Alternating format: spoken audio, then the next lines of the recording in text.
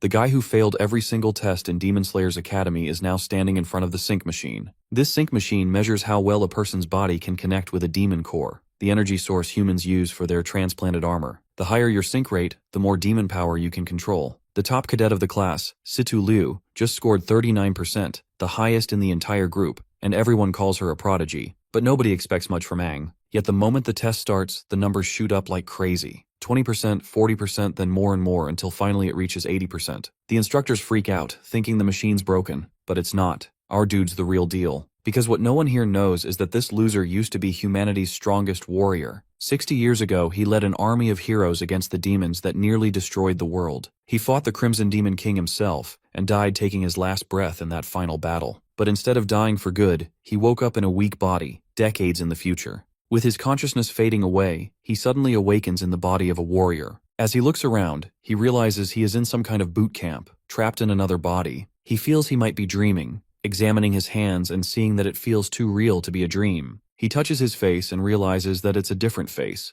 not his cool, unbeatable, charismatic yet handsome face, and not his strong metal body. He has a meltdown right on the spot, asking who and where he is. Apparently, he's in what appears to be a boot camp in the Helios region. The commander addresses them, making sure they understand what it means to participate in the soldier evaluation. The commander keeps on talking about how they wouldn't be here if it weren't for the soldiers who died in the war, and yells at the cadets, asking if they truly know what it means to be a soldier. They all confirm. The protagonist, on the other hand, does not. He murmurs to himself about how the information is not correct, but the commander hears him and approaches. He questions him, asking if he doesn't understand the symbol that soldiers represent. The commander asks for his name, but the protagonist doesn't know what to answer, as he can't declare himself as the legendary hero Aang. Surprisingly, even in a reincarnated body, his name is still Aang, and this only pisses the commander off even more, as he sees it as a disgrace to the righteous name. He calls him a stupid fool who has yet to achieve the foundation of a soldier's self-cultivation, then slams his face on the ground.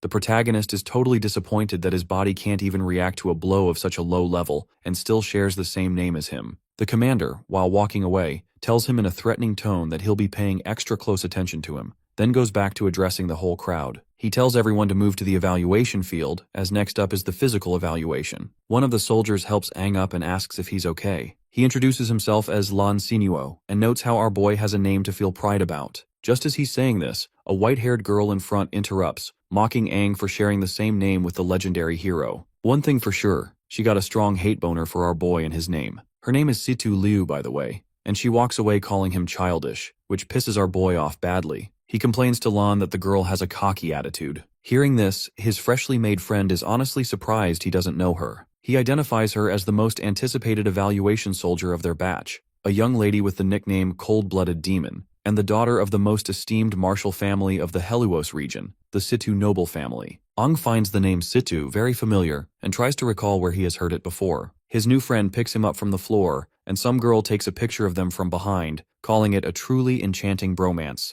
They turn toward her, and she tells them they can ignore her and continue. While the protagonist tries to keep a serious face to ask her who she is, Lan asks if she just took a picture of them, which Aang argues isn't the main point right now. She introduces herself as Suiju Yuhui and says it's nice to meet them. Apparently she saw the boys' interaction as some weird bromance scene, which for some reason caught her attention. Aang finds it unfortunate that she is not the sharpest tool in the shed. At the fitness test venue, Aang gets fired up, reminding himself that despite having a body that is weak, he is still ultimately the strongest warrior. He intends to stun everybody by obtaining monstrous grades. The test begins with the long-distance endurance round. Aang sets off quickly, aiming to secure the top rank and set a new record while he is at it. In the end, he does break a record, but for the longest time taken in a long-distance endurance test, ultimately coming last and getting laughed at by everyone. The second fitness test is the explosive arm strength test, where Aang also comes last and even sprains his wrist. He does horribly again in the third test, the explosive leg strength test, ending up last once more. Liu mocks him for having the worst results in the Academy's history. Lan tries to cheer him up, while Suiju is disappointed that this might be the last time she can take pictures of both of them together. Meanwhile, Ji Yaotang and the officiator discuss his performance.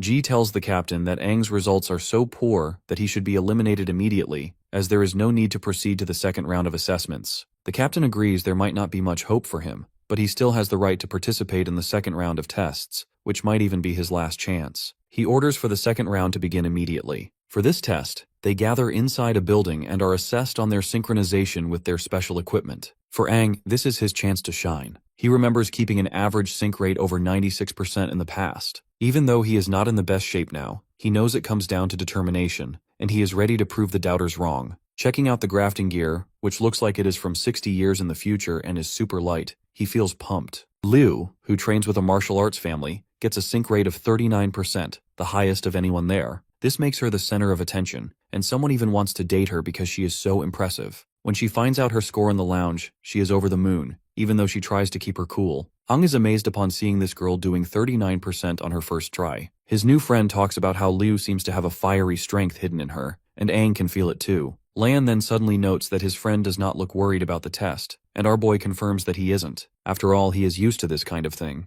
Then the test continues. For many newbies, it is their first time using the grafting equipment, and it clearly hurts. The demon core hits them hard, putting a lot of strain on their bodies from the start. A few cannot take the pain and quit. To pass, warriors need at least a 10% sync rate. Lan manages 24%, which is a pleasant surprise. Suiju gets 30% and passes as well. Ji Yaotang mentions that this round shows some really promising new talent. His colleague points out that including Suiju, there are 6 warriors who stand out in their group. Ji Yaotang agrees there are good prospects, but also some who clearly are not cut out for this. Then it is our boy's turn, and people start making fun of him, guessing his sync rate will be low because of his earlier poor performance. Aang is sure that they are going to eat their words. He is determined to show them up and hopes they are ready for a huge surprise. Bro's face is enough to tell you about his confidence. Aang picks the red core because it boosts physical strength, and he knows there are 6 different demon cores from the battlefield. The common ones are red, yellow, green, and blue. He figures that getting a high sync rate is all about having strong willpower. The more willpower you have, the more power you can pull from the core and control it. When asked if he is ready, he says yes. Once they start, everyone in the lounge feels a strong reaction, especially Liu, who is surprised it is coming from Aang. My guy, on the other hand, is determined to show them the power of a top warrior. By now, Lan has started to suspect that our boy is hiding his true strength. Everyone is amazed when his sync rate hits 40%. Aang feels sure he can push it to 96%, so he increases his effort. The warriors watch as his rate climbs to 60%. Ji Yaotang cannot believe it and wonders if the equipment is broken. A girl reports that it is still rising, now at 80%. Some start to think Aang is cheating, or that the gear is faulty. But we all know that our boy just wants to prove he is the best and show them a real difference in power. Then he feels a strange shift and becomes extremely tired. He says he cannot go on. Someone asks if he is joking, and it turns out the equipment has glitched. In the end, his sync rate is only 10%. The assistant explains to Ji Yaotang that the core has broken and is probably faulty, which caused the strange readings. But of course, the commander is not sure if it is just a mere glitch.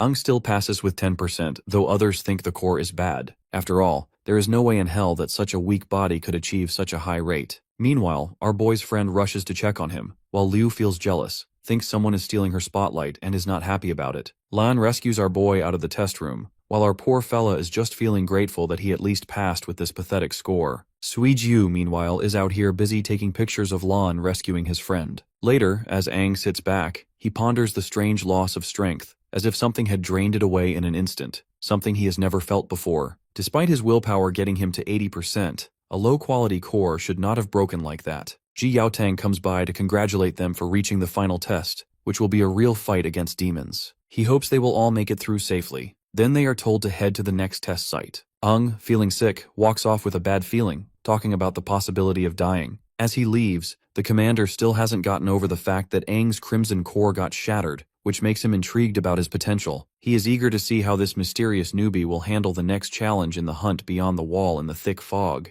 At the third assessment area, the cadets gather in front of the gate, which is about to open. Aang thinks about how it is his first time stepping outside, and also about how people have lived in separate communities for years. Beyond the wall, thick fog always covers the area, so they are told not to waste time, move quietly, and double-check their gear before talking, or they might get killed. This begs the question if the new core he received is good enough. Though he does not think the core is the problem, his strength suddenly disappears, as if something inside him rejected it. He wonders if this is a side effect of time travel. As he moves forward, he senses some demons nearby. Shock waves come from him and reach a nearby cave where a demon is sitting. The demon, sensing a stronger presence, is startled. Aang thinks these might be the demons he felt, as something inside him starts to resonate for no clear reason. Just as he is thinking about this, Liu pushes him to move forward. He apologizes for the delay, and Lan comes over to ask if there is an issue. Aang starts to respond, but before he can finish, The three of them are commanded to form a team. Since everyone else is ready, there is no need to wait, and they should catch up with the group ahead.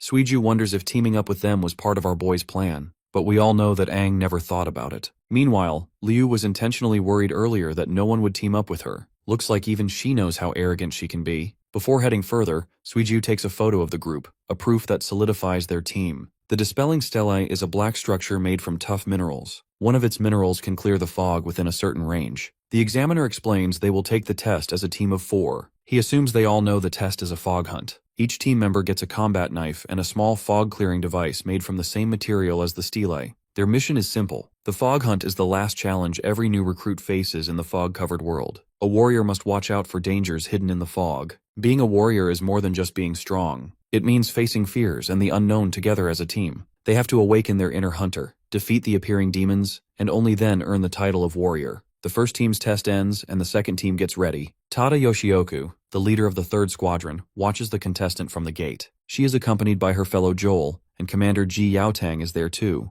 The woman notices several promising new talents but is especially focused on Liu. She wants to know what her fellow seniors think about these newcomers. Joel is interested in Liu too. Coming from a martial family with good training, she could become a great warrior. On the other hand, Ji Yaotang seems to be fixated on Aang. He knows by fact that there was nothing wrong with Aang's core, so he is still curious about what really happened during the earlier event. The woman then snaps him out of his thoughts, calls him Tang Tang, and asks what he is thinking. Of course, our brute commander wants her not to use such an embarrassing nickname. Joel meanwhile notices that only this woman can make our hardcore commander with that embarrassing nickname. She then asks if they have checked the demon levels, stressing that only non-finned demons should be in the exam area. Ji Yaotang reassures her not to worry. They have been monitoring the area for days to make sure the exam is safe, confirming no finned demons are near Helos Town. Joel also adds that even if a finned demon shows up, they will step in to protect the future warriors. The next group's test finishes, and it is time for the 10th group. Liu, who is in this group with Aang, gets ready to start. As our boy picks up the small container, Liu grabs it from him and makes a run for it, excited to show off her skills. Aang wonders why someone would be so eager to impress, and everyone quickly follows Liu, jumping to put the container in its spot. Tada Yoshioku can tell that Liu's recovery core is impressive,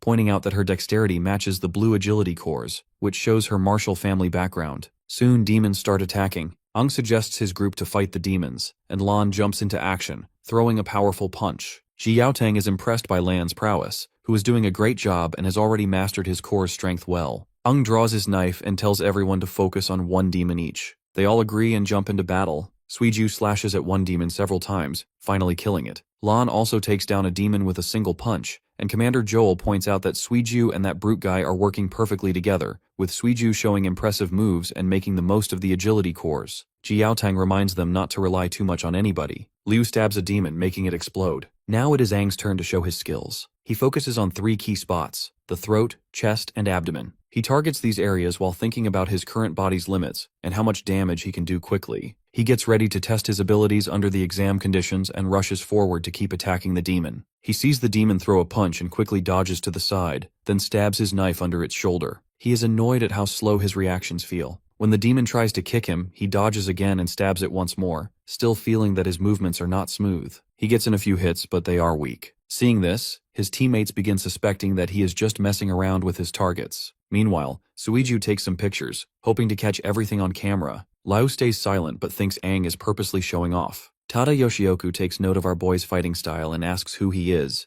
impressed by how well he keeps up the pressure. Joel also commends our boy, saying that he moves like someone with a lot of experience. After fighting for a while, Aang realizes he cannot use his old abilities and is already feeling worn out. It is a bad situation, so he decides to finish the demon right away. Just as he rushes in, something else suddenly appears and takes out the demon first. Suiju wonders about the strange roots that show up during the fight. Then, out of nowhere, a one-finned demon appears. Sensing real danger, Ji Yaotang tells everyone to fall back, and they do so quickly. The other 2 seniors also step up to fight the one-finned demon. Tada Yoshioku tells the hunters not to panic and to stay with our commander, who promises to protect them until they reach the town. The one-finned demon can sense that one of the humans feels like a demon. Aang and his 3 friends are stuck, confused by what it means. Liu worries that the earlier demons are nothing compared to the one-finned demon, who imposes such a damning threat that they'll be killed for even a single mistake. Aang realizes that in his current body, he cannot handle a one-finned demon. Terror sets in when he thinks about fighting such a powerful enemy as a normal warrior. The demon easily disables all 4 of them and starts hauling them away. Tada Yoshioku and her fellow chase after it, but the demon dives underground with the 4, and Joel yells for everyone to follow. After a while the trail ends suddenly. Tada Yoshioku wonders how a one-finned demon could show up so unexpectedly, especially since Ji Yaotang had checked this area for days and never missed anything before.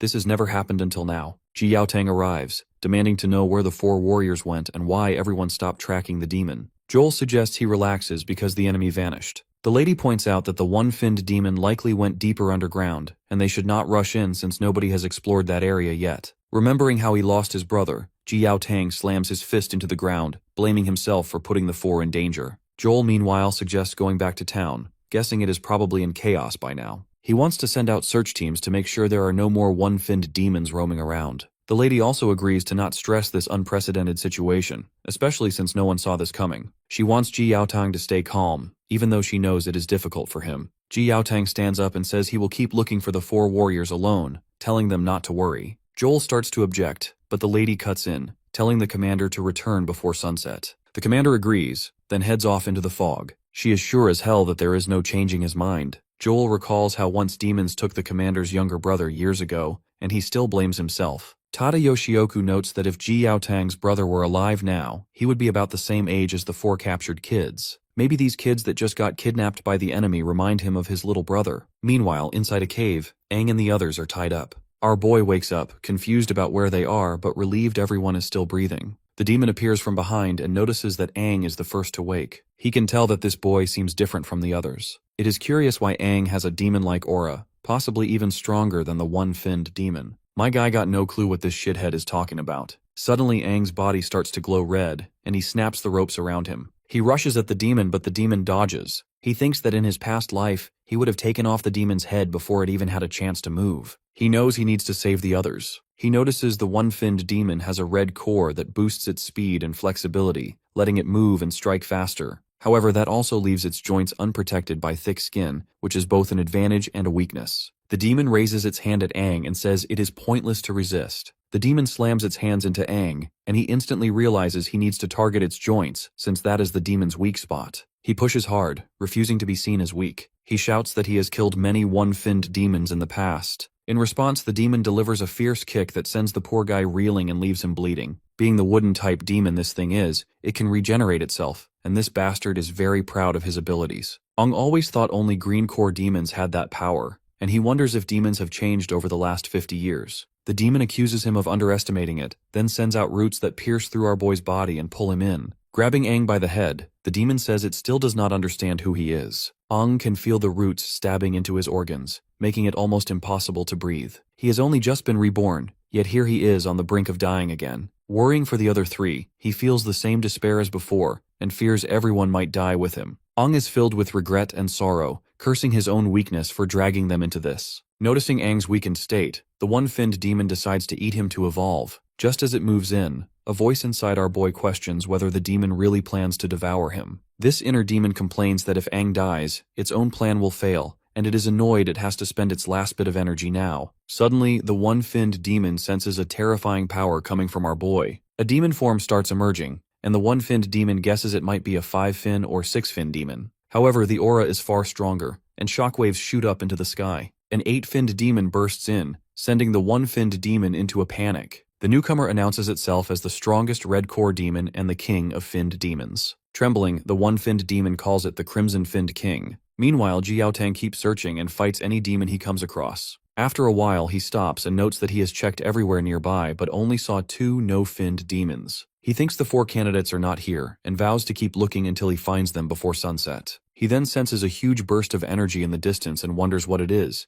guessing it might have something to do with the missing candidates. At the same time, Aang says he is surprised to appear in such a dark place with no sunlight. He demands that the final demon tell him if he really vanished, and if the other 5 still rule as King Finns. The final demon says nothing has changed since before. Aang replies that it looks like demons have been living in a calm way. He remembers what happened 60 years ago and becomes angry, asking if they have forgotten what they did to him. He attacks the final demon, upset that even though he chose the body of the strongest warrior to host his spirit, it has turned weak after traveling through time. He feels let down that he is wasting the last part of his power on something so small. If he wants to show himself again, he needs to wait until he is fully awake. The strongest warrior must slowly regain all his memories. The final demon explains that the fin memory Aang talks about is linked to their growth. Aang points out that the bumps on their knees and how many fins they have show what level they are. When they grow more fins, they need fin memory, something only their kind has. That is why they are always stronger than other races, and the warrior body Aang is using now is also the same as theirs. However, they can only level up by devouring demons of the same rank. Aang, on the other hand, must consume demons of a higher rank than himself to unlock the hidden memories and evolve. The once cocky bastard now has been rendered a whiny mess, who promises to help the 8-finned demon and do everything for him.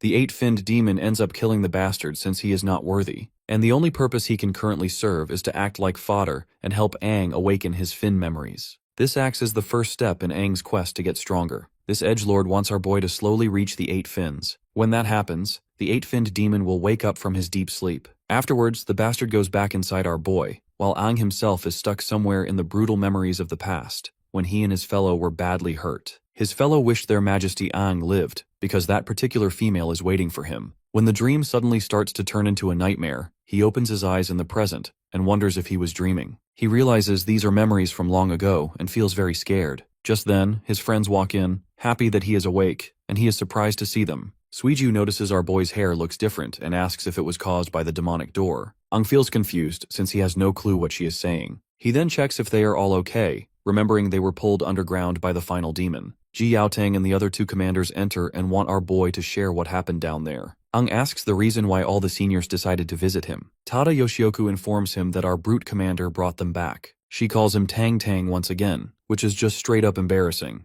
Joel further explains that our brute commander found all 4 of them passed out in a cave. Luckily, the one-finned demon was nowhere to be found. Otherwise, carrying them all back would have been hard. Tada Yoshioku says that after some time, the other 3 woke up, but could not remember anything about what happened in the cave. Aang was the only one who stayed unconscious, and his body went through some changes. She gives him a mirror so he can see his changed hair, and then asks if he remembers anything from underground. Aang stares at his new look and wonders what went on. He still cannot understand everything that happened after he traveled through time. He recalls blacking out when he got hit in the cave but does not know anything beyond that. He thinks about whether he should tell them about his time travel, but decides not to. He figures nobody would believe him anyway, and they might think he is crazy, so he plans to keep using his current identity and focus on finding out what is really going on. Aang then confesses that he did wake up for a moment and saw they were in an underground cave, but then he fainted again. This gets Ji Yaotang wondering about the blood splatters he saw there, and who caused them. Joel looks at our boy and recalls that the name Aang is the same as the mightiest warrior. Though our boy's fighting is good, he is still lacking in some ways. He then asks if Aang has ever fought demons before. Our boy says no and explains that he is interested in demon combat and has studied it,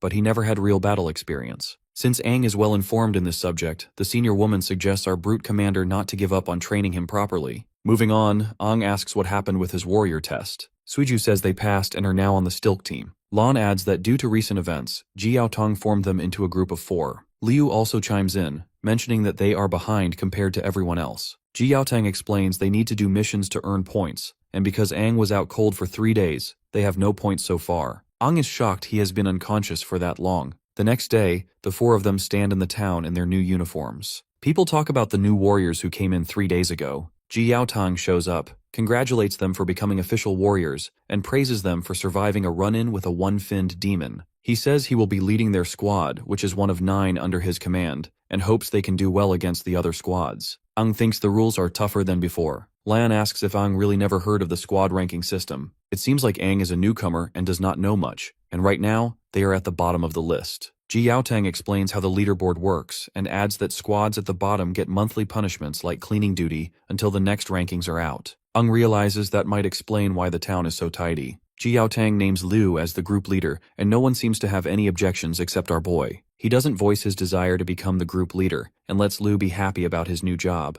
Ji Yaotang then instructs them to pick missions from the board and get used to using their nano wings in fights. He says they can talk to him if they run into any problems. When Ji Yaotang leaves, Liu suggests they look at the missions because they have a lot of catching up to do, but the photographer girl says there is something more important first. They need a group photo, so they quickly take one. Later, Ji Yaotang asks his fellow seniors what they think about everything. Tada Yoshioku says that just like our brute commander had noticed, there were no fin demons left in the cave. They all seemed to die from some kind of explosion, leaving blood everywhere. This is why our brute commander suspects the 4 candidates did it, and admits that he feels uneasy about Aang and notices something familiar about his smell. Tada Yoshioku tells him not to worry too much and says she is just glad the four came back safely. She also wants him to train them well so they do not lose to her team. Ji Yaotang is really serious about suspecting Aang, so Joel suggests they keep an eye on the kid. Meanwhile, at the mission board, Aang is happy to see all the missions are at the A level, each worth 10 points. Lan says A-level missions are the top tier, while Suiju adds they might also be the hardest ones. The guy further explains that B-level missions give 6 points, and C-level missions give 3. These lower-level missions are simpler and safer, but A-level jobs are known for being deadly, and people often lose their lives. Lu looks at the 3 missions listed, and, along with Aang, she suggests taking them all. Once their quest begins, the 4 of them start running, and Aang activates his core. His nano-wings appear, but one wing catches on a rock. Focusing on the energy from the nano-wings, he manages to form a sword in his hand. He thinks about how much nanotech has advanced in the last 60 years. They hide behind a rock. Liu says they are ready and explains their goal. 2 no-finned demons, both to be taken down at the same time. She reminds them to stick to the plan and wait for her signal. When the signal comes, they rush in. Liu points out that they have 3 A-level missions, so they cannot waste time. The fight must end quickly. Lan moves in first to disrupt the demons' view, keeping them from spotting the others. Lo repeats the plan. She, Aang, and Suiju will stop the demons from moving. After they attack, Aang wonders how the demons will fight with a cut joint. Meanwhile, the brute in the group punches both demons into the air, and Liu follows with a swift finishing move. The timing feels perfect. Suiju notices the fog is gone and the insertion is steady. Lan is glad that they managed to clear the fog. Dispersing fog here is much harder than in the exams, but that is expected from an A-level mission. Even one mission has taken them a while. The photographer girl finds a red core from the demons and smiles. The tsundere girl is also glad that they finally got the full 10 points. Aang, on the other hand, is surprised to learn that the cores break when a mission is completed. Suiju then explains that the tech is made for demon combat, and a chip in the mission form automatically sends points to the town leaderboard once the job is done. After clearing the fog outside town, she asks Aang if she can check the other 2 cores. She looks them over and sighs. Afterwards, they spent the whole afternoon fighting no-finned demons but only got 3 cores. They still need 7 more. Catching demons alive is much harder. Lan notes how they have had it easy until now. Liu then suggests the next step, which is to finish the other missions and keep taking A-level ones so they can rise to the top. Suiju takes a picture of Liu because why the fuck not? Lan, meanwhile, is hoping to take the first position so the other squads will not think they are weak. Aang also suggests the same, and since the other squads are also earning points, they need to move fast to stay ahead. The ones who act first succeed, and those who hesitate get nothing. Even though he is over 50 years old and has lived 2 lives, he feels energized around them. Their drive makes him feel young again. He suggests one more mission before sunset, and Suiju and Lan agree. Liu notices Aang is starting to take charge. Lan has already taken down a few more demons and says they got 3 more. Liu reminds him they are almost out of tranquilizers for no-finned demons, and each squad has a limited supply. As Liu checks her gun, Aang takes a closer look. She explains it is a nanotech tranquilizer gun designed to capture demons alive. Aang recalls that in the past, catching demons meant knocking them out by force, and researchers always complained about brain damage. Lan says they are lucky to have caught these ones, especially since they used up all their tranquilizers. They ended the mission after defeating a whole group to capture 3 alive, more than 10 demons in total. Suiju stretches and reminds them that warriors must be back before sunset or face punishment, recommending that they head back. Aang wonders if he even has a place to return to in this era. Liu says she needs to hurry home too. All that is left is to set the GPS so researchers can find the spot. Once they collect the demons, the mission will be complete. Just then, Aang asks if anyone else feels the strong killing intent. In that instance, red beams shoot out from behind, hitting the demons and killing them instantly. A masked boy steps out and says he will not let them finish their mission. He claims his squad is supposed to handle all A-level missions and demands to know who allowed Liu's squad to take them. Aang wonders who these new people are. They look like bad news, and the leader of the guild reveals that they belong to the Black Gun Squad, seniors in their group. He asks a girl on his team how many squads joined this mission, and she responds that there are 3. The leader scolds Aang and his team for not greeting their seniors. The 4 members of the Black Gun Squad land nearby and accuse Liu's team of taking A-level missions without their permission. They think Liu's group is disrespecting them. Of course, our tsundere lady is angry that they killed the demons she and her friends worked so hard to capture. A boy from the Black Gun Squad asks who leads Liu's group and why that person did not come to say hello. Liu, on the other hand, charges in to kick him, but he dodges and asks how she dares attack her seniors. In response, Liu expresses her disdain for these so-called seniors. Lan and Suiju step in, hoping to calm them down. The photographer lady raises the concern that the Black Gun Squad is being unreasonable and wants to know how they can just kill the demons her team caught. The boy shrugs, saying this is part of the competition and calling them naive. This only serves to fuel Lu's anger. Her teammates try to hold her back, and they also ask Aang to step in and settle this peacefully. Instead, but my guy runs forward, kicks the smug boy to the ground, and knocks off his mask. He has never heard anything so shameless before, and asks if they know how hard it was to capture those demons. His both friends are shocked, but Liu, as expected, seems pleased. The boy, now unmasked, tells Aang to get ready for a fight. Liu also wants to fight. Just then, Ji Yaotang appears and stops the both parties, pushing them apart. The commander is looking annoyed, reminding them that the sun is setting and warns them not to stir up more demons. But that scumbag boy says his team is the victim who got attacked by our boy. But our photographer girl was ready for this moment, and showed photos of the Black Gun Squad killing the demons that Lu's team had captured. Lan asks when Suiju took these pictures. Ji Yaotang reminds our team that they shouldn't have taken the A-rank mission. In defense, Liu reports that they were about to finish it until the Black Gun Squad got in the way. Well, the commander brushes off the entire ordeal, admitting that the Black Gun Squad had similar run-ins when they were new too. So he is not going to do anything about this situation. It is up to each squad to deal with these problems. All that matters is earning points at kata. Direct harm or risking other warriors is not allowed, but everything else, like messing up someone else's mission, can happen. He reminds them that these rules are the same for everyone, and they will see worse things in the future. He only stepped in because it was almost dark, so he told them to head back to town. He calls out the Black Gun Squad, because it is embarrassing that they were getting bested by a rookie team. As the boy leaves, he asks for Aang's name, and our boy generously gives it, and the boy, looking unsettled, turns to his teammates, recalling how Aang's name matches the mightiest warrior. He vows not to let our boy and his squad gain easy points. He also wants Aang to pay for the cut on his face and the humiliation. Then he puts his mask back on and leads his squad away. Ji Yaotang notes the Black Gun Squad is not the top squad, but they act fast and might try to mess up Lu's group again. Their leader also uses a gun, and though the boy did not show it, Ji Yaotang admits the boy is strong for a newcomer. A real fight might go either way. He then orders our team to return to town. Lu looks at our boy and asks why he was so reckless. She also thanks him for his kick. Lan invites his friend to his place for dinner, but Aang turns him down. This makes the musclehead wonder if our boy has some secret plan. Well, Aang admits that he does, planning to go after 3 more demons today. Later at night, the speakers go off, warning everyone not to leave the tower for their own safety. Aang stands off to the side, thinking that he's only heard the announcement and hasn't seen anyone walking around. He figures that with the town locked down, there isn't much to do, so he plans to check out his home once he's done with his secret mission. He notices that security at the main gate is loose. There's only one guard, so he guesses they might be short on people or not expecting anyone to leave at night. There's a gap in the gate wide enough for him to slip through, so he gets ready to head out. Right then, Liu shows up. She already knew that he would do this. She seems excited and reminds him that she caught on when he hinted earlier that he would go out at night. For once, her sharp perception and attention to detail really makes our boy worry. She then asks why he's leaving so late and if he has somewhere special to go. He jokes that he just ate too much and wants to walk it off. Then he admits he hopes to surprise everyone in the morning and make up for how the masked boy ruined their efforts earlier. Now that she has found him, his plan might be in trouble. As they go through the town, Liu catches up and asks about his plan. She can hardly wait to see the masked boy's confused face tomorrow. Aang notices her giggling and points it out. But well, the lady denies it, even though she's clearly amused. On top of the gate, 2 guards sit around yawning. One complains that guarding at night is awful, and simply wants to just close the gate since nobody should be leaving. The other, who is snacking, warns him not to say that, or the 3rd captain might hear. He explains the gap stays open for emergencies. You see, a few years ago, some refugees showed up and were attacked by demons because the gate took too long to open,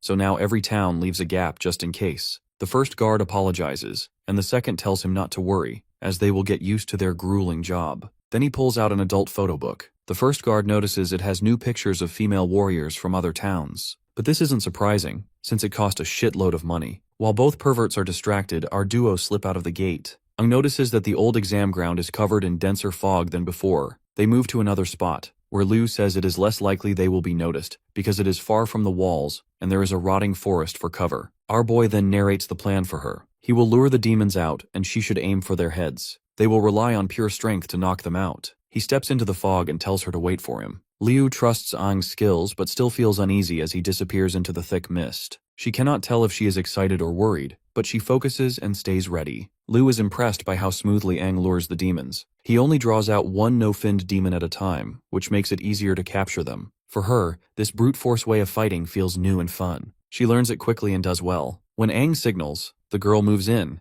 and together they handle the demon with light but precise hits, almost like they are toying with it. They keep going until it passes out, which reminds her of their old methods. Exhausted, Aang thinks about how much more training he needs in this new body, even though he used to grab no-finned demons easily in his past life. Counting this one, Lu reminds him that they have just caught their third demon, and she is worn out. In response, he instructs her to leave them all there. The girl hesitates and asks if he is sure. Aang is confident about his decision, especially since the no-finned demons are not smart enough to rescue each other, and they probably will not try going into town. Knocking them on the head keeps them unconscious for a while, so they can finish things in the morning. The girl is impressed how he knows so much. Her response makes Aang realize he might have said too much. Suddenly, two one-finned demons appear, clearly smelling the humans nearby. Aang is worried that two of them have shown up at once. He knows he and Liu are not ready for that kind of fight. An alarm goes off in the town, and the three of the seniors rush to the top of the gate. Joel reveals to the guards they have spotted one-finned demons, so they better use the spotlights. Tada Yoshioku asks if they are the same demons from the exam. Ji Yaotong confirms that they are not the same ones. The guards spot the two one-finned demons, prompting Joel to wonder if something is pulling them closer. He tells everyone to stay calm, close the gates, and get the defense cannons ready.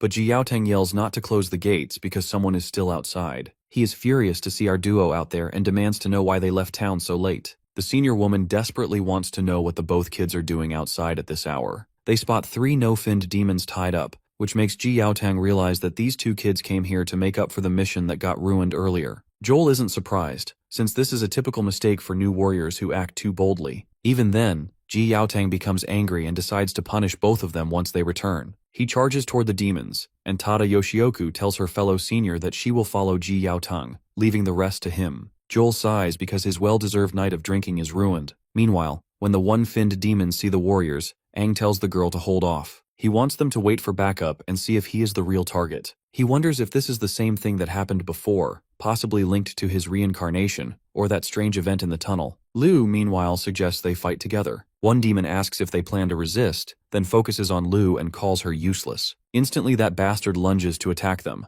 but Aang pushes the girl away, saving her, and the demon comments on Aang's quick reflexes. Liu kicks the demon and notices water, wondering if her aim was off. The second demon traps her with 3 strands. The first demon warns Aang to stay sharp. Suddenly Ji Yaotong arrives and delivers a punch to one demon. He vows not to let them hurt the kids and tells everyone to stay calm. Tada Yoshioku sees that one demon is a blue core, a water type, and the other is a red core, an earth type, so she decides to focus on rescuing Liu. The earth demon is grateful to the gods that he managed to block the hit, or else he would have lost his ugly head. Joel thinks they are at a standoff and tells them to pause the cannon fire. A girl comes over and reports that a large number of no-finned demons is on the way. Joel asks how many, and she reports an entire horde. With so many demons closing in, Joel orders the alarm to ring and tells all warriors to get to their stations. As the alarm blares, everyone scrambles onto the wall. Seeing the entire horde, Ji Yaotong can tell that these bastards came prepared. Aang notices the demons are heading straight for the town, and Tada Yoshioku says the two one-finned demons must have called them. Meanwhile, Liu shouts not to worry about her and to protect the town. She blames herself for being careless and feels like she is a bad leader. Suddenly, a demon covers her mouth so she cannot speak. Ji Yaotong and the others pull back, and the second demon attacks them. The brute commander warns Tada Yoshioku to watch out, and she manages to break some spikes being thrown at them. Aang notices the demons are not really targeting him. As he moves past one of the one-finned demons, it tells him to keep going. Ji Yaotong sees the demon let Aang pass and wonders why. Then the demon lunges at them again, warning that if they are not careful, they will die. Meanwhile, another demon drags Liu away. Aang suspects it is a trick to split him from the captains. He tries to stay calm, knowing he is not strong enough to rush in blindly. The two seniors shout at Aang not to chase Liu, saying he does not stand a chance against a one-finned demon. But Aang cannot forget how familiar her eyes look, and he cannot just leave her. Ignoring their warnings, he runs off to save her. The demon places Liu on the ground and talks about how interesting humans are. It is heard that humans often scream when they feel hopeless, and it demands that she beg for mercy to satisfy its curiosity. Noticing Liu's mouth is covered, the demon figures out why she isn't screaming. It removes the cover and tells her to beg, but Liu refuses. After all, a lowly one-finned demon does not deserve her pleas. The demon questions why she thinks it is not worthy, and Liu answers that she comes from a martial family. She will not kneel to an enemy because showing weakness is shameful. She demands either death or a fair fight. Upset by her words, the demon hits her and gives her an ultimatum that she will die. Just then, Aang shows up and tells the demon to let Liu go. The girl is surprised to see him alone and asks why he is by himself. The demon, on the other hand, is happy that its plan worked and that our boy, the real target, has arrived. Hearing this, the girl begins to wonder why Aang is the target. Our boy asks if she is okay, to which she responds positively, but asks why he is here alone. She warns him he cannot keep up with a one-finned demon and should run away. The demon hits Liu again, telling her to stay quiet. Aang pleads with it not to harm her and says it can take him instead if it leaves her alone. The demon ignores him and attacks, saying they will all die anyway. Aang tries to strike back, but the demon dodges and counters. He notices his body cannot react fast enough. The demon notices that Aang smells like a demon and wonders why. Aang is surprised to realize that this demon might be water type, making him wonder about how demons have changed a lot in 50 years, gaining many traits. His weaker body can only copy old movements, so he cannot fight for long. Liu worries that Aang will die at this rate and curses him for coming alone. She decides she cannot just stand by. Aang finds a moment to strike, but the demon mocks him, mentioning how he already killed a one-finned demon in the cave. It wonders why he is so weak now. Of course, Aang has no idea what the demon is talking about, and does not remember ever liking a one-finned demon. The demon does not like Aang's tone and wants to punish him. It does something painful to Aang and warns him that if he lies, he will die.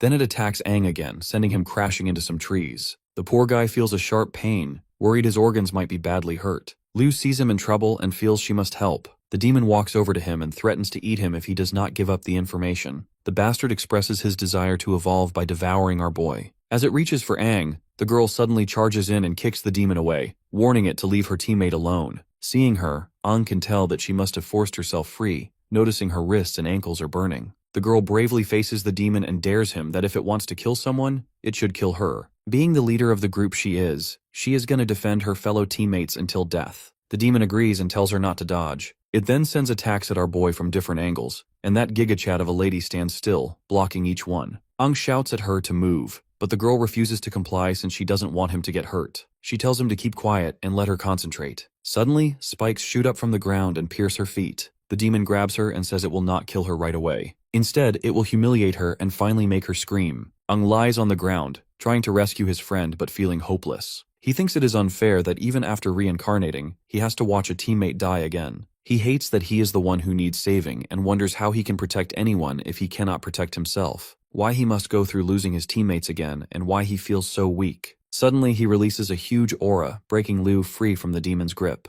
Seeing our boy move so quickly, the demon is surprised. Aang meanwhile is feeling proud of Liu as she did well as a first-time squad leader. From this point onward, he will handle things. He then gently sets her down. Suddenly, the demon picks up a familiar smell from Aang and thinks there is a secret behind him. Aang himself feels a strong power rising in his chest, like it is about to explode. In a burst of rage, his core shines with blinding light. The demon wonders if it is a kingfin core. Liu sees rays coming from our boy and faintly notices him going up against that monster. Seems like our boy has awakened his own one fin. Meanwhile, the seniors are fighting another demon. That demon senses a strong aura like its own, and Ji Yaotang punches it, then Tada Yoshioku kicks it, leaving a big hole in its body. Angry, the demon starts glowing, ready to self-destruct in the air. The woman senses that it is about to self-destruct and asks Ji Yaotang what he plans to do. The demon shouts that all humans will die, but right then, a spear-like blast from the defense artillery shoots it far away. Thankfully, it was defense artillery that took down the monster before it exploded.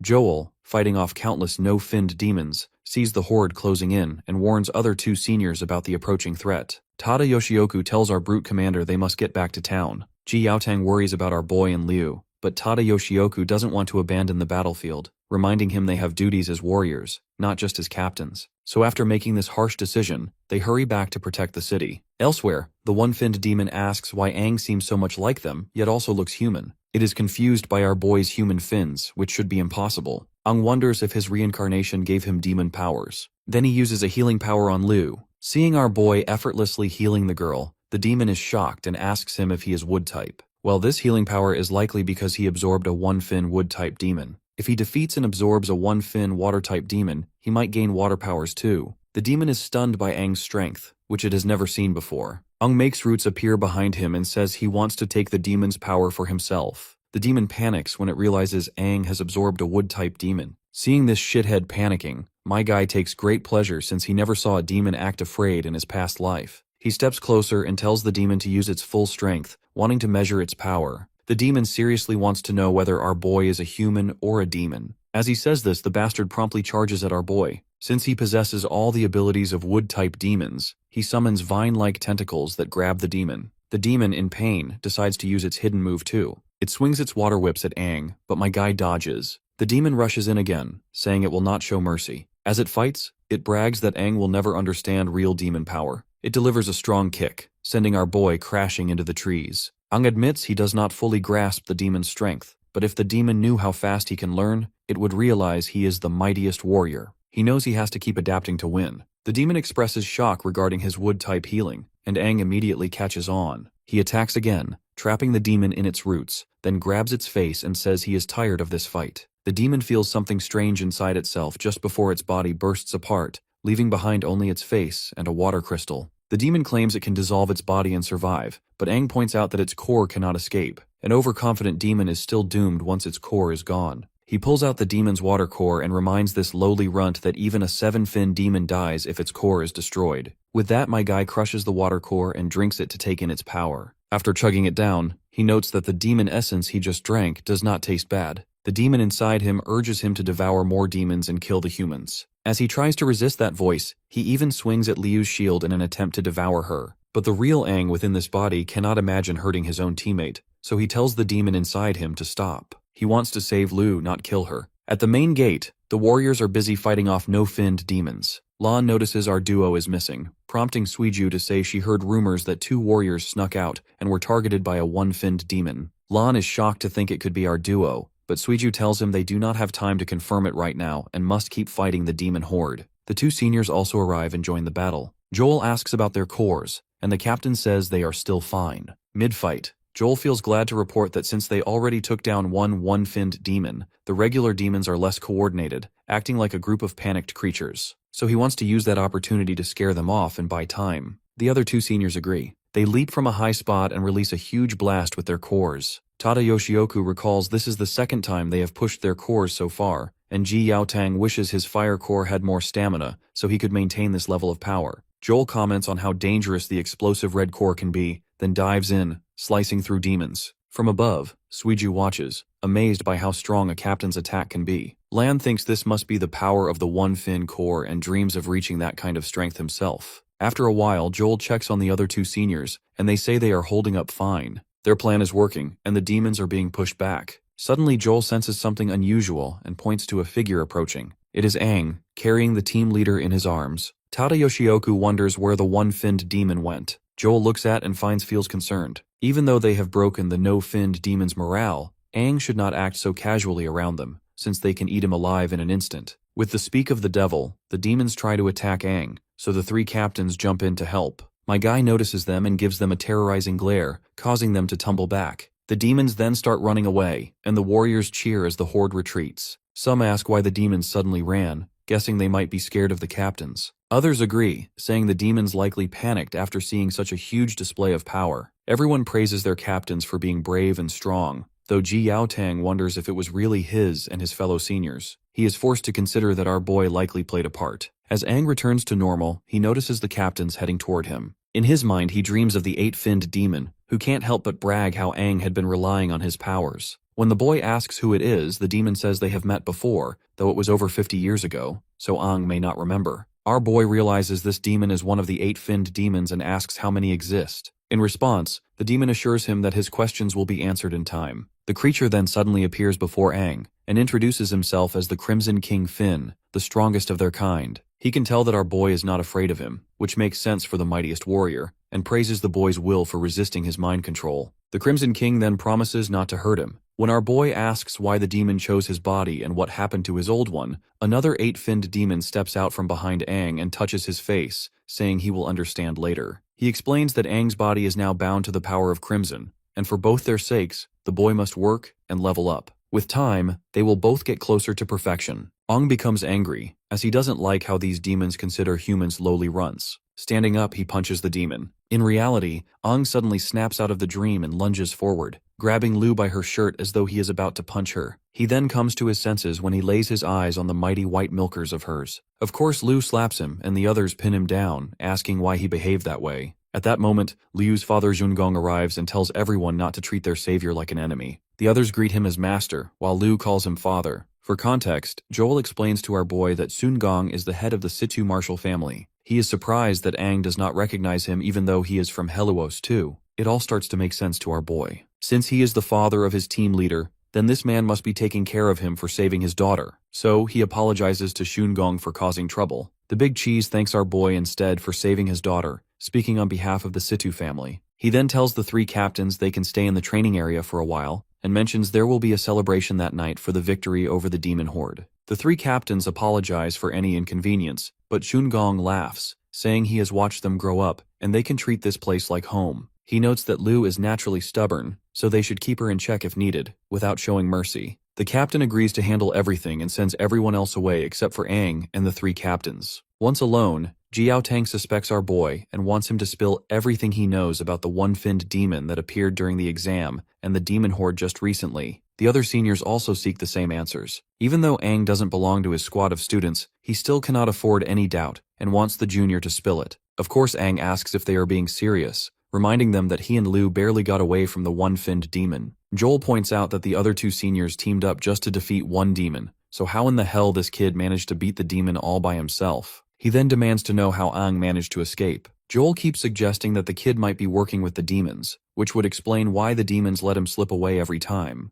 Internally, Aang wonders if he must reveal his secret and risk them killing him on the spot. He fears they will not believe he is human and will see him as a threat because of the demon power inside him. Joel's serious look shows he wants the truth and will not be satisfied otherwise. He is even ready to confront our boy. Seeing this, Aang begins to think he might have to fight them after all. But Tada Yoshioku breaks in and silences her fellow captain. She notes that only a 4-fin demon can take human form, and it seems unlikely Aang is one of them. Besides, there is no reason such a demon would come to a small sea-level town like theirs. Furthermore, the brute captain adds that demons are basically selfish and would not rescue anyone. Since Aang has saved Liu, Ji Yaotang is sure this kid cannot be a demon. Joel then pats the junior on the back and tries to brush off his early aggression as teasing. He recognizes that Aang and Liu nearly died and must be worn out. In her report, Liu recalls passing out after battling the one-finned demon with no memory afterward, so the senior is curious how Aang got her out. The woman is also curious if Aang really defeated the one-finned demon by himself. In his mind, our boy remembers that he did beat that demon and never thought of how he was going to mask this. He simply says he is a genius with one-of-a-kind ability. He explains he can instantly boost and enlarge his core's strength for a short time, letting him go beyond his normal power. That is his hidden trump card. Tada Yoshioku notes that Aang's description sounds like the method they use to channel their core's explosive force. My guy plays along, though he is not sure if they will believe the rest of his story. Joel meanwhile wonders if he is telling the truth. Ji Yaotang follows up by reminding the incident that took place inside the cave, wondering if Aang suggests he used the same trick to beat the cave demon too. My guy confirms it, saying he invented the technique when he first met his one-finned demon. Because his body absorbs the core's strength immediately, he managed to blow that demon to bits while it let its guard down. But it was his first time using the skill, so he passed out afterward. He tried the same thing again to rescue Liu, but blacked out once more because his body could not handle the strain. Surprisingly, the brute commander considers Aang's story. Kid's story also explains why his chest core got damaged both times. The power went past his limit. Tada Yoshioku agrees that if everything Aang says is true, it makes sense that he finds it too hard to manage. She points out their own technique is similar, but they have trained to lessen the toll when using explosive power. Since Aang cannot control it like they do, the woman warns him not to try again until he learns how to handle it. Ji Yaotang also shares the same thoughts, though he is itching to have a spar with our boy, just so he can gauge his student's potential. Eventually, they move to an open space and Aang readies himself to face his commander. He can tell that his captain still doesn't trust him. Ji Yaotang, all set and ready, gives Aang a chance to strike first. The boy braces himself, wondering how to fight someone like Ji Yaotang. You see, our boy's current power is basic compared to his past abilities. His body cannot handle an all-out fight, and he debates whether to use the demon power inside him. Suddenly, Ji Yaotang speeds forward and attacks, but my guy dodges instantly, though the impact destroys part of the area. Tada Yoshioku shouts at the brute commander to tone it down. The man in question is busy admiring his student's reaction time, which is not bad at all. Aang realizes he is relying on old life experience and is already near his limit. Ji Yaotang attacks again, forcing our boy to evade. Once again, Ji Yaotang wrecks large sections of the training ground as if it were his backyard. The captain then swiftly grabs Aang by the neck and questions if that is everything he has. Aang feels he cannot break free and is slammed into a side wall. Joel watches and doesn't like how the captain is going too far, suggesting they stop him. But Tada Yoshioku is sure that our brute commander would not hurt someone for no reason. The big brute keeps mocking his student and questions if he really deserves to be called a genius. Ung cannot stand being looked down upon. He remembers being called a king by warriors and thinks if Ji Yaotang knew who he really is, he might treat him differently. Having claimed to be a genius, Aang feels he must prove it. He decides to stop holding back and uses the demon's strength. He releases his aura, startling Tada Yoshioku. He challenges his senior because it is now his turn to attack. The brute captain feels this massive aura coming from his small student. Ung thinks that by using the demon's power, he can make the low-quality core in his chest work better. He feels he can unlock his body's full potential just by changing his mindset. Joel wonders if he can also feel this synchronization improving, while the woman questions if it is even possible for a small town like Heluos to have someone as talented as Aang. Ji Yaotang also notices that Aang's synchronization rate has risen to 40% and is still climbing. In comparison, Lu's rate is at 39%, which means our boy has now surpassed her. My guy warns his senior to stay focused before rushing forward to punch him. Ji Yaotang realizes the kid is now twice as fast, but my guy brushes it off, remarking that his improvement is only slight. Ji Yaotang thinks Aang is taking advantage of moments when his reaction slows, and is using low strikes to confuse him. He also sees that the kid is not fighting recklessly. My guy then kicks the captain again. Watching closely, Joel is forced to notice our boy's relentless attacks and wonders where he learned to fight so well. Just then, the big cheese Shun-Gong arrives, warning that it is not safe to stand too close to someone like Ji Yaotang, who is a tough fighter. The two seniors quickly go to speak with him, apologizing for using his battlefield for sparing, and further apologize for the inconvenience they have caused. The big cheese looks at the broken floor and is forced to question if the damage done to the arena could be simply called inconvenience. Of course, both seniors promise that they will fix it. Shun-Gong says it is fine and becomes curious about Aang, who shares the name of the mightiest warrior. He wonders how the kid will handle his captain's attacks. Meanwhile in the battle, the brute captain grabs our boy by leg to checkmate him. Shun-Gong, meanwhile, narrates how Ji Yaotang has always acted this way, taking any chance to counter with precision. Years of fighting demons have made his judgment sharp, but just when they thought Aang is the one about to take the L, Aang flips the script with his sharp maneuvers and smashes the captain's head with his own, landing a solid hit. The captain got no clue what just happened, so Aang explains his strategy. While the human skull is strong, the area between the eyes is softer. He attacks again even while taking hits, and Ji Yaotang remains standing strong. And as for the onlookers, they are in shock. Aang releases a powerful blast that shatters the ground, demonstrating an all-in-one attack and defense technique. He decides to push the demon's power further with stronger force. He attacks again, forcing Ji Yaotang to back away in fear. The brute disappears for a moment and reappears behind him. Tada Yoshioku is stunned as Aang uses the dust to slip into the captain's blind spot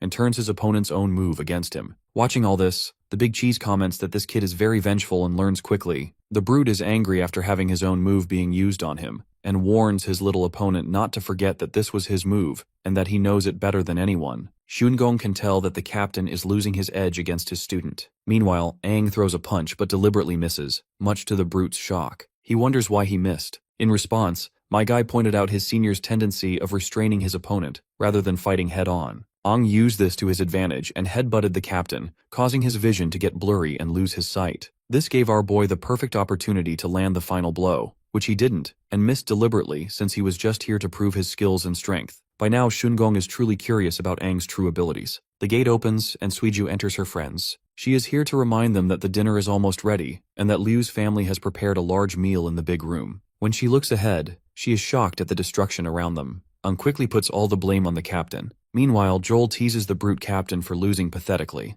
The big cheese then cuts through the chatter, reminding them that the sparring is over, and invites them to dinner. Aang is hungry too and thanks Shun-Gong for the invitation. Shun-Gong reflects on Aang's determination, power, control, and battle experience, concluding that this kid has great potential. As our boy walks off, the father teases his doting daughter, embarrassing her by shipping the both together. Later, everyone gathers for dinner. Shun-Gong raises his drink and speaks for the town. He thanks them for protecting everyone and honors the warriors who fought hard. He especially praises Aang for saving his daughter. My guy stands up and says there is no need to thank him, though he gets hit by his commander as he is about to take a sip of alcohol, reminding him he is not old enough to drink. But our boy argues he is 18 and asks, and this is exactly why he was eligible to join the warrior's exam. As the atmosphere is lively, the big cheese smiles at her daughter, still shipping our boy with her. We then shift to the last conversation the both father and daughter had. He thinks Liu is very skilled and that Aang's talent is just as good as hers. So if the boy is that capable, a strong girl like Liu might like him. The girl thinks about this and decides Aang is a bit silly. She stops thinking and starts eating as Suiju begins speaking. She talks about how great the food is and says it feels luxurious. Let's not forget Lan is also here. He asks our boy how he defeated the one-finned demon.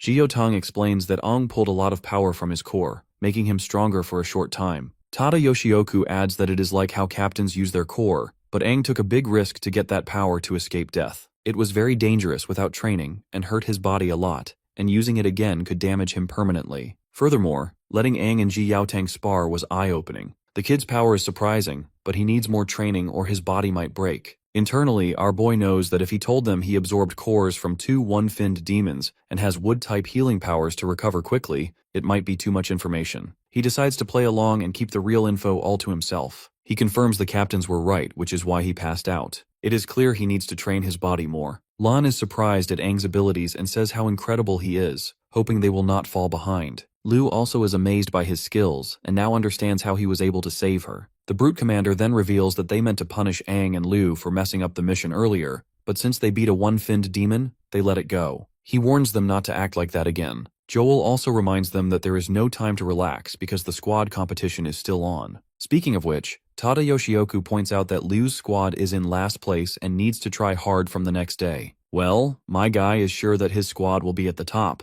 A month later, the squad competition is in its final intense phase. To get more points, squads go for A-level missions, which are tough. Liu talks with her squad and decides they will target a fattened sheep for high points and challenge other groups. The leader of the Black Gun Squad mocks our tsundere girl for making such bold decisions of challenging them, reminding her of the kick she got last time. Liu doesn't take the guy's crap and challenges the bastard for the 10-point duel. The bastards are more than willing to accept the challenge. They are ready to settle the score with our squad for what happened before. The scene moves to the town sparring arena where everyone hears about the duel and talks about it. The Black Gun Squad leader reminds our party that the audience is growing, and it is not too late to back out. He warns that if the Black Gun Squad looks like they are bullying Lu's team, it will look bad on them. Well, my guy believes that the outcome is still unclear and they better settle it with fists instead of empty talk. Luckily, the opponent's team's vice leader is a girl who can handle our squad along with Lu, or at least that's what these scumbags think. My guy tells his opponents not to underestimate Lu just because she is a girl since she is far from average. As usual, the photographer lady begins taking pictures, making sure she catches every badass fighting sequence Lu is about to show. Liu tells her female opponent to finish the fight quickly to get the 10 points fast. It looks like the vice leader already knows Lu is from the Situ family, so she hopes she shows something interesting. Liu charges to attack, but the girl blocks her strike. The girl wonders how Liu, a green core recovery type, can move as fast as a blue core agility type.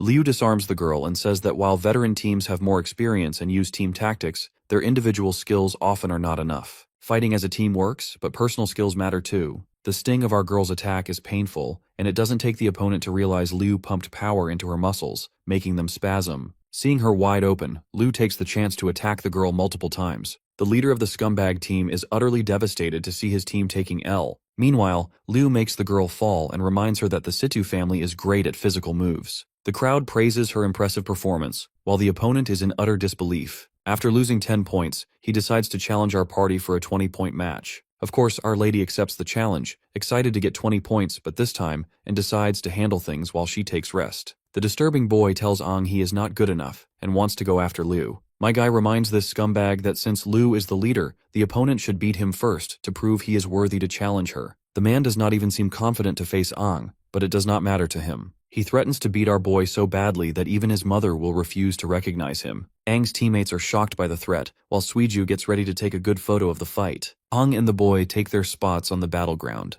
The man draws his gun and shows he switched to training bullets. He assures our boy that the bullets will hurt but will not seriously injure him. Well, it seems like training bullets are something new to our boy. After all, warriors in the past used real bullets from the start. Anyhow, he teases the opponent not to miss his shots. A member of the Black Gun Squad says this is what rookies say and that their leader has great aim, making Aang feel embarrassed. The Black Gun Squad leader warns Aang that too much confidence may get him killed one day, so he allows our boy to choose any weapon he desires. After all, he doesn't want Aang to accuse him of bullying. Speaking of weapons, our boy remembers the unique weapon he used to possess in the past. Since he doesn't have that, he decides to fight with his fists and questions his opponent, if that is acceptable. Of course, that cocky runt is shocked, and his teammates wonder what Aang is planning. The bastard even starts to laugh and asks if Aang really wants to fight without a weapon. He thinks all rookies are cocky. Nonetheless, he agrees with our boy's demands. though he reminds Aang that even if a lion were hunting a rabbit, he would not hold back. Similarly, he promises not to show mercy and to get back the points they lost. Well, it seems like our boy got a perfect chance to train the demon inside him and use its strength. As the battle continues, he dodges the bullet and charges at the man. But that dude calls our boy an idiot for charging ahead, and shows a guided missile in his right hand. He fires many bullets, and Aang realizes these high-speed bullets are hard to dodge, even for agile demons. Though he is glad he chose this opponent because it lets him test his skills. He uses his water skills to attack. People watch as Aang dodges the bullets smoothly, like water. After having his attacks dodged, the bastard threatens our boy with the trump card he is holding. A Black Gun Squad member thinks their leader's gun is great at storing power and adding energy to bullets for stronger shots. As Aang moves towards the gun, the man challenges him to see how he can dodge the accurate, explosive bullets up close. But my guy casually punches the gun, sending the shot into the air. Then my guy follows up with a strike on the opponent's hand to take control of the gun. With the following kick, he makes the bastard fall. He then puts his foot on the gun and scores the victory, earning 20 points. The defeated opponent trembles and says it is impossible. Lan and Mina praise our boy for his performance. Liu, not clearly seeing what happened, wonders where Aang learned these skills. The squad gets 30 points from their fight with the Black Gun Squad and catches others' attention. Soon, many more warriors, including older squads, come to challenge them for the thrill of winning. Liu's squad takes these challenges with points at stake. They win more than they lose, and their points rise quickly. By the end of the month, despite other squads being jealous, Liu's squad is at the top and makes it to the finals. Eventually, the final competition will be between 3 squads. The scene then cuts to the Colosseum, where the final battles are supposed to take place. The 3 seniors are making their way to the Colosseum, and Joel gets emotional every time they go back to the ruins at the end of the month. Watching their squads improve step by step is really heartwarming. The woman is just fascinated by how Liu's squad jumped to the top of rankings in just a few days by beating 8 teams. She heard they used their points strategically to challenge other squads and won most fights, though she believes that this method is silly and asks our brute commander to stop it. But Ji Yaotang says they earned points through their own strength, and there is no reason to stop. He adds that with Aang and Liu on their team, they are already strong. He has secretly watched some of their fights and saw that the other 2 members are also good. As they arrive at a gate, Joel recalls it has been years since a new squad entered the finals, causing a lot of noise outside. Ji Yaotang opens the gate, steps in the Colosseum, and says he is excited for the upcoming matches. In the crowd, one of the members from Tada Yoshioku's squad throws shade at our brute captain and his squad. She is throwing shade at our squad for not having a name. Another girl from Tada Yoshioku's team warns her that others might hear. By the way, Tada Yoshioku's team name is Sunflower Squad. And as for Joel's team, they are called the Luminous Squad. They all believe that Ji Yaotang's side is full of rookies and the hype is just rumors. Meanwhile, our squad stretches, and Suiju notes their opponent looks intimidating. Lan says the Starflower and Luminous squads are the strongest under Tada Yoshioku and Joel and well known in Helios. He adds that the next 3 captains to replace the current 3 captains will come from these top squads. Aang says it is fine and tells his squad to give their all. Even though his body still lacks his secret power, he will not lose to anyone who possesses strength similar to one-finned demon. He feels winning should be easy and is curious about the prize. Meanwhile, Tada Yoshioku asks her squad to gather. When they come together, the squad leader tells her captain that they are ready and asks for something special if they win, such as a shopping trip with their beloved captain in a B-level town. Just in time, the Luminous squad also arrives and doesn't hesitate before throwing some shade at the Sunflower squad. While other squads wish to achieve something bigger, Sunflower squad can't think of something else better than mere shopping. A girl from the Starflower squad is annoyed and says the boy would not understand how important clothes shopping is for girls. By now, she is sure why the Sunflower squad would never get along with Luminous. The captains of all teams finally arrive there. Once the seniors are done with their banter, Ji Yaotang then orders our squad to gather too. Once all 3 squads unite at one place, he says that since they know each other a bit, he will not introduce them one by one. And without further ado, dives deep explaining the terms and conditions. You see, the finals will have team and solo matches, and the squad with the most points wins. Tada Yoshioku adds that the rules for each match will be revealed later, and they will announce the prize to keep everyone competitive. She is sure everyone is excited about the prize and will love what is in store. Joel announces the first prize is a one-way training session in a B-level town, which makes the contestants happy. Our squad in particular is very, very happy. Without stalling further, Ji Yaotang then orders the squad leaders to come forward to draw lots. As the leaders draw their lots, the other warriors keep guessing what challenges they will face. Aang thinks about many changes he is seeing as compared to his previous life. Town classifications were not clear in his time. Towns were independent, and each town had to rely on themselves. He remembers Lan saying this town is C level, the lowest rank. B and A level towns are above it, and A-level towns have strong warriors. The only level settlement is Grand City, the strongest with 5 or 6 finned warriors and the top 7 finned warriors. Ung wonders how it compares to his old town,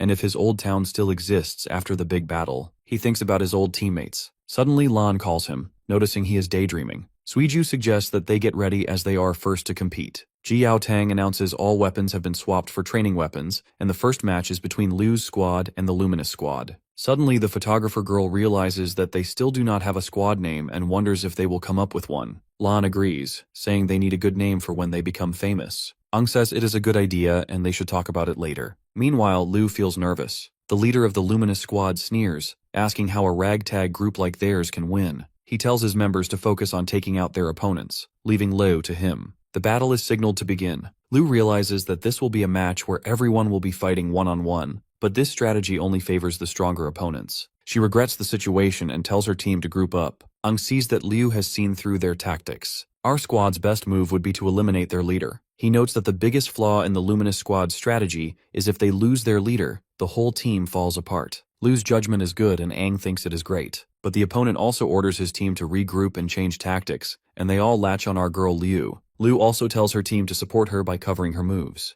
Her teammates quickly block the other 3 Luminous squad members with precise strikes. The Luminous squad leader sees Liu moving directly toward him and warns her not to underestimate him. And he too rushes forward to fight Liu. The boy attacks with a small red Rasengan. The girl quickly instructs her team to close their eyes to stay safe. She thinks the boy used energy in his hand to make a flashbang that even hit his own teammates. Watching this scummy technique, Jiao Tang is annoyed at Joel for not teaching the Luminous squad leader how to fight without cheap tactics. While the flash might work in one-on-one fights, it is bad in team battles because it affects teammates too. Joel replies he told the boy many times, but he did not listen, and sometimes habits need a hard lesson. In the battle, that cocky guy thinks rookies should not act arrogant. As he gets ready to attack again, Aang steps in, hitting his hands and asking if he ever thought about his teammates' safety. My guy then wears a water battle visor and kicks the boy back. The boy is shocked and wants to know since when Aang got the visor. My guy throws a jab before explaining the lenses are made of water, thick, and able to bend light, which stops most of the flash by using water. He made these lenses with water from absorbing it, reducing the light. It works, and the light fades. Liu sees the opposing team's leader is hurt after taking Major L from our boy. It is then she lunges forward to finish the bastard off. Meanwhile, that bastard suddenly realizes that he can't move his hand. Seems like Aang dislocated his arm. The girl goes full ballistic and hits the bastard hard. Meanwhile, Aang is calmly helping his other teammates, so the fights go smoothly. After the battle, Liu grabs the enemy team's attention by telling them that their leader has fallen and asks if they want to keep fighting. Of course, they choose to surrender. Joel says this was expected. Worse yet, our boy has not even used his power yet. The Sunflower Squad's leader questions the Luminous Squad's leader, asking if their loss was really because they lost strength. The boy says they were just caught off guard and warns the Sunflower Squad will be next. As the Sunflower Squad comes down, their leader thinks the Luminous Squad's comments are annoying. Anyhow, as the team gets into the arena, Tada Yoshioku tells them all weapons are now in training mode, which marks the start of the battle. The Sunflower Squad charges at Liu's team. Their leader tells them not to get upset by the Luminous Squad's tactics and to stick to their training and keep their formation. Meanwhile, our brute Lan decides to put all his power into one punch. When he hits the ground, he creates a shockwave that cracks the earth. Aang thinks about using his power since there is chaos out there. He makes roots shoot from the ground to trap all the opponents. They are shocked and wonder where this power came from. Aang, on the other hand, is glad that it's working well and sees many uses for the elements he got from demons. He wonders how many elements there are. Liu then gestures to Lan to keep attacking, and the boy charges, but the opponents dodge his attack. The leader of the Sunflower Squad orders her team to move and regroup. She thinks their formation was broken, but instantly, Liu and Suiju attack the leader, who tries to block and asks her fellows to help her out. But she sees her teammates are already fighting our boys. The girl sees Aang handling 2 teammates alone, and remembers the Luminous Squad's warning about Aang being the strongest in Liu's squad and able to change the battle. Meanwhile, our photographer girl over here warns this girl to better focus on the fight. But the girl feels that she is invincible since she is an agility type. But this cocky girl gets the reality check when Suiju uses her speed to attack her, leading to our win. Tada Yoshioku says it is over, with Liu's squad winning all the team battles. Now it is time for solo duels. Since the warriors can choose their opponents, both the leaders of the Sunflower and Luminous squads want to battle Aang. Jiao Tang explains the solo duels are one-on-one, so they better make up their minds who is going to fight our boy. But being the Chad he is, my guy Aang wants to face them both together. As the solo duels get closer, Aang knows this will be the final fight, so he better take it seriously. His opponent is sure that Aang is underestimating them. They promise he will regret not taking them seriously. Tada Yoshioku explains that the rules are the same as before, and the duel ends when one side gives up or cannot continue. And with that settled, they are ready to rumble. The boy and girl charge at Aang together. The boy attacks first, once again warning him not to underestimate them. He uses his flash attack again, causing his teammate to get shocked, and that he is using this trick so early. You see, a while ago, they both had a dialogue before the duel started. She recalls the boy saying that since they are fighting Aang together, they cannot afford to lose. The chance of moving to a B-level town might still be possible. He has a good plan and gives her a special battle visor, saying it will block most of the flash attacks. When he blinds Aang, she needs to take the chance to strike. The girl is amazed by the visor's value. The boy stresses they cannot underestimate Aang and need to work together to move to the B-level town. He further reminds her that the flash will be the signal, so she must not miss her chance. As the boy gets ready to attack, he lets our boy know that there is no way to escape because his attack is 5 times stronger than before. Tada Yoshioku and the others struggle to see through the bright light. The girl notices the boy put a lot of energy into a powerful flash, even stronger than the last finals. Joel fears that using so much energy means the core cannot handle it for long, so they need to finish quickly. The Sunflower Squad's leader thinks Aang will only be blinded for a short time, and in order to utilize this opportunity, she decides to use her speed to strike him fast. She finds him and gets ready to attack. But my guy was already on her, and looked at her with satisfaction over his face. The girl is shocked by his intense look, feeling as if something scary is pulling her down into a cold ocean. Aang uses water to trap her, making her scream in pain. As her teammate is busy producing blinding light, he asks why she is the one shouting, to which she says it is because Aang attacked her and the visor fell off, leaving her blind. Aang apologizes for rendering their plan a total flop. He then uses different elements to attack both of them, making them fall. Ji Yaotang watches the flashes and dust, hoping the warriors know how to control their power to avoid hurting anyone. Feeling concerned, he jumps into the arena in order to check and feels an ominous aura. But after that giant explosion of energy, the dust begins to settle, revealing our boy as the one man standing. His friends come rushing to him. Lan is the first to praise him and asks how he stopped their attacks in the bright light and beat 2 opponents at the same time. He is curious because no one was able to see anything after that explosion of light. To which Aang reveals that he grabbed their visor, making them blind too. But of course Liu internally feels that there is something more than that, though she doesn't voice her suspicions. Ji Yaotang comes to their squad, telling them they won the tournament and congratulating them. He is surprised by our boy, especially how he counters and attacks the 2 squad leaders. Aang humbly says his senior is just flattering him. Internally, Aang thinks he is the mightiest warrior and that no tough opponent could make him lose. He feels he could have won just with his battle experience, though using his powers made it easier. Ji Yaotang then assures them they will be rewarded. The next day, they will go to the underground tunnel to the nearest B-level city for a week of training. Everyone is happy about this news. The senior further tells them to get ready and meet in the morning as they leave. Lan says he heard there are 3 top warriors in those cities and looks forward to meeting them. As our squad walks away with smiles on their faces,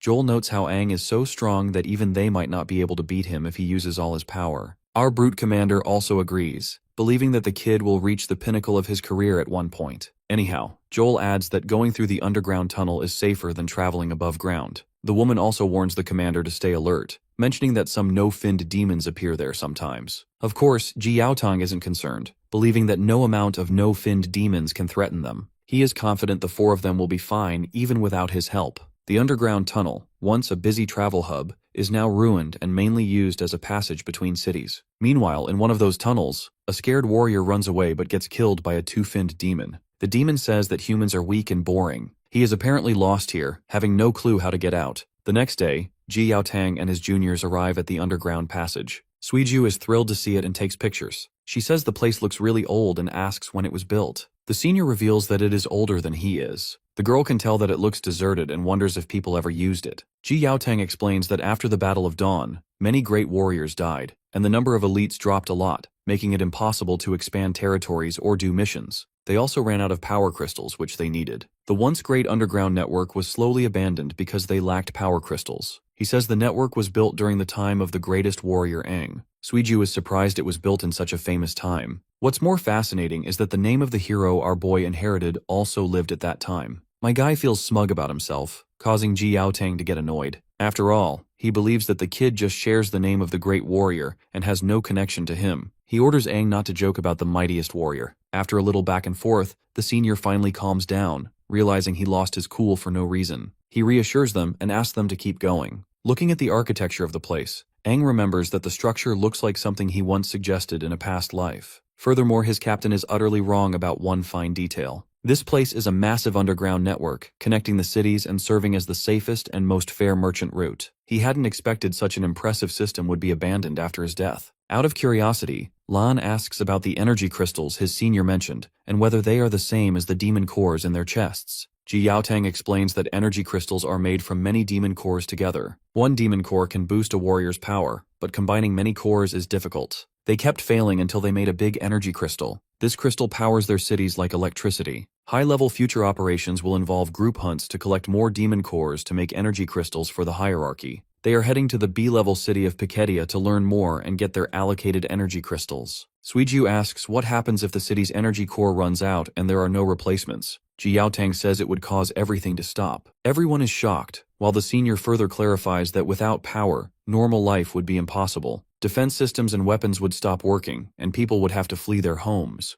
It is the city's biggest disaster. But there is no need to worry because their town, Heluos, is not very big. Their energy crystal can last another 3 months. They usually travel to Piketia every month, so this is just a precaution, and there is no immediate danger. Ji Yaotang warns them to be mentally prepared. A B-level city like Piketia has not only 2 5-finned warriors but also 3, including one with a synchronization rate of 69%. Everyone except Aang is shocked to hear this. My guy is feeling smug about how he is a 7-finned warrior with a synchronization rate of 96%. Suiju notices a button on the wall and reaches to press it. She asks what it is. Aang quickly sees what she is doing and stops her. Ji Yaotang also scolds her for trying to touch anything and is glad Aang stepped in. The girl points out that the button seems like it wants to be pressed, so her hand reaches for it naturally. Ji Yaotang explains that the button is for an emergency seal. In the worst case, it would completely close off that part of the tunnel. He points to a circle above them and says, pressing the button will make thick metal slabs appear from above and below, sealing off the area instantly. This is only to cut off access to other cities and ensure safety. Aang thinks the most important part of the tunnel is still working, but he senses a killing intent getting closer. He gets ready for battle and moves forward a bit. The senior also notices Aang's tense face, then also smells blood, shocking him instantly. He is shocked that Aang smelled the enemy before him. For now, he considers that Aang's nose is very sensitive, and masks it as just an instinct. Now is not the time to think about it. He tells Lu's squad to drop their bags and get ready for battle. As they move forward, they see blood, and Ji Yaotang wonders what is happening in Piketia since the blood is coming from that direction. They meet a severely injured warrior from Piketia, who asks if they are from Heluos before collapsing. Ji Yaotang doesn't waste time before asking what happened in Piketia. The man says a demonic horde attacked the city. Piketia has already activated the evacuation alarm. Liu quickly questions what this alarm entails, whether they need to go help. Ji Yaotang reveals that the only time the city would sound the alarm is if all their warriors are dead. Hearing this, Aang is furious about the city's fall and the many lives lost. They see sparks from the direction of Piketia, and a bolt of light attacks the injured warrior, dragging it away. Aang feels bad for not reacting sooner as a demon appears. It grabs the injured man's head and looks around at the others. It says they all need to be killed and that the dead should not talk. Then the demon kills the warrior. The demon thinks about who to kill first. He attacks Lan, but Ji Yaotang stops the demon's strike. The demon can tell that this new warrior is stronger than the last one. Meanwhile, Ji Yaotang realizes this is a 2-finned fire demon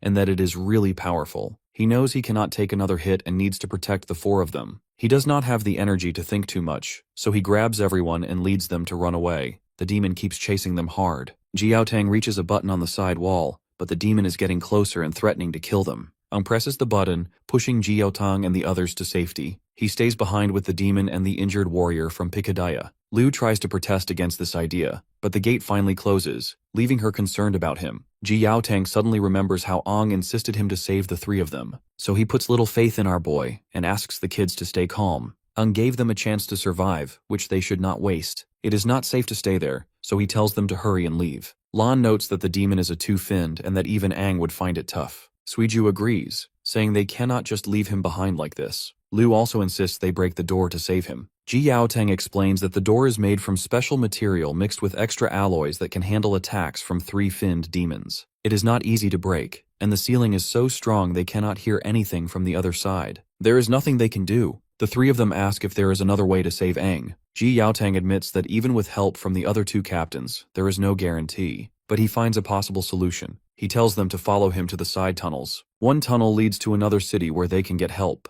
Eventually, they keep running along the path Ji Yaotang showed them. One of them thinks choosing this route means ignoring what is happening on the other side of the door, but they all hope that our boy will survive. Meanwhile, the man in question is fighting the demon and shows his true power. Since there is no one around, he no longer needs to hide his power. Watching this, the two-finned demon asks if Aang is a demon or a human. Well, even our boy is not even sure. For now, he is more interested in the demon's fire element, which my guy wants to snag all for himself. Seeing the aura my guy is exuding, the two-finned demon is really curious to learn if the kid is more powerful than one-finned demon. Aang quickly uses roots to attack the demon. Seeing this, the demon scoffs that if Aang is one-finned wooden type, then his fire element is the perfect counter. He unleashes a fierce blaze to destroy Aang's roots, saying he will consume our boy's powers. The demon then fires a fire blast, but Aang dodges it, making the fire hit the door instead. The bastard then makes fun of Aang, saying he will be burned if he comes closer and tries to escape. But my guy casually uses water to cancel out the fire and creates a powerful blast. This surprises the demon, and Aang tells him he was wrong to think he only has the wood element. In an instant, Bro swings his sharp claws and grabs the demon's core. He rips apart the bastard after acquiring the core. Suddenly, a bunch of demons attack him, and he sees they are all no-finned demons. He realizes they followed the sound of his battle. He looks at the two-finned fire elemental core before shattering it and absorbing the shards. After becoming two-finned demon, he feels the intense heat of flames inside him. He understands there are endless no-finned demons. Remembering how to control fire, he creates a huge fire explosion to defeat them. The screams of these bastards are meant to be tribute for the soldiers who lost their lives in the tunnel. As he keeps fighting, he reaches an exit and thinks the demons might have come from there. He sees the area is wrecked with many dead warriors on the ground. He realizes the B-level city is completely destroyed by a powerful demonic horde. The horrific scene and remnants of the battle clearly tell that it was a wood-type demon that killed the warriors with one hit, and the attack affected a large area. The power probably came from a three-finned demon who killed the civilians. Ji Yaotang had said there were 2 three-finned core warriors in the city. Then Aang sees 2 warriors hanging from the roots. He uses his own roots to bring them down, recognizing they were amazing warriors. He closes their eyes and tells them they can finally rest in peace. He feels the harshness of the battle deeply. A young boy suddenly calls Aang. Confusing our boy with a demon, the kid asks if he plans to kill everyone. The kid thinks our boy must be a high-level demon since he can take a human form. He says the warriors saved his life, and he cannot stand demons ruining their bodies. Hearing this, Aang doubts the boy will trust his true intentions even if he tries to explain. Before he can think it through, a demon attacks the boy with a devastating attack. Quick on his feet, my guy fights the demon and takes it down. He then turns to the kid and tells the boy not to move and promises to heal him. The boy asks if Aang is a demon or a human. And with that last question, the kid pushes up daisies before getting an answer. This causes our boy to wonder about his own nature but decides that no matter what he is, his mission stays the same, to kill all demons. And so, he begins the mass care. He hits them with several devastating attacks using his new firepower. Once he is done, he explains that if he focuses the flames on his back, he can move faster and spread the fire like phosphorus powder to create explosions. Though it's a pity that he can't fly. But then he also wonders what would happen if he injected the flames directly into their bodies. When he throws a demon to the ground, it causes a huge explosion. He thinks that if he squeezes the flames and injects them, the demons could turn into bombs. He realizes that elemental abilities have many uses and decides to think about it more later. Just then, he sees the demons running away. He uses his fire magic to chase and kill them all. Afterward, he remembers the others waiting for him and that Ji Yaotang was supposed to bring back an energy crystal. Aang does not know if they are all safe. The town's own energy crystal can only last 3 more months, but the road to Pikadia City is blocked. The town would be in big trouble if they do not get a new energy crystal soon. He needs to reach the city's crystal storage and get the energy crystal. Not sure where to go, he has to think carefully about his resources. Using his wood-type abilities, he thinks the energy crystal, being a condensed form of cores, must give off energy. He can scan the whole city for energy changes to find it. He spreads his roots throughout the city to search for the crystal. Eventually he finds it and runs toward the source, realizing it is underground. He feels weak energy changes, meaning it is well protected. He finds an entry point and goes down,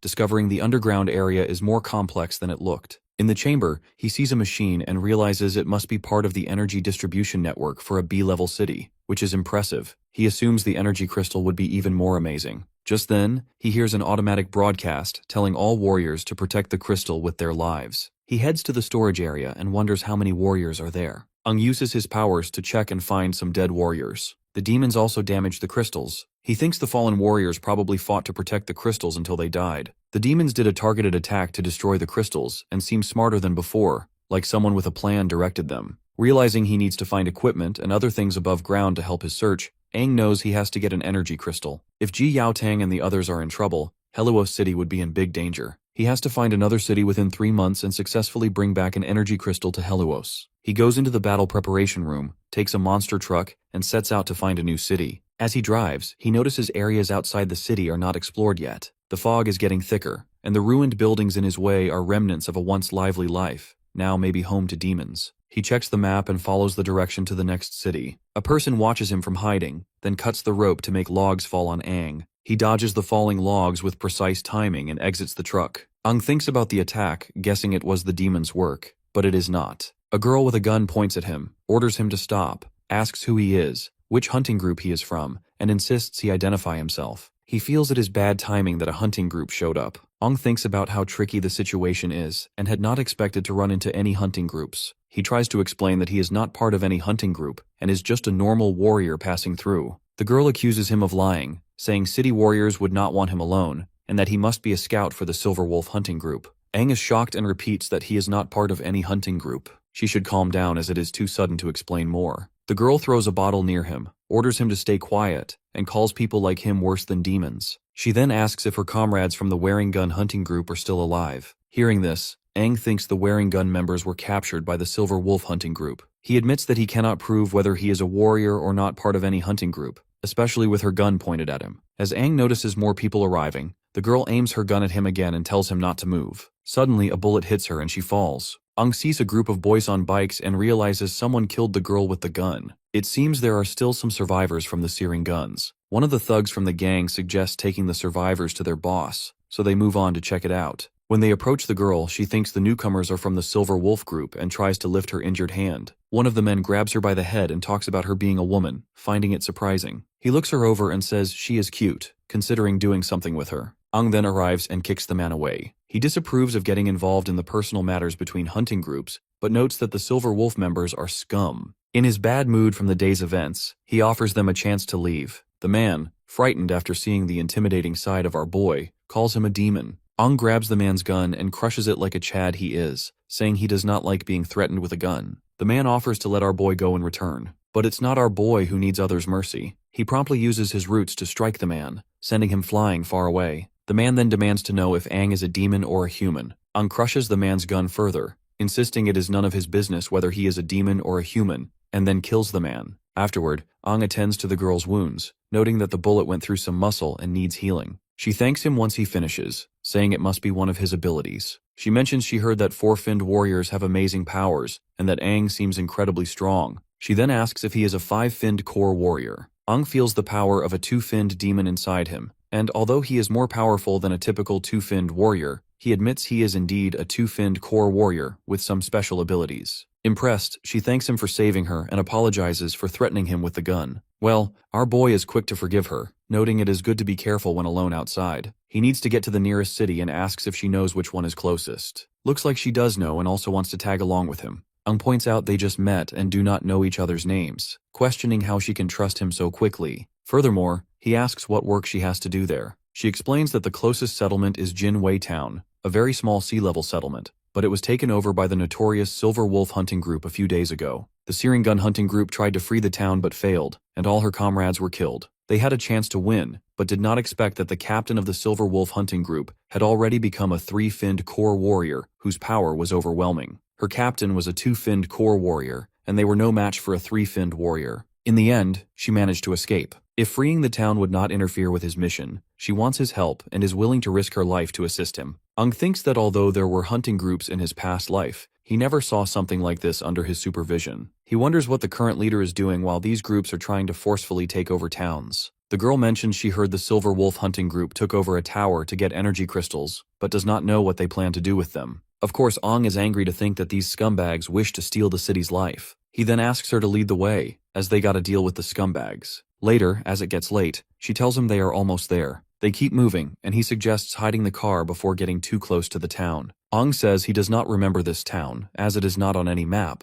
and that the Silver Wolf hunting group has taken it over. They decide to walk the rest of the way and check things out. Just as they are about to leave, she sees demons hiding behind them. Aang's roots quickly grab the demons, putting them down for good. He decides to leave these bastards as it is, because they cannot kill all the demons since fresh demon blood would attract more demons. He tells her to keep going, and she agrees as they head toward the town. She thinks about how strong Aang is, feeling hopeful that they can save the town and his friends. While hiding in some bushes, Aang notices there are no guards on the wall and the gate is open. They see someone coming out of the town with another person, asking for help. A man from Silver Wolf grabs the person's head and throws it to the ground. The girl gets angry at the Silver Wolf members and points her gun at him, but Aang stops her, saying it would give away their location. He assures her that he will handle it. Then a giant hand appears, picks up the two dead men, and takes them inside. Seems like this demon is working alongside with Silver Wolf guys. Of course, our duo is shocked, realizing they cannot use the same plan if a demon is involved. They need to rush in and save as many people as they can. He quickly takes out the two Silver Wolf members at the gate and goes into the town. The girl follows him, saying she wants to help.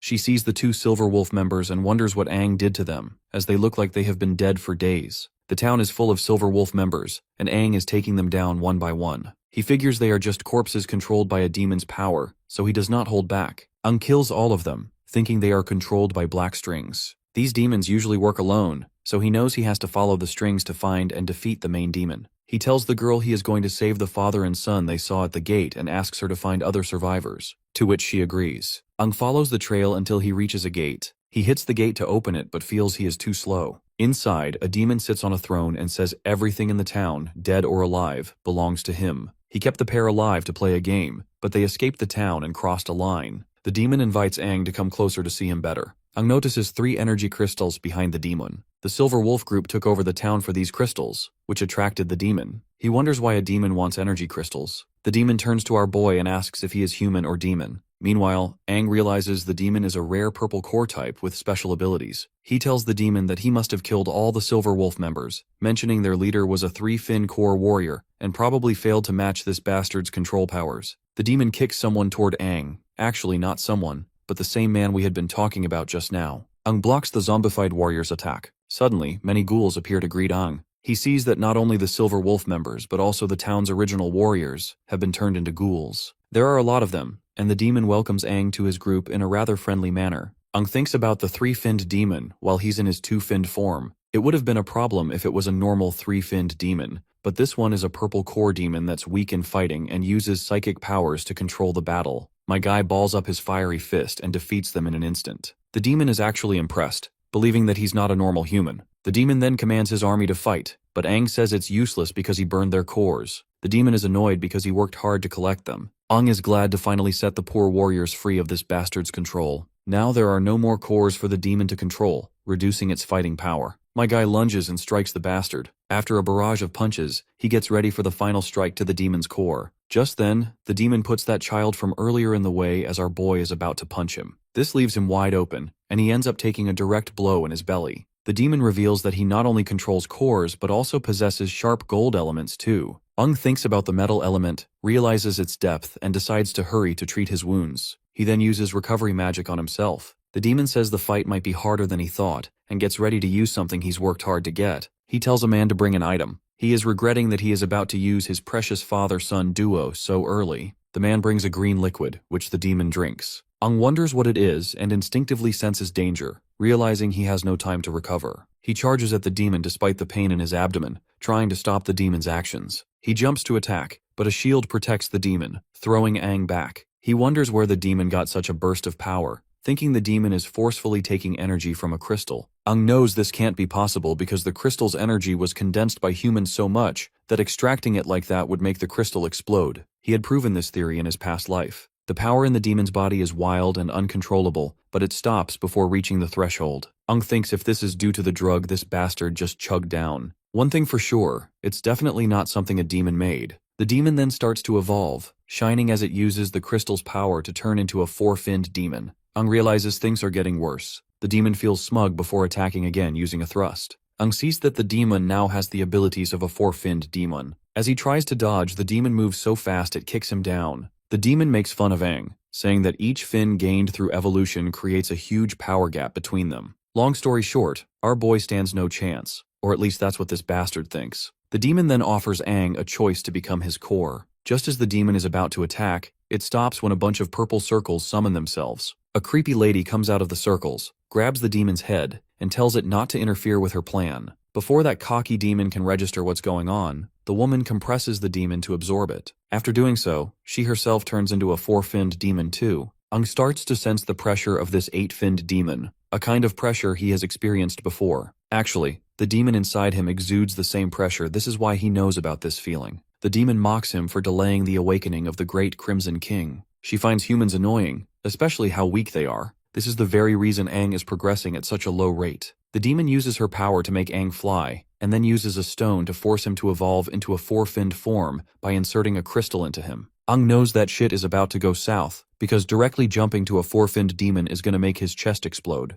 He starts to feel terrible pain, realizing his body cannot handle the four-finned core. The demon asks if he is so weak that he cannot absorb the energy of a four-finned demon. Lights start shining from Aang as he struggles, telling the demon he is about to explode and needs help. The demon activates an 8-panel space lock around him and tells him to hold on. It is then the Crimson Demon speaks through Aang, revealing that she disturbed Crimson's slumber. The girl demon recognizes the voice and knows who's talking. Aang's demon asks if she forgot what he told her. He shatters the crystal barrier and takes over Aang's body. He criticizes her for interfering with Aang's evolution path. Realizing it is Crimson, she hugs him, happy he is finally there. He says it has been a long time since they saw each other. She says she has been watching humans from the shadows and noticed he could not beat the new four-finned demon. She worries that if he dies, their combined strength would weaken and they would need a lot of training. Crimson explains that humans are different from demons, weak but mysterious. Although Aang recently absorbed a two-finned demon's power, she forced him to skip the three-finned stage and injected the four-finned core into him, which his body cannot handle. The energy that leaked out of Aang's body allowed him to wake up temporarily. He tells her not to interfere with his evolution because Aang needs to evolve slowly to become the perfect vessel. She agrees and tells Crimson that during his absence, when he faked his death,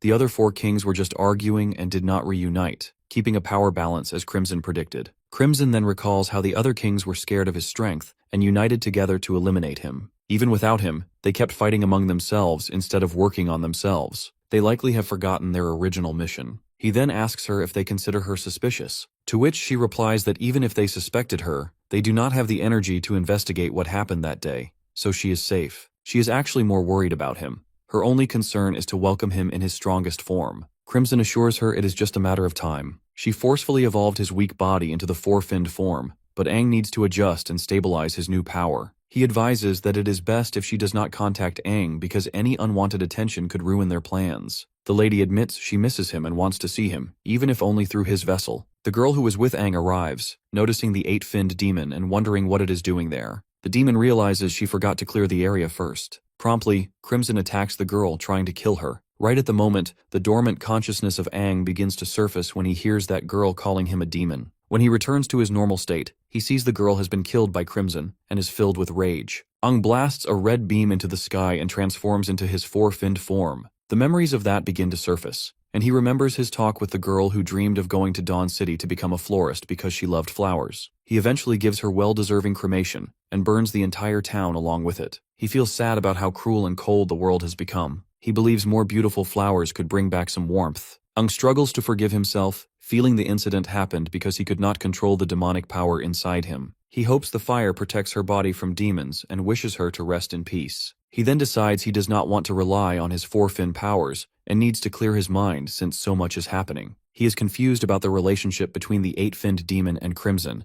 especially why she made him skip the three-fin stage and go straight to the four-fin stage. He wonders what their ultimate goal is and how a three-fin could become a four-fin on its own. This is not something a demon can do alone, so he thinks about who might have given or created this power. Such advanced engineering could only be done by a major city or a top organization. Aang suspects it might have been developed in Dawn City and realizes he needs to find a big city quickly. He decides to contact Ji Yaotang to let him know he is safe. He also wonders how everyone else is doing. After this, he starts driving the monster truck, hoping his friends escape the tunnels and reach the city safely. There is an A-level city called Pikedia in his direction, so he plans to send a message from there. Meanwhile, in Bryan City, Ji Yaotang and the other three arrive safely and meet with the five-fin warrior and battle commander Koda. After hearing their reports, Koda apologizes for not being able to send a rescue team. He simply can't risk his rescue team just to rescue one guy Aang they are talking about. After all, they have just learned that B-level Pet City was destroyed by a high-level demonic horde, so there is no way in hell that the kid is still alive. Ji Yaotang argues that Aang has special talents and might have survived against the odds. Koda says that although Bryan City has many young warriors with special talents,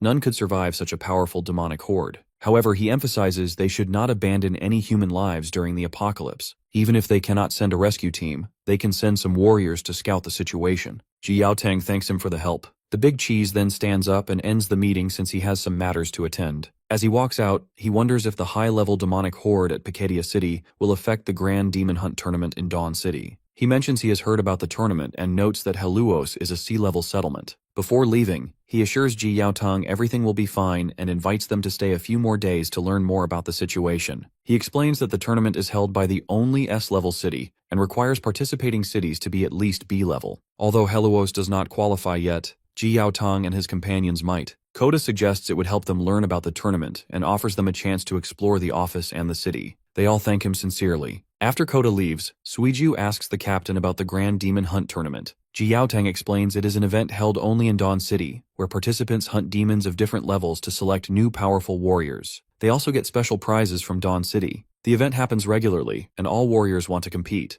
but only B-level cities or higher can join. Ji Yaotang thinks they might get a chance to compete in the future. Lan is sure that our boy would definitely be interested in the tournament. He hopes Aang survived and is waiting for the demon horde to weaken. Of course, no one expected such a tough challenge on their first mission, and the fact that Aang put himself in danger to save everyone is crazy. Currently, all they can do is wait for reports from the scouts. He has already sent word to Heluos about their situation using the city's communication tower. For now, the captain plans to stay in Bryan City for a few days to learn as much as they can. There are many skilled warriors there, and so our party has to believe that Aang will survive. Meanwhile, over at Piketia, Aang is in the reception room with Paris. The woman confirms our boy's report that Piketia City was destroyed by a demonic horde. They also helped Aang send a message to Heluos town about his squad's situation, and she believes a response will come soon. However, Paris apologizes for not being able to give Aang an energy crystal because they are not responsible for distributing them. The allocation is decided by higher-level cities. Since Piketia City, the higher-level city linked to Aang, was wiped out, he needs to ask Dawn City for a new allocation. Of course, Aang did not expect the distribution of energy crystals to be so troublesome. Since he is already in the area, he might as well check out the city and investigate the demon's items. However,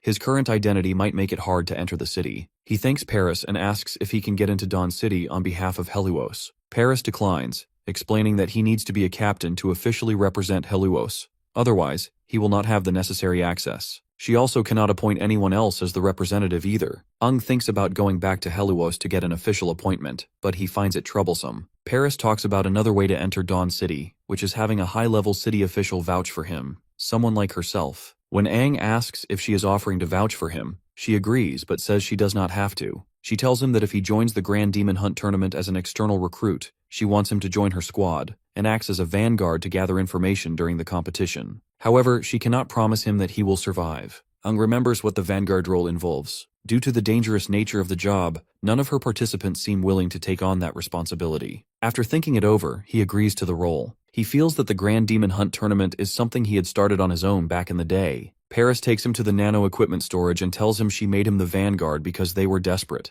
Right now, no city wants to send their important members as vanguards since many have died in the past few years. She had warned him before that she would do her best to get him the equipment he needed, then let him choose anything from the storage. He agrees and starts looking around. Internally, Paris is puzzled about Aang's true potential. Since his core level insignia is broken, she can't detect his current power level. Given that he's from a sea-level town, he's probably only a 2-fin core warrior, but Aang seems confident and might have a trick up his sleeve. Meanwhile, he picks a nano wing that can turn into a great sword. He thinks his old combat knife was good for moving around but didn't do enough damage. Paris asks him to wait because this kind of item is only meant for a 3-fin warrior. It would be unstable if he tried to use it with his current strength, and he might hurt himself. But my guy proceeds to equip himself anyway, and demonstrates how easily he can rotate the sword, saying it feels solid. Of course, the woman is shocked, wondering how he can pilot it so easily, and thinks maybe he understands nano wings really well. She's heard of warriors with special talents who can handle high-level nano wings without problems. Aang then proceeds to ask about the availability of a live combat arena there. Eventually, they go to the main entrance where Paris promises to get him all the equipment he needs. She asks why he wants to go to the live combat arena, and he says he wants to test the new nano wing on a demon to warm up. She asks if he really wants to go alone since sometimes one-finned demons appear even though the arena is supposed to be safe. She offers to go with him if he wants, but Aang says he can handle a one-finned demon by himself. Since his confidence and bravery are rare for a warrior, she wants him to be careful. She also mentions she has to train some 4-fin warriors, and wishes more of them were as confident as Aang, which would make things easier. With that exchange, they part ways. Of course, Aang intentionally didn't let her come with him. He's not just testing his new weapon. He wants to see what he can do with his four-finned transformation. He arrives at a ruined area, sees that it's been claimed, and the fog is gone. Then, he hears a demon's voice that appears and rushes to attack him. He dodges and makes a strong slash with his sword, saying the great sword feels much better. He sees more demons gathering and worries they won't come out during the day now. He can finally get to know his weapon, release some frustration, and handle his thoughts. He starts killing the demons one by one. Each swing splits demon blood and cuts off limbs. His moves are almost like a dance, as if he was born to kill demons. He doesn't use wood, water, fire, or metal elements. Each swing builds his muscle memory in his weak body. He only faces nun-finned demons, which aren't a match for his skills. The only sound is the demons wailing, and he doesn't know how long he's been there. Finally, Aang cuts down the last demon of the wave and realizes his body has been changed by the demon power inside him. He feels much stronger than when he first reincarnated, though some things still need work. He's surprised he gets out of breath after just a few swings. Then, more powerful demons show up after sensing our boy's presence. They are one-finned demons. One is a wooden type, while the other seems like a fire type.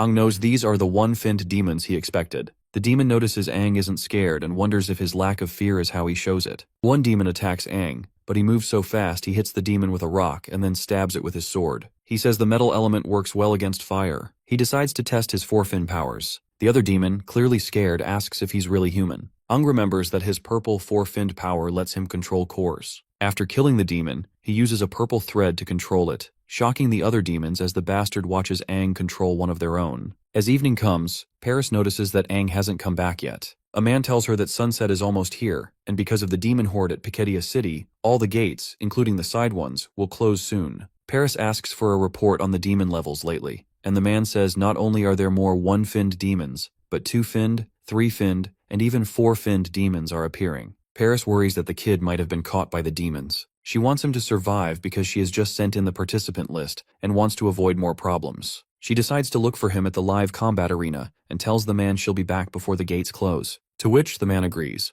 As she rushes, Paris thinks about being careless. Aang was just a normal warrior from a sea-level town, and she feels bad for letting him go to the live combat arena alone even though he asked for it. Usually only no-finned demons are there, and a five-finned demon showed up years ago. She feels responsible if the kid died there because it would make her look bad as a five-finned warrior who failed her duty. She worries about how she'll explain it to the soldiers from Heluos and hopes Aang is still alive. When Paris gets to the arena, she senses a strong demon aura and smells death, which isn't good. There are many demons there, including one-finned, two-finned, and three-finned ones. The higher-level demons make her worried because that's not normal. Suddenly, a demon runs at her, recognizing her as a five-finned warrior. She quickly kicks it hard, causing a big blast. Something feels wrong, and she senses something unusual. She sees many demons gathering, which is strange because demons usually don't group up like this. She knows she has to act fast before the gates close. She gets ready to fight, noticing the demons look like mindless corpses and smell bad. They only come from the front, making them easier to hit. She decides to use her bowstring slash to kill the demons. After taking out many of them, even more demons come, and she wonders how many there are. At that moment, Aang shows up behind her and asks why she's there. She's shocked and accidentally swings her sword at him. Aang stops her, identifies himself, and tells her it's him. Paris is stunned and asks if he's okay. She can't believe he blocked her attack so easily, even though he was fast and strong. She wonders if he's really from a sea-level town because even a four-finned warrior would have a hard time blocking that. Aang says she's a good five-finned warrior, and admits his hand was numb from the hit. He explains he was focused on something and lost track of time, apologizing for being late. Paris tells him it's okay as long as he's alive and says they need to handle the unusual demons. She points out there are some three-finned demons that could be dangerous to Aang and tells him to stay back for his safety. Aang asks if she means all the demons around them. Right at that moment, he snaps his fingers, and all the demons fall down. While my guy is ready to head back to the city, Paris is shocked and grabs his collar, demanding to know how he did it, and if he's controlling the demons. She also sees he's a red core and asks about his abilities. Aang says they're just working together and doesn't need to explain more. He says he can only slightly control the dead demons. He feels that it's normal for warriors to have secret abilities which they can use later as an advantage in this apocalypse. Of course, she is still in disbelief. After all, controlling demons is rare even among five-finned warriors. He then says they will go to Dawn City the next day, because he needs to quickly sort out the energy crystal distribution for Heluos.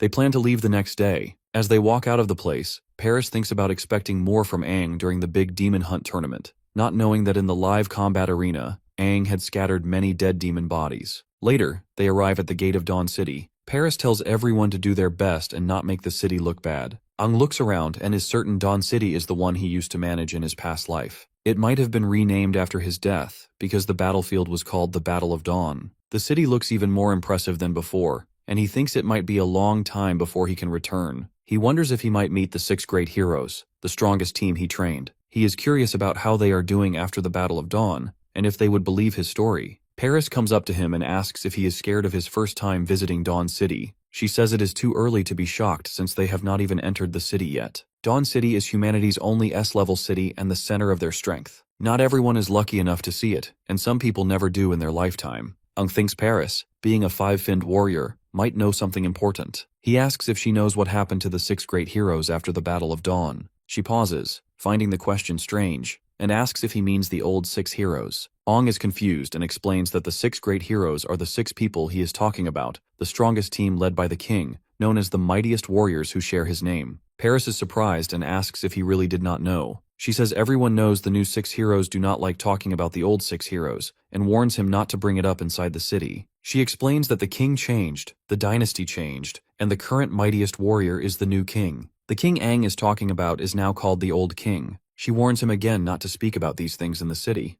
Ang wonders what happened to the old 6 heroes. Paris raises her voice, asking if he was not listening. People nearby start looking at them. She says she never knew why he chose to be called Ang, maybe because she admired him, but she never asked. She warns him once more not to speak of the old 6 heroes and the old king inside the city. Even though people in a sea-level city might have admired him, that is no longer the case, especially after the old king's sacrifice. No one believes in it anymore. She tells him to remember her words as they enter. Ang feels like no one recognizes him, and no one believes in his sacrifice. He wonders what happened after his death. He had led the 6 great heroes and all the warriors in a fierce battle against the demons, then went alone to the ancient king monument to uncover the demons' secrets. Did everything he did mean nothing? Did his death mean nothing? He enters the city and believes they are in the city center. The city has been upgraded but is still known as Dawn City. It is far larger than a typical city, with many urban clusters and buildings in different styles. There are forests, lakes, seas, and mountains, making it feel like its own world. The huge city is surrounded by massive walls and divided into 7 great districts. 6 belong to the 6 heroes, and the central district is for the king.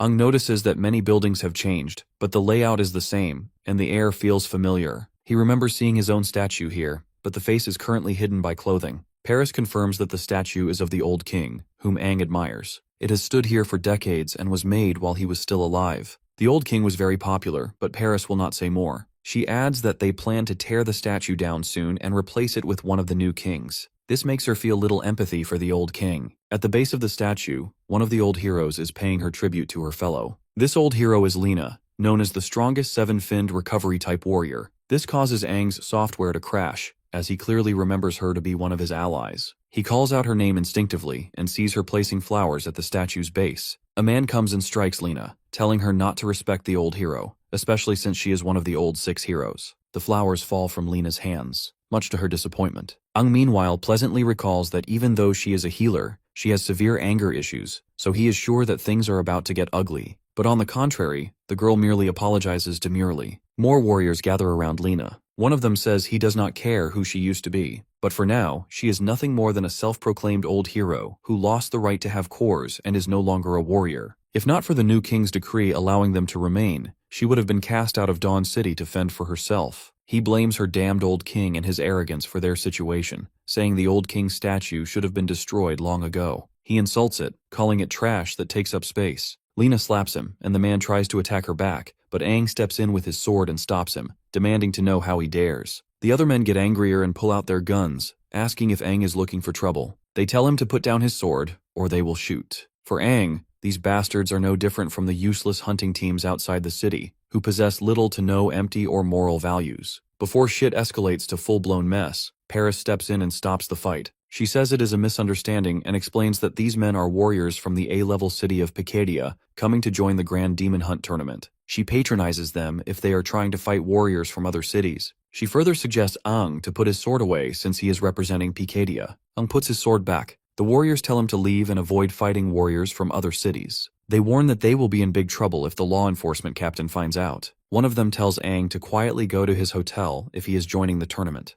Ang should feel lucky that he is getting away easily. With that, the noisy bunch barges away. Then Lena turns to our boy and asks if he knows her. He thinks about telling her that the mightiest warrior Aang has returned, but decides it might cause more problems if he is not careful. Paris steps in and tells the old hero that Aang has a reputation for being a troublemaker. Of course, Aang plays along and confirms he is indeed troublemaker. Hell, even his name is a troublesome one. Lena starts to leave, agreeing it is a really troublesome name, a kind of name that brings headache. Hearing this, Paris gets annoyed at Lena. Not only Aang helped her out, but she is also calling him a headache. But my guy isn't bothered. He thinks he will find a good time to explain things to her, and believes she has a lot to tell him too. The next day, during the Grand Demon Hunt Parade, Paris's team joins the festivities. Someone talks about a new face in the crowd. Paris tells Aang that after the tournament, she will help him contact the person in charge of energy crystal distribution. Aang is happy that she remembers and thanks her. He tells her not to worry and promises she will not be disappointed with his performance. The woman hopes the same and reminds him to be careful and not to die. In the crowd,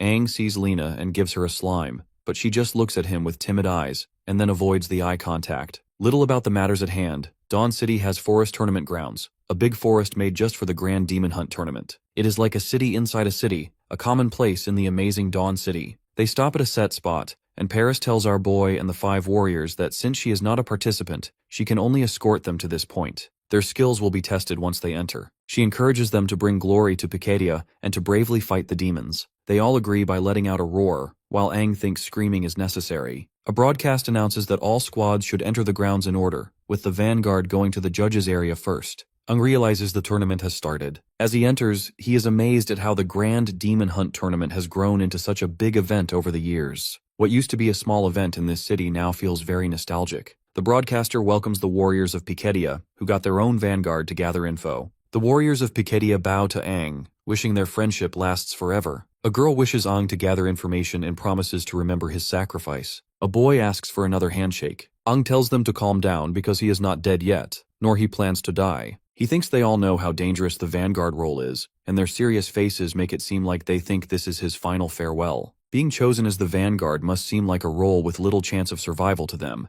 and their lifeless faces look sad. Then a lady speaks to all the vanguards from different squads. She says their mission has many unknown dangers and praises their brave courage for taking on the role. She tells them to enter the tournament grounds, gather as much information on the demons as possible for their squad, and warns them to be careful because they will face demons of unknown levels. Aang notices that all the participating warriors seem to be Tier 2 core warriors. The tournament looks like a talent showcase to find out which city has the best new generation of warriors. Naturally, they do not let high-level warriors participate. Paris understands that Aang's abilities are far greater than those of the Tier 2 core warriors, and that is okay because no one would guess his true powers if he keeps them hidden. The lady then asks the crowd to welcome the special guest with loud cheers. The highest-ranking judge of the tournament and one of the 6 great warriors, Dylan, the strongest recovery-type warrior, comes out, and the audience cheer loudly for Dylan Fan. Aang sees that Dylan has a dual-core setup, something he had only imagined before. This shit can grant you double the power. If the synchronization rate is high enough, the power could be incredible. A warrior's strength comes from the power the core provides, and a high sync rate lets them use more of the core's potential. However, a high sync rate also means the body has to handle the demonic power or get overwhelmed. That is why some warriors with low core compatibility or weak bodies have lower sync rates. In his past life, humans could only make single-core grafting equipment, but now it looks like the new 6 heroes have dual-core grafting equipment and are much more powerful. Except for Aang, everyone bows to Dylan, and the Horned Warriors thanks him for his presence. Aang feels uneasy seeing what happened to the old 6 heroes. His presence makes things worse, and he feels uneasy about Dylan. The Big Cheese then addresses the crowd, acknowledging the warriors' bravery despite the risks. He praises their courage and gives each of them a Tier 3 core as a memento. He also prays for their safe return. The warriors thank Dylan a lot as they keep bowing. One of the warriors tells Aang to stop being rude and bow. Aang apologizes in return, saying his back hurts, so he cannot really bow well enough as it might hurt more. Dylan smiles at Aang, which makes our boy feel creepy, and wonder why this dude is smiling like that. The girl announces that Dylan, one of the new 6 heroes, will demonstrate hunting a Tier 4 demon. She wishes everyone the best for the Grand Demon Hunt tournament, and welcomes Dylan. The audience cheers, saying they have been waiting for him. The girl tells all the vanguards to follow her to watch from the side and leaves the stage to Dylan. Aang thinks this demo hunt is likely to show off the new 6 heroes' strength and prestige. Catching and containing a 4-finned demon is hard, and it seems Dawn City's power has grown a lot. Dylan asks the lady if she is a new referee. She responds with a yes and is happy to meet him. The Big Cheese then whispers into her ear that they need to replace her right away. He finds the term New Six Heroes annoying and hints that if she were not a Dawn City warrior, he might have broken her bones by accident. There are no new or old heroes. They are just heroes that represent the city. Not gonna lie, this dude gives me serious Homelander vibes. The audience watches happily as Dylan lowers his head to talk to her, admiring his sweet side. With that, he dismisses her, causing the panicked girl to run away. Dylan gets a microphone for broadcasting to appear on his head. He asks permission to represent the 6 heroes and perform the 4-finned demon hunt. He wishes everyone the best for the Grand Demon Hunt tournament, and hopes his demo sets a good example for the brave vanguards. A box comes up from the ground. The broadcaster decides to emphasize how terrifying this demon is. You see, they had to send 4-finned warriors just to capture this demon. As the box opens, a rare and fierce demon, even among 4-finned demons, comes out. It is a violent red core metal element demon. The demon wonders what is happening. It does not know the human's plan but realizes they are trying to contain him in an arena full of spectators. Angry and confused, the demon rushes to attack the audience but finds he is within a protective barrier. The demon falls, and Dylan asks if there is still confusion about the situation. He explains that the protective barrier around the arena is very strong and was created by one of the 6 heroes, commonly known as the mightiest psychic-type warrior. The audience understands there is an invisible barrier, and Dylan tells the demon to just die for his performance. The demon warns Dylan not to get any closer and attacks him with a slash. Dylan uses his shield to block and says the demon is just a brute without any manners. The demon tries to punch through the shield, but it holds strong, making the demon deal with the force of Dylan's counterattack. This Temu version of Homelander tells the demon it has no right to fight back. The demon wonders how in the hell a green core can withstand the brute force. Usually the green core represents the power of regeneration and healing, which doesn't actually aid much when it comes to raw strength. The demon decides to throw a punch to prove his point, but Dylan uses green ropes to capture the demon and says it's his job to fix the demon's misunderstanding. He introduces himself as a green core warrior who possesses dual cores. The demon tries to drop some juicy info about this mysterious power, but Dylan tells it to be quiet. He then hits the demon, making it explode and spill its blood. Homelander stands behind his shield and says this is the start of the Grand Demon Hunt tournament, telling everyone to begin. Ong is amazed by Dylan's strength and power. He realizes that having dual cores doesn't just double the power of a single core, their combined strength makes them even stronger. The 6 new heroes are more impressive than he thought, and he wonders how powerful the new king is. Even though he admires the new heroes, he's still upset about how they treated Lena. The broadcaster thanks Dylan and invites the vanguards back on stage. It goes without saying that Dylan is popular, and the vanguards bow respectfully other than our boy, of course. This prompts Dylan to ask the kid if he doesn't like him and harbors hostility. Ong says there might have been a misunderstanding, explaining that he usually acts hostile before going on stage to focus better. He knows being a vanguard is tough.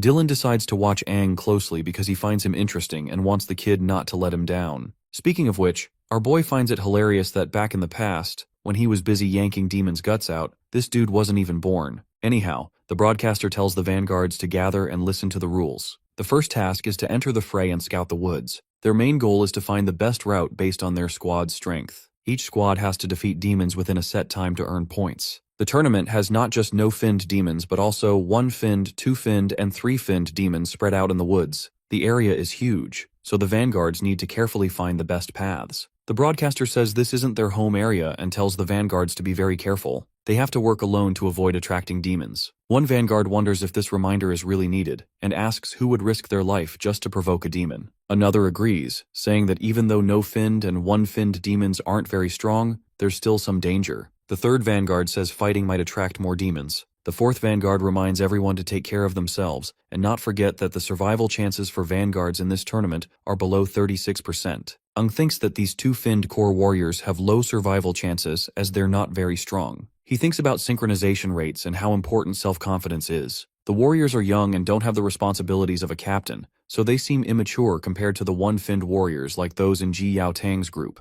The warriors from a town with few resources have improved their skills and experience through life-or-death battles to protect their home, and these pussies have already started to panic. The broadcaster then announces that, like every year, there's a special part of the tournament involving a level 4 demon. There's a 4-finned demon locked in a container in the tournament area. If a squad is strong enough, they might try to hunt it. If they succeed in hunting the 4-finned demon, the tournament will end, and their squad will be the winner. Ung notices that this part of the tournament is the same as in previous years. A man says that even though everyone knows the 4-finned demon gives the most points, no one dares to take the risk. When the tournament starts, all the other vanguards leave except for Aang. He rushes off to find the 4-finned demon, saying that's his goal after all. As Aang rushes inside, He sees that most of the vanguards are sticking together. It looks like the other teams don't plan to go after the four-finned demon, even though defeating it would mean winning. The young warriors are still scared of the risks. Dylan, who is watching the vanguards, asks a lady for information. In response, she asks which warrior he wants to know about. Dylan describes a warrior with a patch of white hair who is currently taking a relaxed walk. The lady finds the info and tells Dylan that the warrior is registered in Pickedia as a three-finned core warrior. Dylan notes that the tournament allows warriors up to 3 fins to join,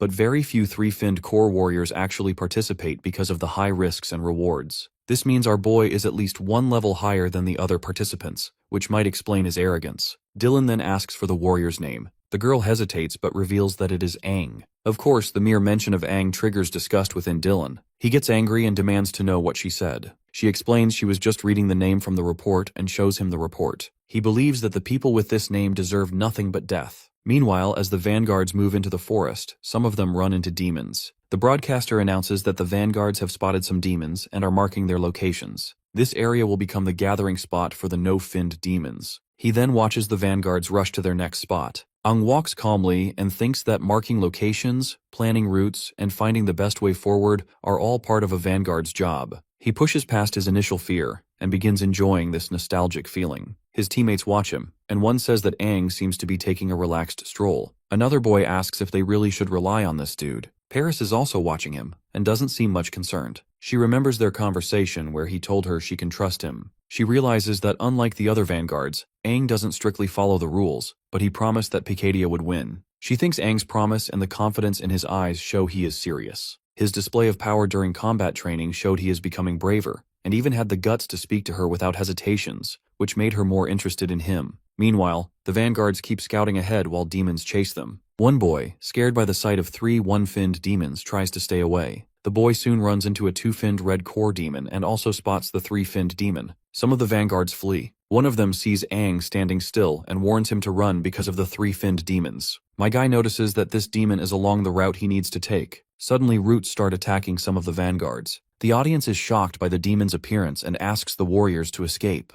The demon declares that humans have trapped demons there for too long and that they deserve to die. As the demon attacks Aang, he realizes that the demons inside the tournament grounds are much more violent than those outside. He quickly dodges the attack and thinks that having so many spectators is a hassle since he wants to lay low. In order to avoid standing out, he decides to eliminate the threat quickly. Aang approaches the 3-finned demon closely, clearly focusing on its core. Since the 4-finned demon is still waiting for him, he does not have time to deal with this 3-finned demon. With determined precision, he attacks the core with great force. The audience is stunned as they watch him single-handedly defeat the 3-finned demon. Aang uses a metal element sword and infuses it with the metal element to make it sharper and more damaging. After defeating the demon, he retrieves the 3-finned agility core and starts searching for the 4-finned demon. He considers if the terrain layout has changed. The highest-ranking spectators are placed to have the best view of the tournament, so the 4-finned demon is probably in the most elevated and prominent part of the area. As Dylan watches Aang's movements, he can sense that the kid is clearly searching for the 4-finned demon.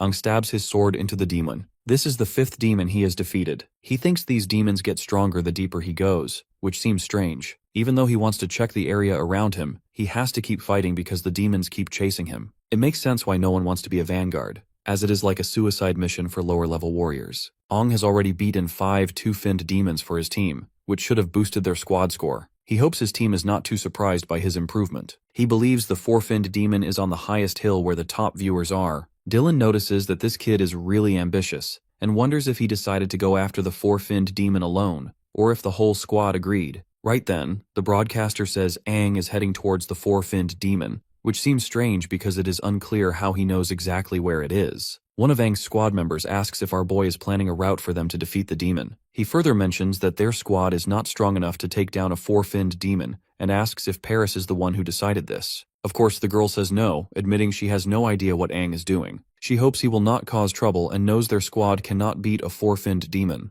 The broadcaster reports that Aang has found the 4-finned demon and is planning his next move. People think Aang might be thinking of escaping, letting his squad start the attack first so he can get back safely. But my guy simply breaks off the seal of the gate leading to the 4-finned demon, much to everyone's shock. My guy boldly challenges the demon to get his ass off and fight. Dylan, meanwhile, is going nuts, fascinated that Aang is not letting his squad fight the demon and wants to take it on alone. My guy wants to win the tournament as a vanguard. The broadcaster highlights how amazing it is that the kid opened the container and is ready to fight the four-finned demon by himself, a move never done before in the tournament. Of course, the crowd cheers loudly for Picadilla. The broadcaster announces that the Vanguard is going solo against the four-finned demon. Meanwhile, Aang's squad mates ask Paris if that arrogant dude has lost his mind, because it has no chance of winning. The crowd is also going wild, amazed by Aang's bold move. Paris thinks that even with Aang's control abilities, a four-finned demon is still very tough. She knows fighting it alone needs all his strength, which begs the question if Aang is ready for such a fight. The four-finned demon,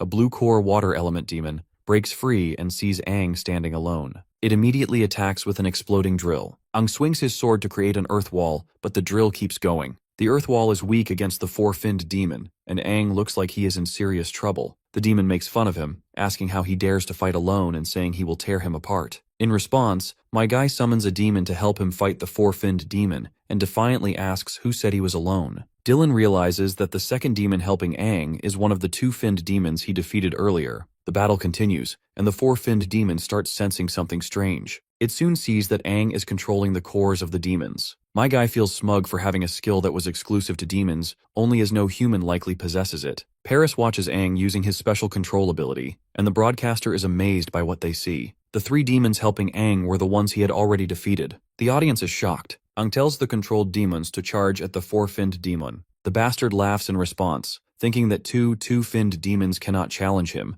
and prepares to use his extreme water gun. But before all that happens, Dylan jumps in, strikes the four-finned demon, and slams him into the ground. Aang is surprised that this new hero defeated the demon just by landing on him. Dylan meanwhile apologizes for barging in like this, saying he was too curious about the kid's abilities and wants to have a match with him instead. The ability to control dead demons is something entirely new, and Aang seems capable of defeating even the four-finned demon. So, this cheap Homelander decides to test Aang's strength personally. The broadcaster announces the challenge, and the audience erupts in excitement at witnessing such a rare event. A man asks Paris what is happening, and another explains that Dylan, one of the 6 heroes, is going to test Aang himself. By now, Paris knows that things are now out of their control. Internally, Aang wonders if this dude has lost his mind. He can sense the killing intent of his. Dylan notes that our boy does not look scared at all, which is unusual for a young warrior. To which my guy replies that he has undergone rigorous training, and that because of his unique abilities, his squad captain has always expected a lot from him. This might explain why his strength surpasses his peers,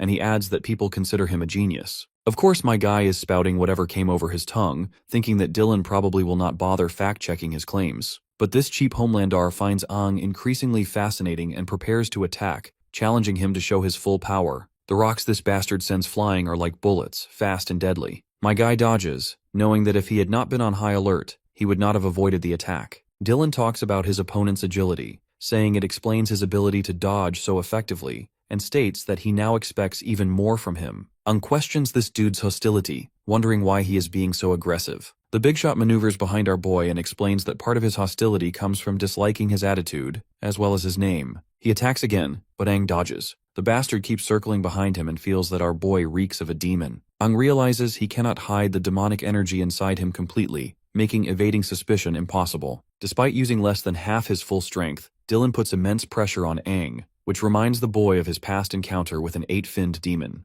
Dylan then reveals another reason for his aggression. He despises Aang's name. By now, our boy guesses this hatred is tied to the old king who sacrificed himself for humanity and lost many comrades in the process. Dylan then lets his rage take control. He launches a fierce attack, forcing Aang to transform into his demonic form to fight back. Their clash causes a massive explosion, though the audience is shielded by a protective barrier. The broadcaster reports that Aang has landed a hit on the new hero despite the insane power gap. Dylan uses healing magic on himself, but even the broadcaster notes how surprising it is that Aang has managed to injure him, if only briefly. Determined to end the fight, Dylan resolves to kill Aang and points out the strong demonic scent he carries. The broadcaster announces that Dylan is about to unleash devastating abilities, including high-speed spinning energy gears capable of destroying everything in their path. They hope Dylan will hold back slightly and ask the audience to enjoy his performance. As Dylan charges with so much overwhelming power, Aang realizes he cannot keep hiding his abilities. If he does, this son of a gun will kill him without hesitation. So being much weaker right now, Aang has no choice but to reveal his full strength. Just as the two are about to clash, a protective barrier appears, stopping Dylan's attack. The new hero quickly recognizes the barrier and realizes who is behind this. He asks her why she is interfering, and Lena replies that while Dylan claims to hate this kid,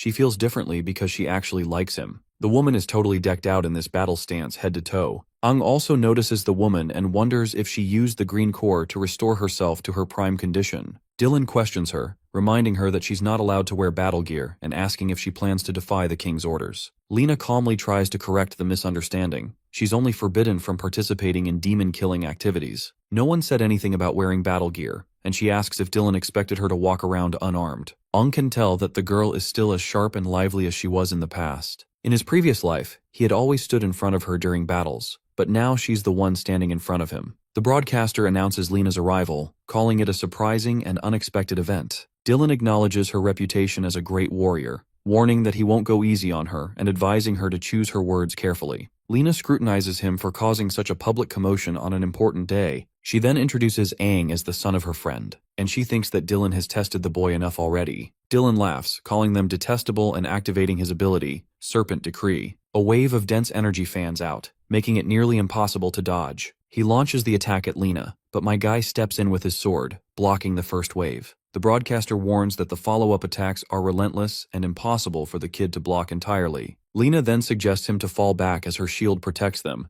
but Aang refuses and takes the hits head-on to stop Lena from being harmed. Knowing her temperament, he fears the situation could escalate and lead to death. The broadcaster grows excited, calling this battle between heroes an incredible spectacle, even rarer than seeing a seven-finned demon. Dylan grows more serious, launching his demon-piercing full Gatling attack, indicating he's fighting with genuine effort. Before shit between the two heroes turns into a full-blown mess, Aang shifts the dynamics by grabbing everyone's attention. He expresses his gratitude to Dylan, saying he has learned many battle techniques. He feels that his senior's efforts are invaluable and feels unworthy of such generosity. Paris, watching from the sidelines, wonders what in the hell this kid is trying to achieve. Aang, meanwhile, keeps on egging Dylan, asking if he's satisfied with his performance. The broadcaster notes Aang's display of respect, while some spectators wonder if this means the battle is over. They marvel at the devastation that would occur if all 6 heroes ever fought each other. For now, they are thrilled to witness Dylan in action and cheer loudly for him. Dylan decides there's no point in continuing the fight.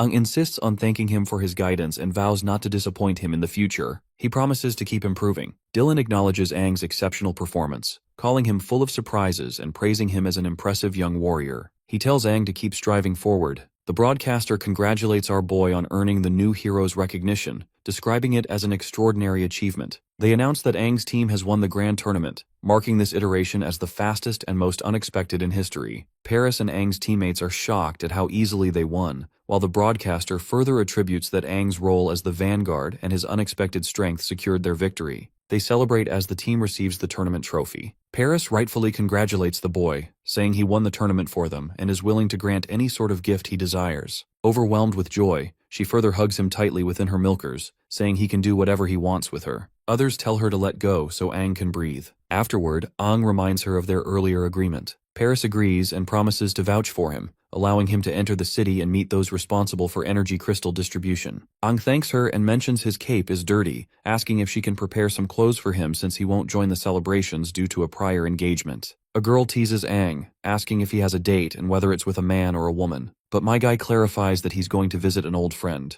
Later, Aang meets Lena, who is surprised that he actually showed up. She asks how he knew it was the secret base where they are supposed to meet. Her eyes well up with warm tears of joy as she desperately wants him to confirm that he is the Aang she once knew. We then travel down her memory lane, memories about their past at the secret base, remembering how she and Aang used to come here. She had always loved this quiet spot with its sweeping view of the city. He had always teased her for acting like a child. It was the place they would always come here to goof around, and thus, she marked it as the secret base only 2 of them know. Back in the present, she grows more emotional and asks him if he is really the same person who remembers their secret base. Before he can respond, she leaves, wiping her eyes and apologizing for losing her composure. She explains that he reminds her of someone very important to her. She admits she had been worried about him, saying he was reckless during the tournament and would have been in serious trouble if she had not arrived in time. Lena asks him to see this as her way of thanking him for his help near the statue of the mightiest warrior. Aang calls her name, and Lena asks what he just said. He taps her forehead lightly in the same typical fashion,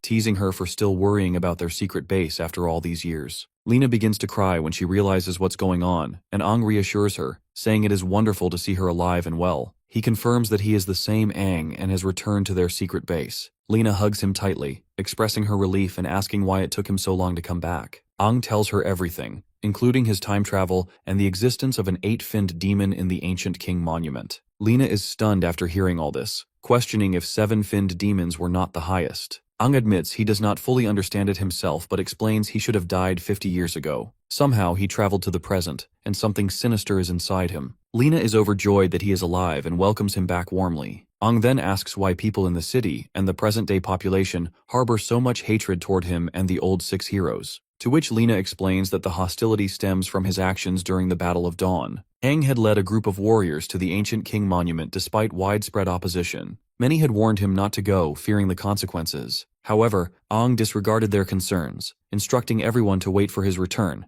and entered the monument with his team. When news of Aang's death in the monument spread, the morale of the warriors collapsed. The mightiest warrior and their king were gone, leaving humanity in despair. The demons launched a massive counterattack, reclaiming all lost ground. Human casualties skyrocketed, with 9 out of 10 warriors perishing. To many, it seemed the tragedy could have been avoided if Aang had listened to the warnings. Over time, new heroes and a new king rose to power, many of whom had opposed Aang's decision. This led to widespread resentment toward him and his supporters, the surviving 6 heroes. Their status as warriors was stripped by the new king, leaving them scorned and powerless. Aang is shocked to learn his decisions caused so much devastation. Lena acknowledges it has been a long time, and she has grown used to the resentment. She says the past no longer matters. It is not about who was right or wrong. She often stops by Aang's statue and thinks about the past, and now that he is alive, it feels like a miracle. Aang explains his intentions had been to eliminate the demons permanently and secure a future free of fear. Lena empathizes with his pain but points out that the consequences of his actions are still hard for many to accept, and as their king, he naturally took the blame. Aang asks about the surviving heroes. Lena reveals that 3 of the 6 perished in the battles that followed his death. One hero with a yellow core suffered severe injuries, voluntarily gave up his status, and went into hiding. The blue core phantom opposed the new king, leading to his brutal punishment. His hands and feet were broken, and he was thrown into a dungeon to die. Lena herself is considering leaving the city, as the memories are too painful. Aang is enraged by the treatment of the heroes and asks why Lena has not rallied others to oppose the new king. Lena explains that the new king is extraordinarily powerful, the only known 3-core S-finned warrior. She doubts even Aang at his peak could defeat him. The new 6 heroes, each with dual-core 7-fin abilities, have surpassed their predecessors. But our boy just cannot let Desha rot in the dungeon. They must find a way to save him. He wonders how a 3-core warrior is even possible. Lena says there might be a way, and asks if he knows that demons have the ability to control elemental powers. Aang thinks about the elemental powers, and Lena explains that demons are not just classified by their 6 core colors, but have also evolved into 5 elemental types: metal, wood, water, fire, and earth. This evolution makes demons much harder to defeat. Aang realizes the earth element is the only one which he currently lacks. Lena further reveals how the elemental powers can fuse with the warriors and give them immense strength. Aang compares that with his own elemental control. Since he isn't exactly sure what it is, he wants her to elaborate. The woman then narrates the gap between 4-finned and 5-finned warriors is huge. The strongest of the 5-finned warriors also look for fusion cores. Lena names one such place where warriors look for fusion cores as Dracula's Boneyard Castle, and Aang remembers leading a fierce battle there with more than 1 million warriors. The aftermath of that battle gave the place its name. Lena adds that beneath the Boneyard Castle lie the cores of countless warriors and demons. Later, a new breed of demon is found. Even the weakest demons are 5-finned. These demons have fusion cores in their chests, crystals that allow warriors to fuse with elemental powers. Not everyone can use them though. Only warriors at the 5-finned level with great physical resistance can fuse successfully. Aang looks surprised and asks if she can use all 5 elements with one fusion core. Lena replies that fusion only allows control over one element, because the 5 elements are too distinct from each other to work together. She says that no one, not even the new king or the 6 heroes, has ever combined more than one element.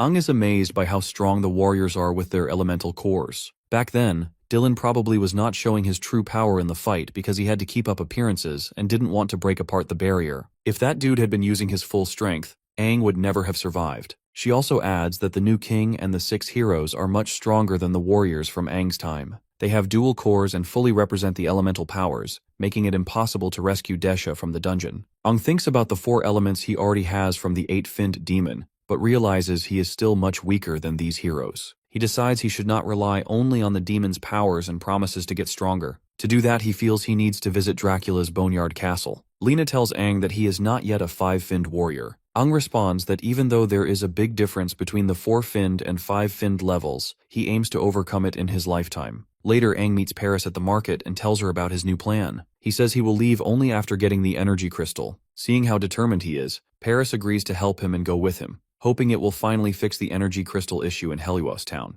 As they walk, Aang sees Ji Yao Tong and his fellows walking right in front of him. The captain is busy telling the team about their plan to visit the Warrior War Department for help. Meanwhile, Paris questions the kid why he has stopped, and as soon as my guy greets his fellows, they all quickly latch on him to hug him, feeling emotional to see him alive and stronger. Ji Yao Tang can sense that Aang has grown a lot, while Lan notes that he is also taller now. Now that they mention it, Aang realizes that this might be because of the Demon Corps. Lan mentions that they had followed the commander from Bryan City just to watch the tournament. Thankfully, Liu manages to get some information about his whereabouts. But turns out, the information proved to be incorrect, so they had to go back to Dawn City where Ji Yao Tang manages to strike up a deal and acquire some energy crystals. The next thing they wanted to do was to find him, not expecting him to already be in Dawn City. Aang is happy that the energy crystal problem is solved and offers to represent them from then on. Paris watches the group for a while longer before leaving them to reunite. Before she takes off, Ji Yao Tang thanks her for looking after Aang. But the woman believes that our boy is the one who has been helping Picadia City.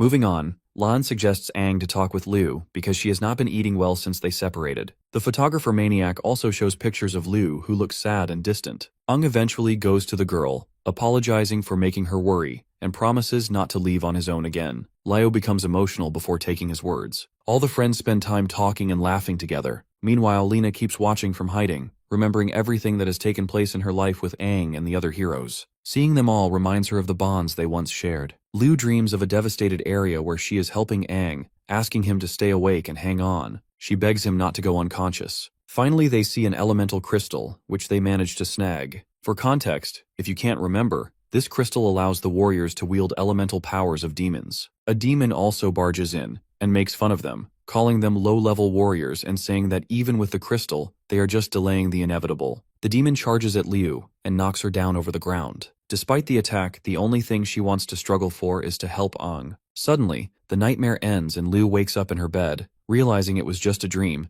but it felt incredibly real. Even the sensation of being stabbed. Sweaty and shaken, she decides to take a shower. Just then, Aang opens her door, saying he heard her shouting. Seeing her in a nightdress, she throws a pillow at him and scolds him for entering without knocking. Aang explains that he came because he was worried, but the girl only yells at him to leave. Later, Aang waits outside the hotel for Liu. When she joins him, she decides it is time to go. Aang asks if she cleaned up, and she tells him to call her squad leader. He agrees and asks if she rested well, reminding her of the long journey ahead. Liu assures him she is fine but admits the nightmare scared her. She wonders how he can stay so calm even though the place they are about to visit is nerve-wracking. Turns out they are traveling through a sea-level area on their way to Dracula's Boneyard Castle, and if they hurry, they will arrive by evening. He adds they will need to pass a test of strength to enter the castle, otherwise they will be treated as trespassers. The girl recalls that Ji Yao Tong mentioned the castle as an important site where promising five-finned warriors go to obtain elemental crystals. A city has grown around the castle, complete with military grounds and high-level warriors.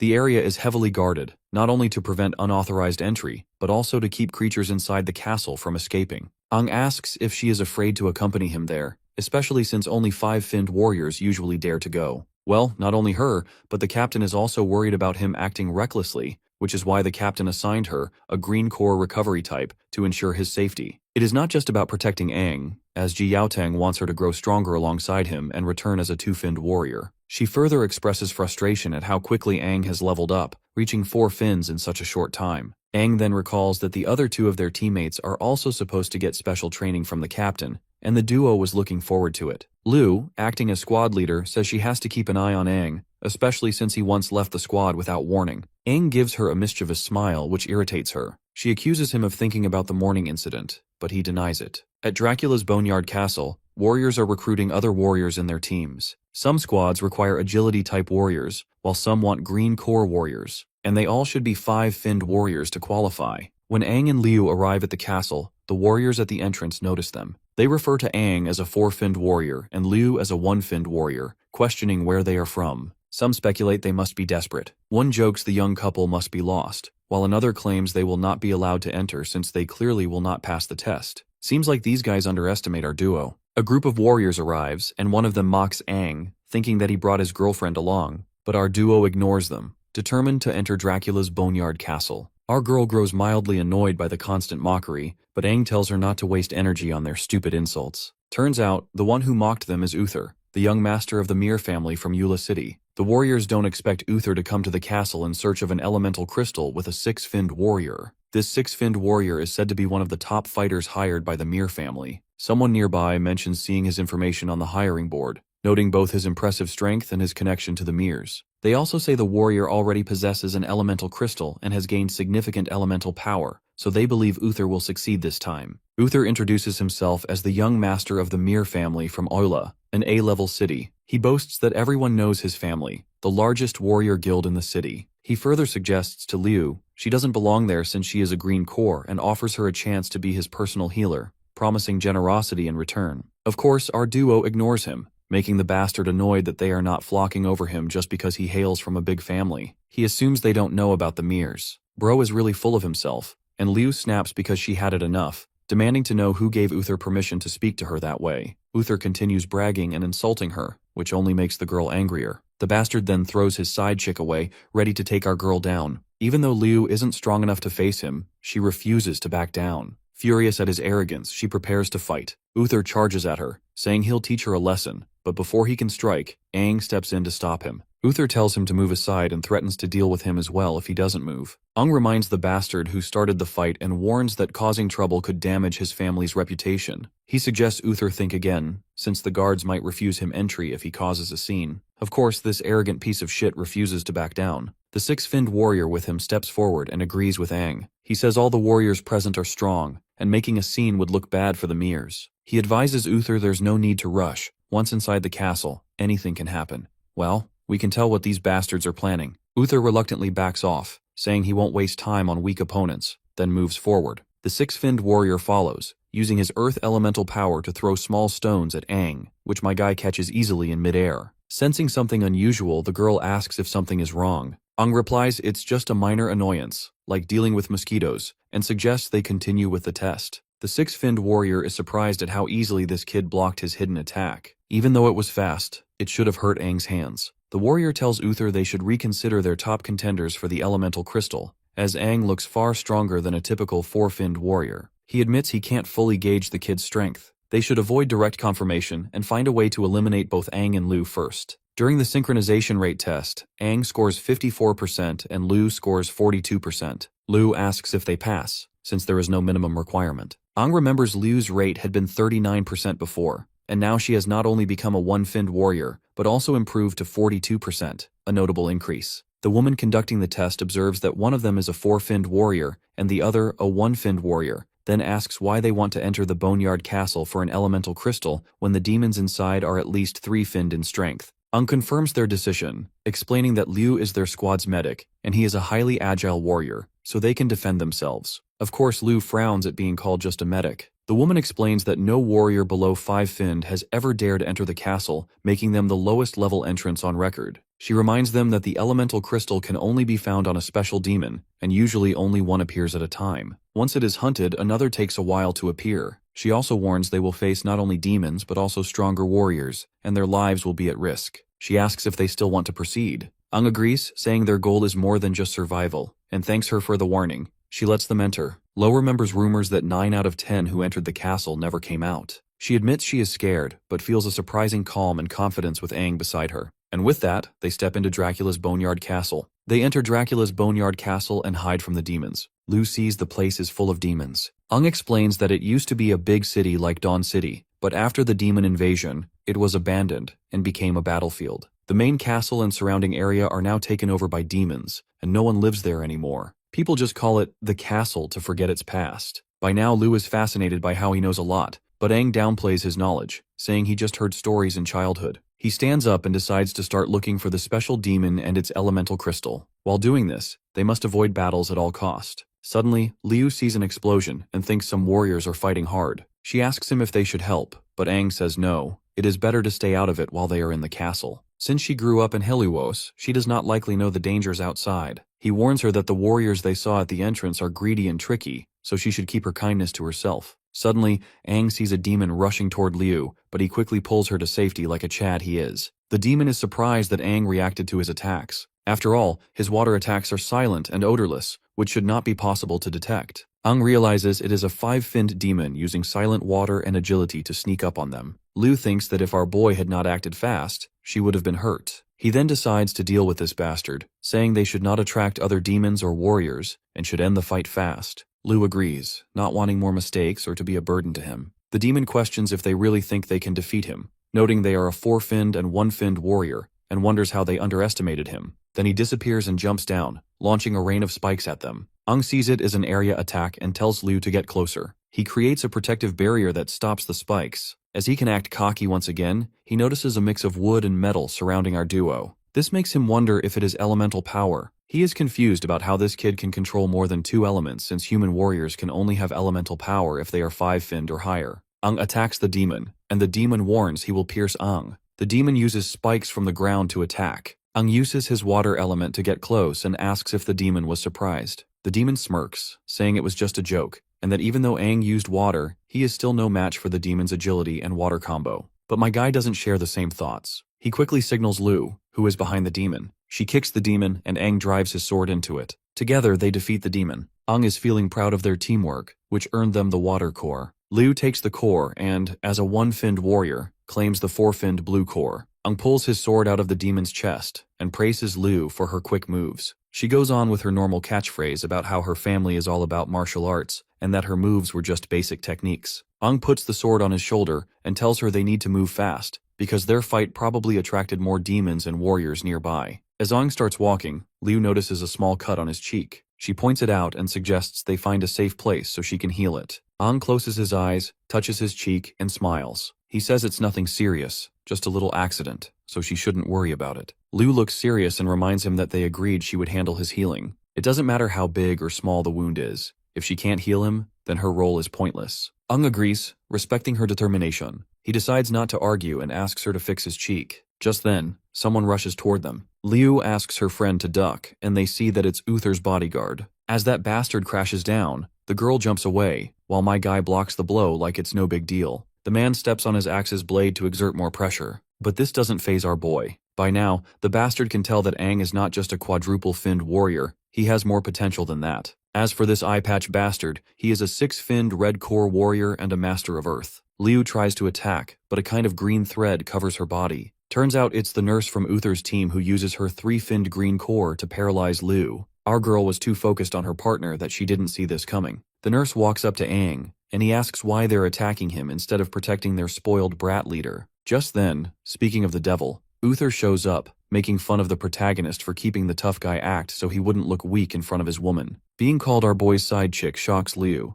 making her blush as well as get angry. Uther walks up and spanks the nurse's butt, telling her that he'll reward her once they're back in the city. He gently holds Liu's chin and smiles, saying he'd play with her after she watches her man die. Liu can't do anything even though her switch has been flipped. She has been paralyzed and can't move. The bastard then makes fun of the protagonist, calling him a four-finned trash and threatening to hurt Liu. Aang's body starts to glow with a purple aura as he is done taking crap. Threatening to hurt Liu is the last straw. He gets angry and jumps toward Uther. His bodyguard jumps in to defend him, but Aang blocks the axe and sends him flying back with a swipe of his sword. The bodyguard has a lot of questions as Aang is controlling the fire element like a pro, and surprisingly he also manipulates wood. Sharp branches come out of the smoke, aiming straight for him. He tilts his neck to dodge, but still ends up getting a small wound on his neck. He is impressed by Aang's ability to handle two elements and demands to know how he could control them. The bodyguard gets ready to use his ultimate attack to make Aang spill his secrets, but from the shadows, a five-finned blue core demon grabs the bodyguard's axe handle and roars fiercely. The bodyguard sees the threat and turns, confused by the sudden appearance. The bodyguard holds his big axe with one hand as the demon slowly comes closer. He is sweating and confused about why he didn't feel the demon nearby. He quickly lets go of the axe and steps back a few meters, putting his hand on the ground as he stops moving. He realizes that the demon is a five-fin demon.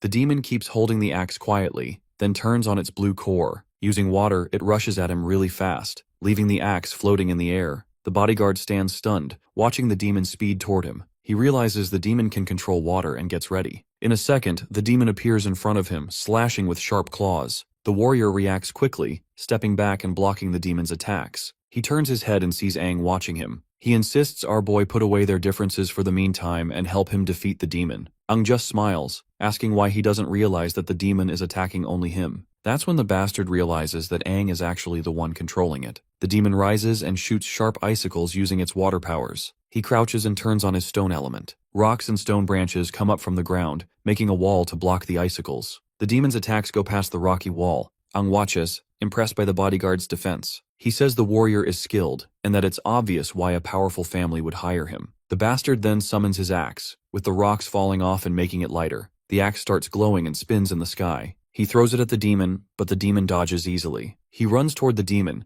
but a branch shoots up from the ground and wraps around his leg. Confused, he looks down to see a wood element branch controlled by our boy around his foot. The demon takes advantage of his distraction and jumps forward with its claws ready to attack him, but the bastard blocks with his axe, the hit strong enough to crack the ground. Blood starts to drip from his mouth. Dealing with 5-finned demons wasn't actually a problem. He's in big trouble because Aang is there to set up the surprise attack. Meanwhile, Uther pushes the nurse to go fight the demon. She hesitates, saying she's just a healer and needs to watch Liu. As they argue, Liu turns on her green core, seeing she can move her hand. Uther meanwhile forces the nurse to go ahead, saying the mission is failing and they won't get paid. The nurse tries to convince her senior, but Liu appears out of nowhere and stabs her with a knife. The nurse tries to move but realizes she's paralyzed. She asks the girl how she broke free. Liu, as a green core healer, says she knows the healing and recovery system well. The nurse closes her eyes, realizing Liu is really good at recovery, and collapses. Liu pulls the knife out, telling Uther that her survival depends on her, as she didn't sever any vital spot.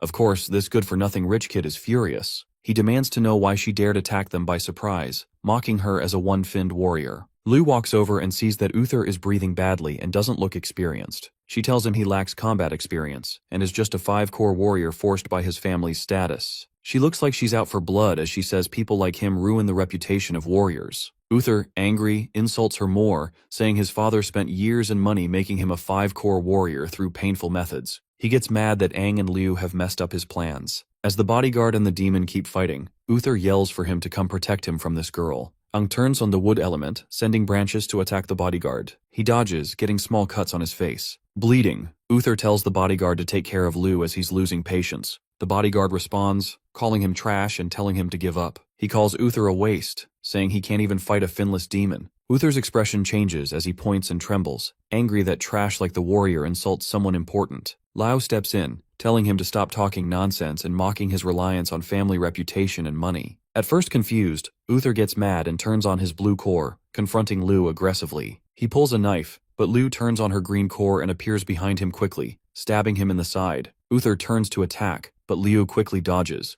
leaving him screaming as he charges up his energy. This is then Liu looks into his eyes, realizing he never learned to control his energy, and if he tried to release all that energy, the consequences would be heavy. Remembering the professor's warning about warriors losing control of their cores, Liu smiles, thinking it's the perfect end for someone like Uther. She gathers her strength and charges toward him, ready to end the fight. She turns on her green core, and her body is surrounded by a strong energy bubble. She moves quickly toward Uther, who is starting to lose control of his body. He looks angrily at Liu and then smiles, saying she shouldn't have come here to start a fight. Suddenly reaches Uther. He swings his knife, but she dodges just in time. Frustrated, he transfers energy from his blue core to his dagger, making it glow. He starts staring at her with a fierce look, and begins attacking her with a series of hits. The girl blocks his attacks with her knife and steps back. Uther mocks her, saying that as a green core warrior, she can't compete with his speed as a blue core agility type. Even though Liu has a green core, she easily dodges Uther's attacks. She gets a small cut on her cheek but quickly finds an opening. She uses her green core's energy around her knife, moves closer to him, and hits him in the chest, sending him flying back. She attacks Uther again, pushing his body aside with precise moves. Uther is surrounded by his blue core's energy, and tells her not to underestimate him because he's Master Uther from the Mir family. Anyone who makes fun of his family deserves to die. He stands up with his knife in one hand and stretches the other to the sky, screaming. His body starts to glow with unstable blue energy, and he looks furious. Liu watches as Uther loses control, and his energy turns into lightning bolts that hit everything around him. One bolt strikes near where Aang, the bodyguard, and the demon are standing. Aang senses the danger, turns on his red core, and runs toward Uther. Uther's blue core explodes, creating a huge crater in the ground. Liu shields her forehead, feeling the protective shield hold,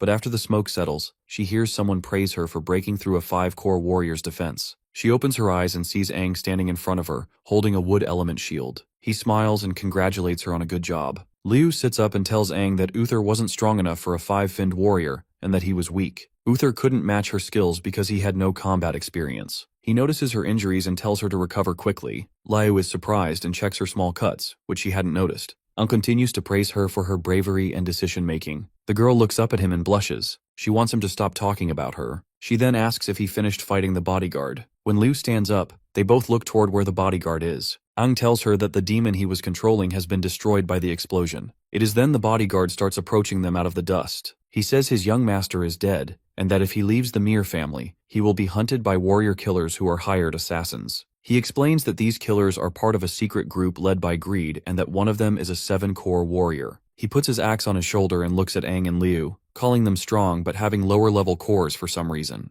Aang smiles, thinking there's no point in fighting anymore. He realizes the bodyguard only needed to protect someone who is already dead, so he has no reason to fight now. The bodyguard stares at Aang and asks about his strength and background. My guy smiles once again and says he's only a 4-core warrior with some special abilities. The bodyguard thinks Aang might be a genius warrior because he has skills that regular warriors don't have. Since the kid has already mastered the elemental powers, then why did he even come to the castle to look for the elemental crystals? Aang doesn't want to talk about it as it's nobody's business. Internally, Aang agrees with what this dude said. He originally planned to see if the crystal could let warriors use all 5 elements together. He wants to merge metal, wood, water, fire, and earth into one. Aang looks down, thinking about becoming stronger. He wants to rescue Desha and knows he can't rely only on his demonic powers against new threats. The bodyguard turns his back on our duo, puts his axe on his shoulder, and tells them to leave quickly, because Uther's self-destruction will attract more demons or warriors. He says it's better for each of them to save their own lives. He wishes them good luck and walks away. The duo watch him leave and stay silent. A few hours later, the duo follow the demon's trail. They fight several demons, but Aang easily defeats them. At night, they meet warriors around a campfire. Our boy naturally makes friends with everyone, which surprises Liu. Later, they settle at a bridge to rest. Liu gets into a sleeping bag while Aang sits by the wall. She notices how calm he is and asks about his experience.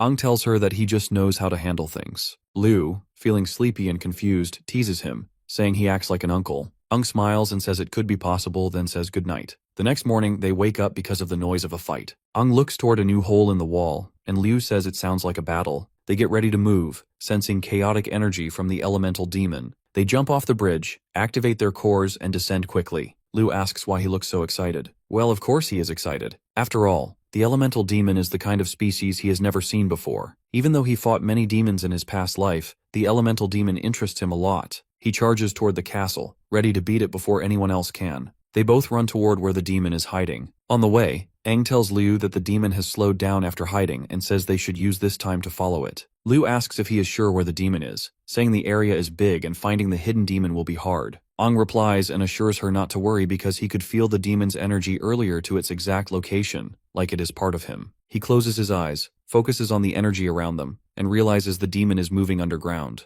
As they keep running, Liu sees other fighters also looking for the demon. She points them out, confused. Aang stops focusing and sees the fighters getting their powers ready and rushing to where the demon is. He thinks the quick team must have sensed the demon fight earlier, but he is sure that it might take time for this group to find the demon. He decides they have to take a shortcut, grabs Liu's hand, and pulls her toward a deep hole in the ground. They jump in together, and he uses his power to create sticks to break their fall. As they hit rock bottom, Liu opens her eyes and asks where Aang is, to which the guy responds that he is right under her bottom, and Liu surprisingly finds herself sitting on his chest. Of course, he asks her if she can get off him, which she does embarrassingly. They reach the demon's hiding spot, and he says he didn't expect to find a cave down there. Liu comes up to him and asks how far the demon is. As they move closer, they see the demon, a 5-finned creature, sleeping while obviously aura farming. Aang whispers that this is the one they are looking for. Liu looks at the demon, wondering if it has the elemental crystal or if it is just a regular 5-finned demon. She notices its energy seems much stronger than normal. Aang explains that starting a fight would bring other fighters, so they need to grab the crystal and leave quickly. They have only 5 minutes to defeat it and he will need her help.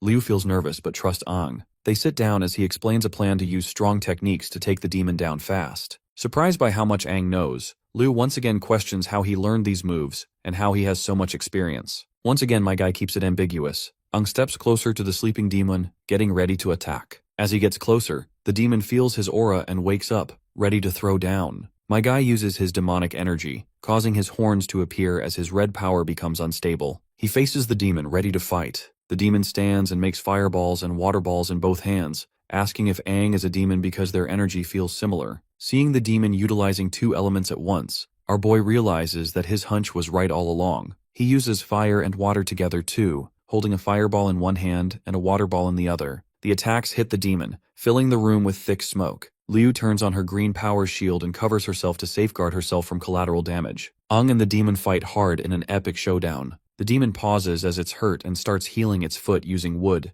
growing small branches to close the wound. It asks how Aang can control both fire and water. My guy is busy quickly moving behind the demon, ready to strike again. The demon dodges using water, but Aang predicts the move. He sees the demon trying to heal with wood again, and stops it by enforcing the ground with metal. He traps the demon with his wood release and extends a sharp blade from his arm. The demon stays quiet, watching him closely. Aang, knowing his plan is working, signals Liu to attack. The girl steps forward with a spear charged by her green power's energy. Taking a deep breath, she remembers Aang's instructions to focus her power into a weapon, and she aims the spear at the demon and charges. In another flashback from a few minutes earlier, Aang showed Liu how to use her core energy. She asked if she would be the one to finish the demon. Liu reminded Aang that this demon has 5 fins and was smarter than others, so if its defenses are too strong, they can't beat it quickly. Aang told her that he would make the demon use all its power in one attack. Once the demon is tired, its defenses would get weaker, giving them a chance to strike quietly. Back to the present, Liu throws her spear with all her strength using her green core. The demon looks back, surprised by the surprise attack. It sees that they have planned the attack and tries to react, but it is too late. Liu's spear goes through its chest, breaking some ribs and revealing the crystal inside. The technique Aang taught her lets her gather enough power to break through the demon's defenses. She can't believe she has damaged its body with her special energy. The demon, now tired from defending itself, lowers its head in shock. It tries to heal using the wood element, but the energy from the spear stops its healing.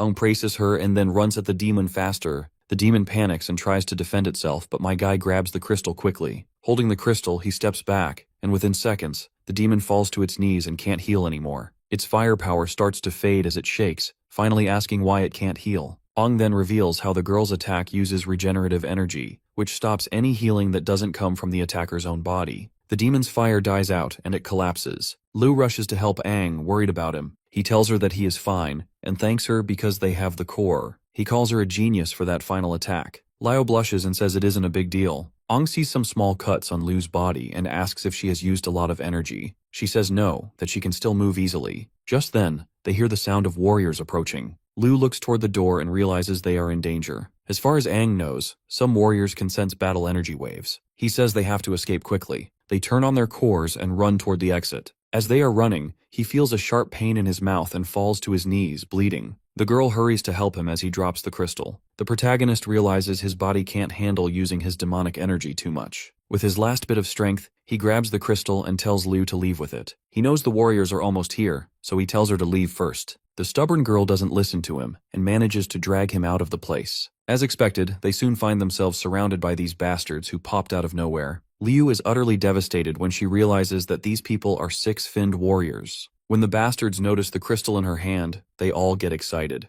The leader of their group wants to get that crystal first before disposing of these two. The girl feels utterly helpless against the 6 strong warriors. As Aang stands up, another warrior gives them a choice to give up the crystal for a quicker death, or fight them. Aang, feeling his energy fading, knows this battle will be long and hard. The warriors rush to attack Aang, who takes a defensive position. It is then Liu remembers that bad dream she had before coming here, and this gives her a really bad feeling. All the warriors run toward Aang. The Red Core warrior smiles and tells them to kill both Aang and Liu and take the crystal. One of the triplets takes out his dagger and apologizes to Aang in advance. He tells Aang that their team already has someone ready to buy the crystal. Even if they don't use it themselves, selling it will make a lot of money, and sharing the money means better gear for the 3 of them. Aang looks down, shaking. He has about only a minute to take out the warriors. If he uses his demonic power again, his body will only last another minute. He feels very angry because why is his body failing him now? Liu holds the crystal close to her chest, looking worried. Seeing her scared, Aang decides he needs to keep her and the crystal safe. He puts his sword on his shoulder and faces the warriors who are getting closer with their weapons ready, trying to grab the crystal. Blood drips from Aang's mouth as he slowly turns to face them, and in seconds, he turns into a demon. One of the triplets is shocked by Aang's change. The Red Core warriors are shocked and confused if this kid is turning into a demon. As the warriors get closer, Aang grips his sword and hits the ground with his other hand, releasing the fire element. Immediately Aang disappears, and the warriors try to use their abilities to find him. Suddenly Aang appears behind them, ready to strike. He has 58 seconds left and counting. Before one of the triplets could attack, Aang uses his speed to stab him in the chest, causing a lot of pain. Aang looks into Triplet 3's eyes, smiling badly, and starts an attack. Now there are 55 seconds left. Seeing their brother dead, the remaining triplets, well now twins, are shocked and confused. The Red Core warrior and others stop moving toward Aang. Meanwhile, the new twins charge forward, wanting to avenge their brother. Aang has only 54 seconds left, and before they could do anything, Aang pulls his sword and cuts them into pieces. He goes ahead to use the gold and earth elements to shoot gold branches from the ground, breaking parts of the triplets and piercing their bodies. The three warriors move back a few meters, watching the protagonist in amazement at his speed and skills. With the triplets stuck on the gold branches, Aang looks at the remaining warriors and walks slowly toward them. The Red Core warrior asks the others to work together, use all their power, and fight Aang till the end. He can't believe they can't defeat a single demon. The green-haired and blue-haired warriors agree without hesitation. Suddenly, Aang feels something wrong and starts spitting blood. He feels like his insides are about to burst. Definitely bad news for the protagonist. The warriors watch, confused. Lu realizes that her teammate's body can't hold on anymore. The Red Core warrior smiles, remembering seeing Aang badly injured even before they arrived, and planning to take advantage of that. Taking the crystal from Liu is easy for him, but dealing with Aang is important. The three warriors move quickly towards Aang. The Red Core dude commands for them to go in for the kill. Aang, seeing they want to attack him together, smiles and teases them to try him. He grabs his sword with both hands and slams it into the ground, creating a shield of red energy around him. The warriors get confused and move towards Aang, attacking the shield directly and using all their abilities to break it. They attack for several minutes, but nothing happens. The blue-haired warrior keeps hitting the shield, while the Red Core warrior realizes the shield is shrinking. He figures out it's a trap and orders them to stop attacking. But Aang smiles and says it's too late to escape.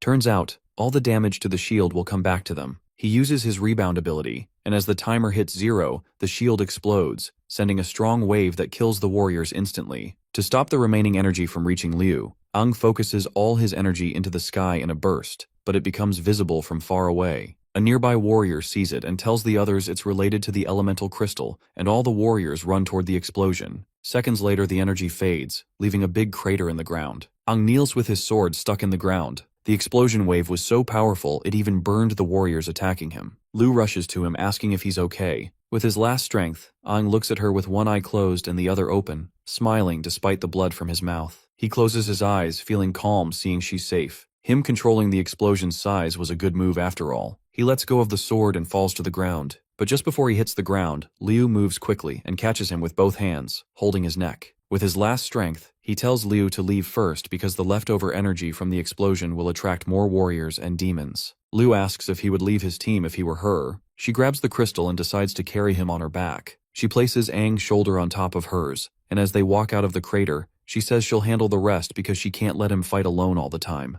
This is the same scene she saw in her dream. Aang and Liu run into a nearby building to escape the chasing demons and warriors. When Liu opens the door, she feels a strong, evil presence inside. Luckily, the demons there are already dead. After making sure the room is clear, Liu puts him back on her shoulder, and they start running down the hallway. Carrying Aang is tiring, but Liu encourages him to hold on a little longer. Even though she is really tired, Liu keeps going. She tells Aang to stay awake because they are almost safe, but after a few moments, Aang goes unconscious, and Liu panics and calls his name, reminding him that they can't rest now. She holds on tightly, begging him to wake up. They have been through so much together, making this moment even harder. Slowly, Aang begins to wake up. He opens his hand and drops the elemental crystal to the ground. The crystal rolls away, and Liu quickly picks it up. As she stands up, everything around her looks very familiar. Liu can't remember when these visions started, but her dreams have prepared her for this moment. She starts to sweat and turns her head, only to see two powerful demons above them, just like she saw in her dreams. One is a green core wood-type demon sitting on a sharp branch, staring at her. The other is a blue core water demon flying above. Holding the crystal tightly, Liu knows they are in big trouble. She activates her green core and uses her last bit of strength to try to escape. She knows she can't fight both demons alone since she is just a single Fin green core warrior. The green core demon quickly moves above her and turns its hand into a sharp sword made of wood. It pierces Liu's chest, causing her intense pain. She screams as the demon pushes her to the ground, making her drop Aang and the crystal. Both fall, and the two demons start to approach them. Liu is bleeding from a wound in her chest. She tries to heal herself with her green core power, but it is too severe. The water demon moves toward Aang, forcing him to face up. It tells the other demon that Aang is still alive, which surprises them both. The demon notices the strange demon scent coming from Aang and decides to cut off his head to figure out what's going on.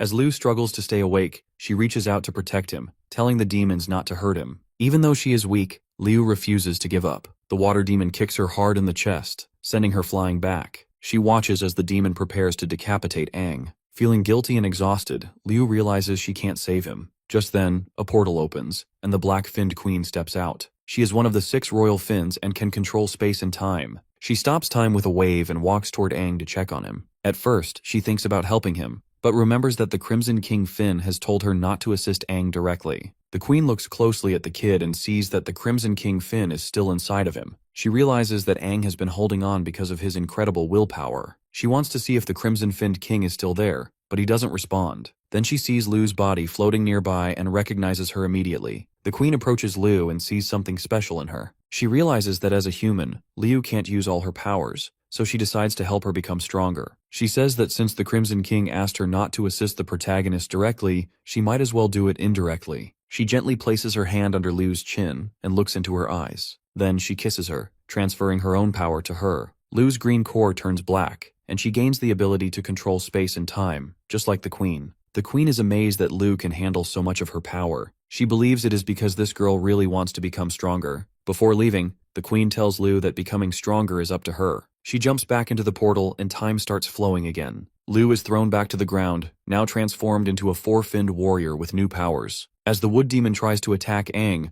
a mysterious hand grabs the dagger and saves him. The demons are confused, realizing the hand comes from a portal. The water demon is shocked to see Lu still alive. It becomes clear that the queen has empowered Liu. Now, she has 4 fins, black and white flow elements, and can control space and time like the black-finned queen. She goes full ballistic and throws that bastard away for daring to touch our boy. The demons realize that she's just like them now, but she tells them that she can never be the same as animals like them. The blue core demon launches itself to attack her with killing intent, but she easily counters with some kind of matter cube which she drops on him like an anvil. The demon is surprised that she's able to use space manipulation but tells her not to look down on it, as one single construct isn't enough to kill it. Liu responds by asking who said it was only one construct. Immediately, she forms many constructs above the demon and drops them all on it, creating a massive deep sinkhole from the impact. No way he's surviving that one. His demon friend wonders how she did that, saying the other demon was squashed to smithereens. Liu says it's his turn, and it slowly starts to back away, remarking that despite looking like a weak and tender human,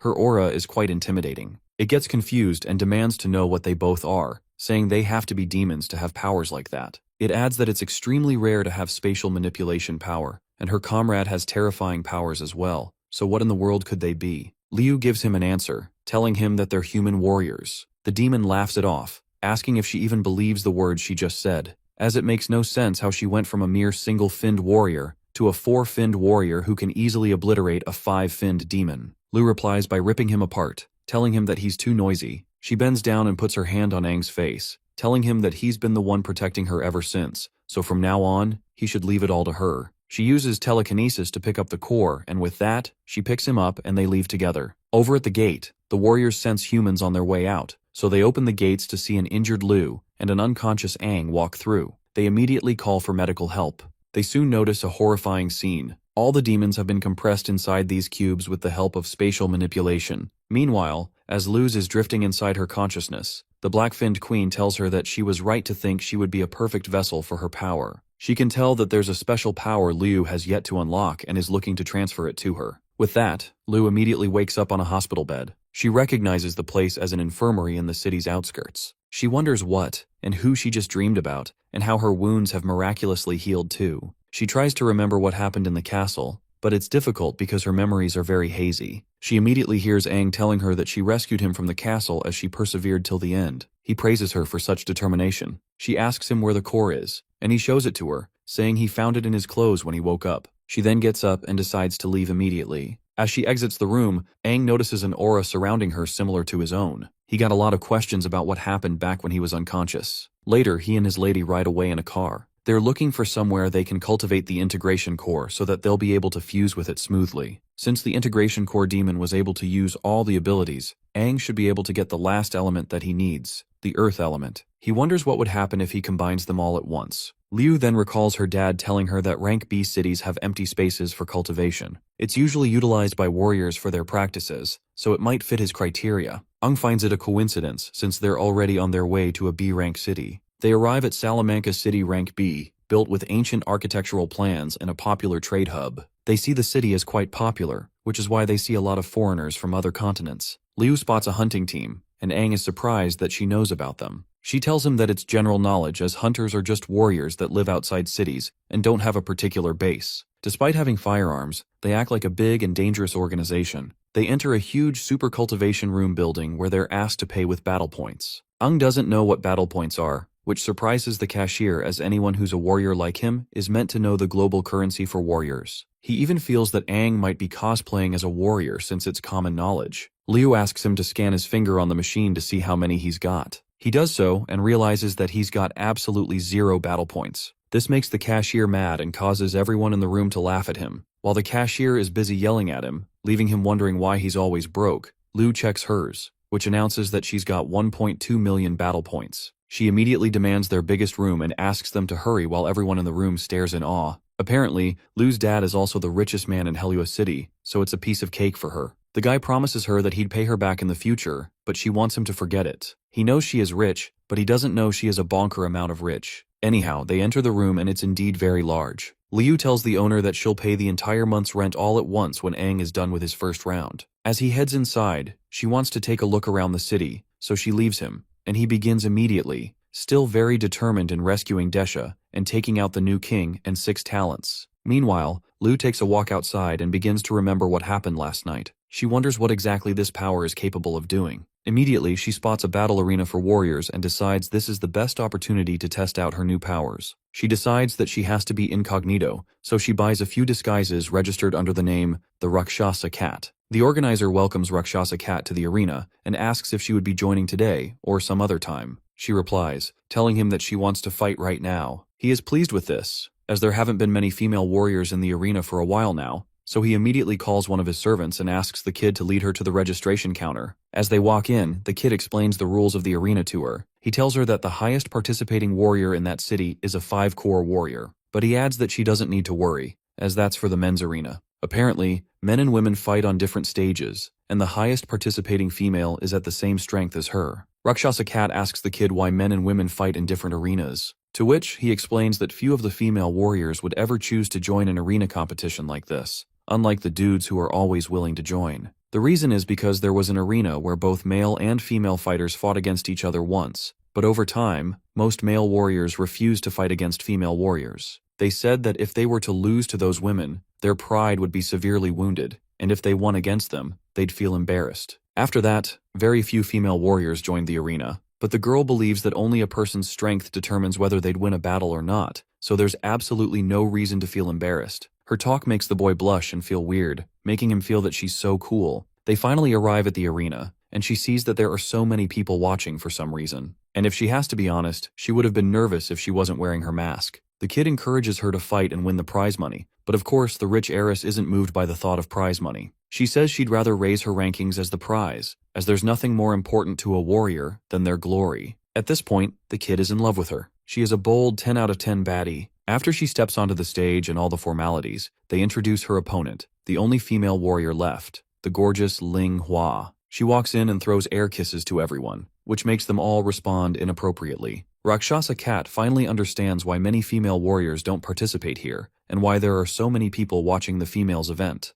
It's because the crowd is really there for the dirty appeal. Her opponent walks in and greets her, telling her that she's curious about who she really is, and makes a bet with her that if she wins, she'd take off her mask. The fight begins, and Ling Hua uses her special move, which is like the equivalent of a love potion spread in the air for the audience. Rakshasa Cat gets disgusted by the way her opponent feeds on the appeal and ends the fight very quickly with a career-ending slap. She goes on to tell her opponent that she's not worthy of calling herself a warrior, since all she does is give in to fan appeal. Everyone watching is left with their eyes bulging out in shock. They can't fucking believe that their goddess has been rendered useless. The crowd begins to discuss how amazing Rakshasa Cat actually is. And soon enough, the entire cult-like audience changes their religion and begins worshipping their new goddess. My Girl, meanwhile, demands to be moved to the men's arena, which ultimately shocks everyone. Over at Salamanca City Marketplace, people are wondering why there's this weird dude wandering about in nothing but a bathrobe. He's carrying a little girl on his shoulders, and they're all curious whether she's his daughter or little sister.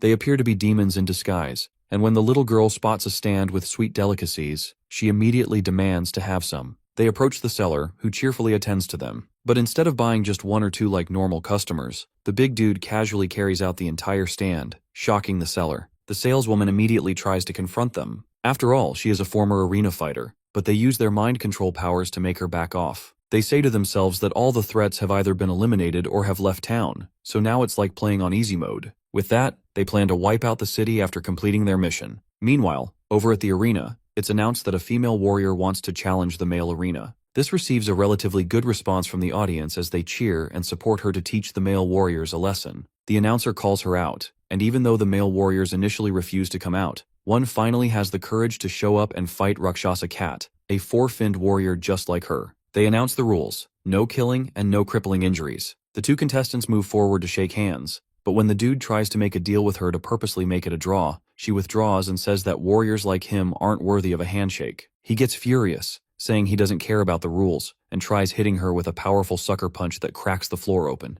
leaving people thinking she's dead. Just as the dumbass dude thinks he's won the cheapest victory ever, Rakshasa Cat's demon hands appear on his face, and she emerges from one of her portals. She recalls what her dad says about desperate situations and how it helped her activate the black core. The whole crowd cheers as she stands to face her opponent, who charges at her furiously. But surprisingly for him, she dodges all his attacks like she's reading his mind during the fight. She then grabs his hands and smashes him to the ground with her feet. Rakshasa Cat continues to use her ability to beat up the four-finned dude, and he keeps asking what sorcery this is. She tells him that his pace and timing are off, and he wonders how a black core warrior could use the power of a green core to numb his left arm. He decides to level things up and equips his pair of nanometer gloves to teach her a lesson for being too arrogant. She continues to overwhelm him by sticking his hands and feet in portals, so he retreats and takes a step back. Rakshasa Cat decides that since he wants to be on the defensive, it's her turn to attack. Meanwhile, the announcer checks her synchronization rate with his super expensive instrument and sees that it's rising very rapidly, reaching beyond 60%. Rakshasa Cat starts to remember everything that happened the other night,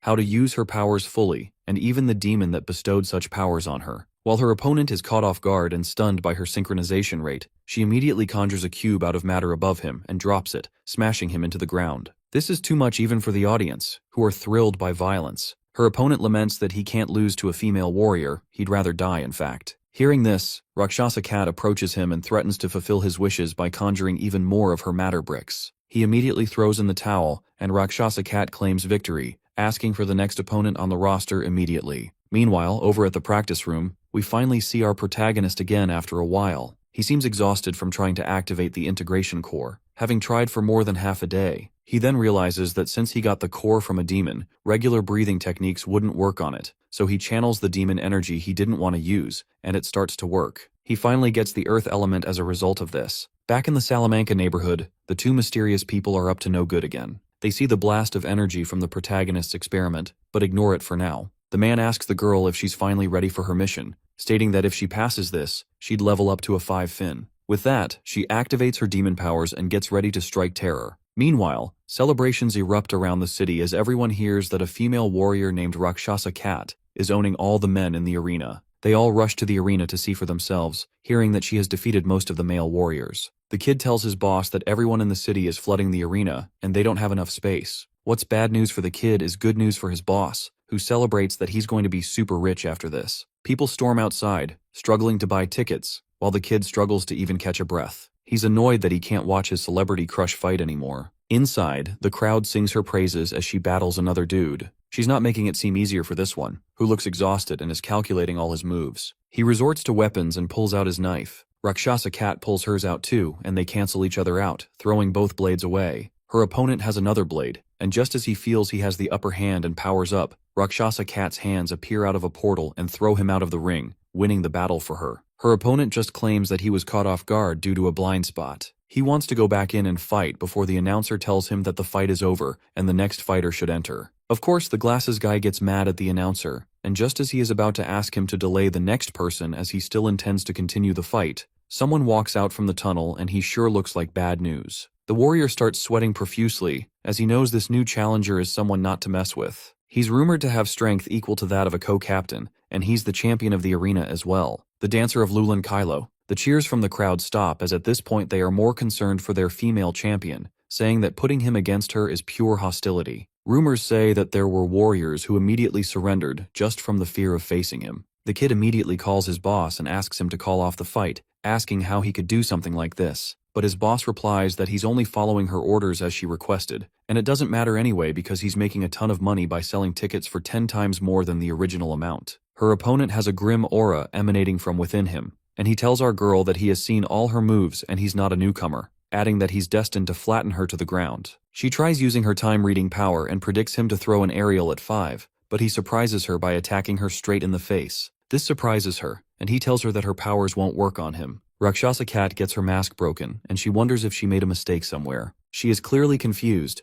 asking how her opponent acted differently from what she saw in her prediction. She wonders if her prediction was wrong, and her opponent tells her that if that's all she can do, then winning against her won't be that thrilling. Everyone would say he's bullying a young girl who can't defend herself, and that would make him upset. She gets frustrated and tells him that she was originally impressed by what he did, but now he's pissed her off. She calms down and looks at his footwork carefully. He gets furious from her words and charges at her, saying that he happens to like girls like her who act all tough. She predicts that he would attack from the left, but he fools her again and hits her in the face from the right, threatening to break both her mask and her skull together. The whole crowd can't look as they know how brutal and sadistic Kylo can be, and they think she's dead already. But fortunately, there is not a crack on her face as she manages to block his attack at the last second. He's so fast that she only managed to block it as a last resort, and that she can't continue being careless now as he's a red core user. He has immense strength and speed. She realizes that her precognition skill isn't wrong. Instead, he uses his lightning speed to make many faux movements, and her skill shows her only one outcome. She now has to use the black core to outsmart him by taking the initiative and attacking him. She uses her special ability to swiftly get close to him, which he sees through and creates a defensive and offensive barrier around himself that, according to him, can't be penetrated without having her face whacked away. But she is one step ahead. She emerges from beneath his feet and gives him a devastating cut that forces him to the ground. He feels that his leg muscles have been cut so deep that he can't even stand anymore, forcing him to wonder how she even pulled off a trick like that. She tells him that his injuries aren't major and can be healed easily, but she can heal him with the green core if he begs. He realizes that he underestimated the black core way too much, and now Rakshasa Cat is about to be crowned the winner. The crowd goes wild, and the kid runs toward the arena, having a bad feeling about the crowd's immense cheers, thinking that something bad has happened to his warrior sweetheart. But when he arrives, he realizes that the opposite is the case, and his boss announces that the #1 rank in the male arena is finally going to change. He advertises some other Rakshasa Cat product and hands the mic over to the kid to take over as host. Just as he is excitedly going to make himself a fortune, he encounters that strange little girl from earlier. He stops and tries to nicely attend to her, offering to help her find her parents, but she immediately reveals herself as a demon and leaves his head away from his body. Meanwhile, in the arena, that kid acting as commentator hypes up the moment, quoting what Rakshasa Cat told him earlier about power not being about gender, but their strength instead. Meanwhile, our girl conjures a spatial cube that sends her opponent flying toward her while she charges at him, ready to end it. He feels completely ashamed at how she's pushing him around like her toy, so he tries to show that he's still got some fight left. As they're about to clash, Rakshasa Cat feels a sudden interference in her head and gets a vision of that demon girl. She stops for a moment and wonders what it is. Her opponent sees that as an opening and tries to attack her. She immediately evades his attack and casually steps on his head like she's actually toying with him. After putting little distance between her opponent, she questions herself why a demon would appear in a rank B city like that, but she can't be mistaken. She's sure of the aura she felt must be of demons. Kylo gets furious at her for embarrassing him like that and promises to kill her there. The crowd makes fun of him for being pushed around the arena like a pinball. The commentator kid starts to wonder what she could possibly be looking for at a time like this, and the crowd soon starts complaining as well. Kylo gets even more furious at her for getting distracted while fighting him, seeing it all as her just making fun of him. She tells him that she doesn't think he'd believe her, but she sensed a demon just now and that they should put their battle on hold for the meantime. He laughs and says there's absolutely no way a demon would appear in a B-rank city like that, then charges at her because he thinks she's just wasting his time. Just as he makes his move, a sharp tentacle stabs him in the back. They both soon realize that it's that of a demon, and the demon girl slices his body in half. She reveals herself, and Rakshasa Cat tries to get the host to use his mic to alert everyone, but she sees the host on the ground trembling. That's when she decides to do it herself and shouts to the crowd to run away. The crowd is very confused, wondering where Kylo went and how a little girl just suddenly appeared on the stage. As soon as they realize what's going on, they all run out quickly, and the demon mocks them all, calling humans weak trash. Rakshasa Cat wonders how a demon is in a girl's body, and the demon tells her that her mission is to kill 6 five-finned warriors, and Kylo was her first. After that, she and her master can kill everyone in the city. She starts to transform into her demon form and walks toward our girl, threatening to play with her for a while. Meanwhile, over at the huge building, Aang stops what he's doing because the feeling he's been having is getting worse. He's sensing trouble. He can tell that something is off in the city but has no clue why. He senses 2 strange and powerful auras and wonders if he is being too sensitive to the auras around him. But he is confident and will not let anything interrupt or disturb him now. The reason for the integration of the crystal is to bestow elemental powers on warriors due to containing a pure and immense amount of the 5 elemental energies. These elemental energies were originally impossible for him to utilize, but if he resonates with them, he will be able to find the earth element that he needs. As long as he manages to completely sense and extract the earth element, he will consolidate metal, wood, water, fire, and earth, having all 5 elements within his body. He plans to combine the 5 elements and see what happens. Meanwhile, the people struggle to leave the battle arena while yelling at each other to make way and screaming for help out of fear. The demon is pleased with all the screaming. Master Fledgling told her that humans are creatures with low tolerance to fear and terror, and fear is a negative emotion that makes an individual lose their calm and rationality. She goes on to say that demons are not controlled by emotions as they are beings of higher existence. Rakshasa Cat thinks for a little bit and agrees with the demon. She is not going to let herself be fazed or misled by its childlike appearance. She is an incredibly high-ranking demon. The demon talks and thinks differently compared to regular demons. Rakshasa Cat asks the demon who the little fledgling is, and how many of her kind have infiltrated the city. The demon reminds her that she only has 1 minute as she launches an attack, appearing right behind our girl and attacking her with tentacles. But of course, Liu avoids the hit.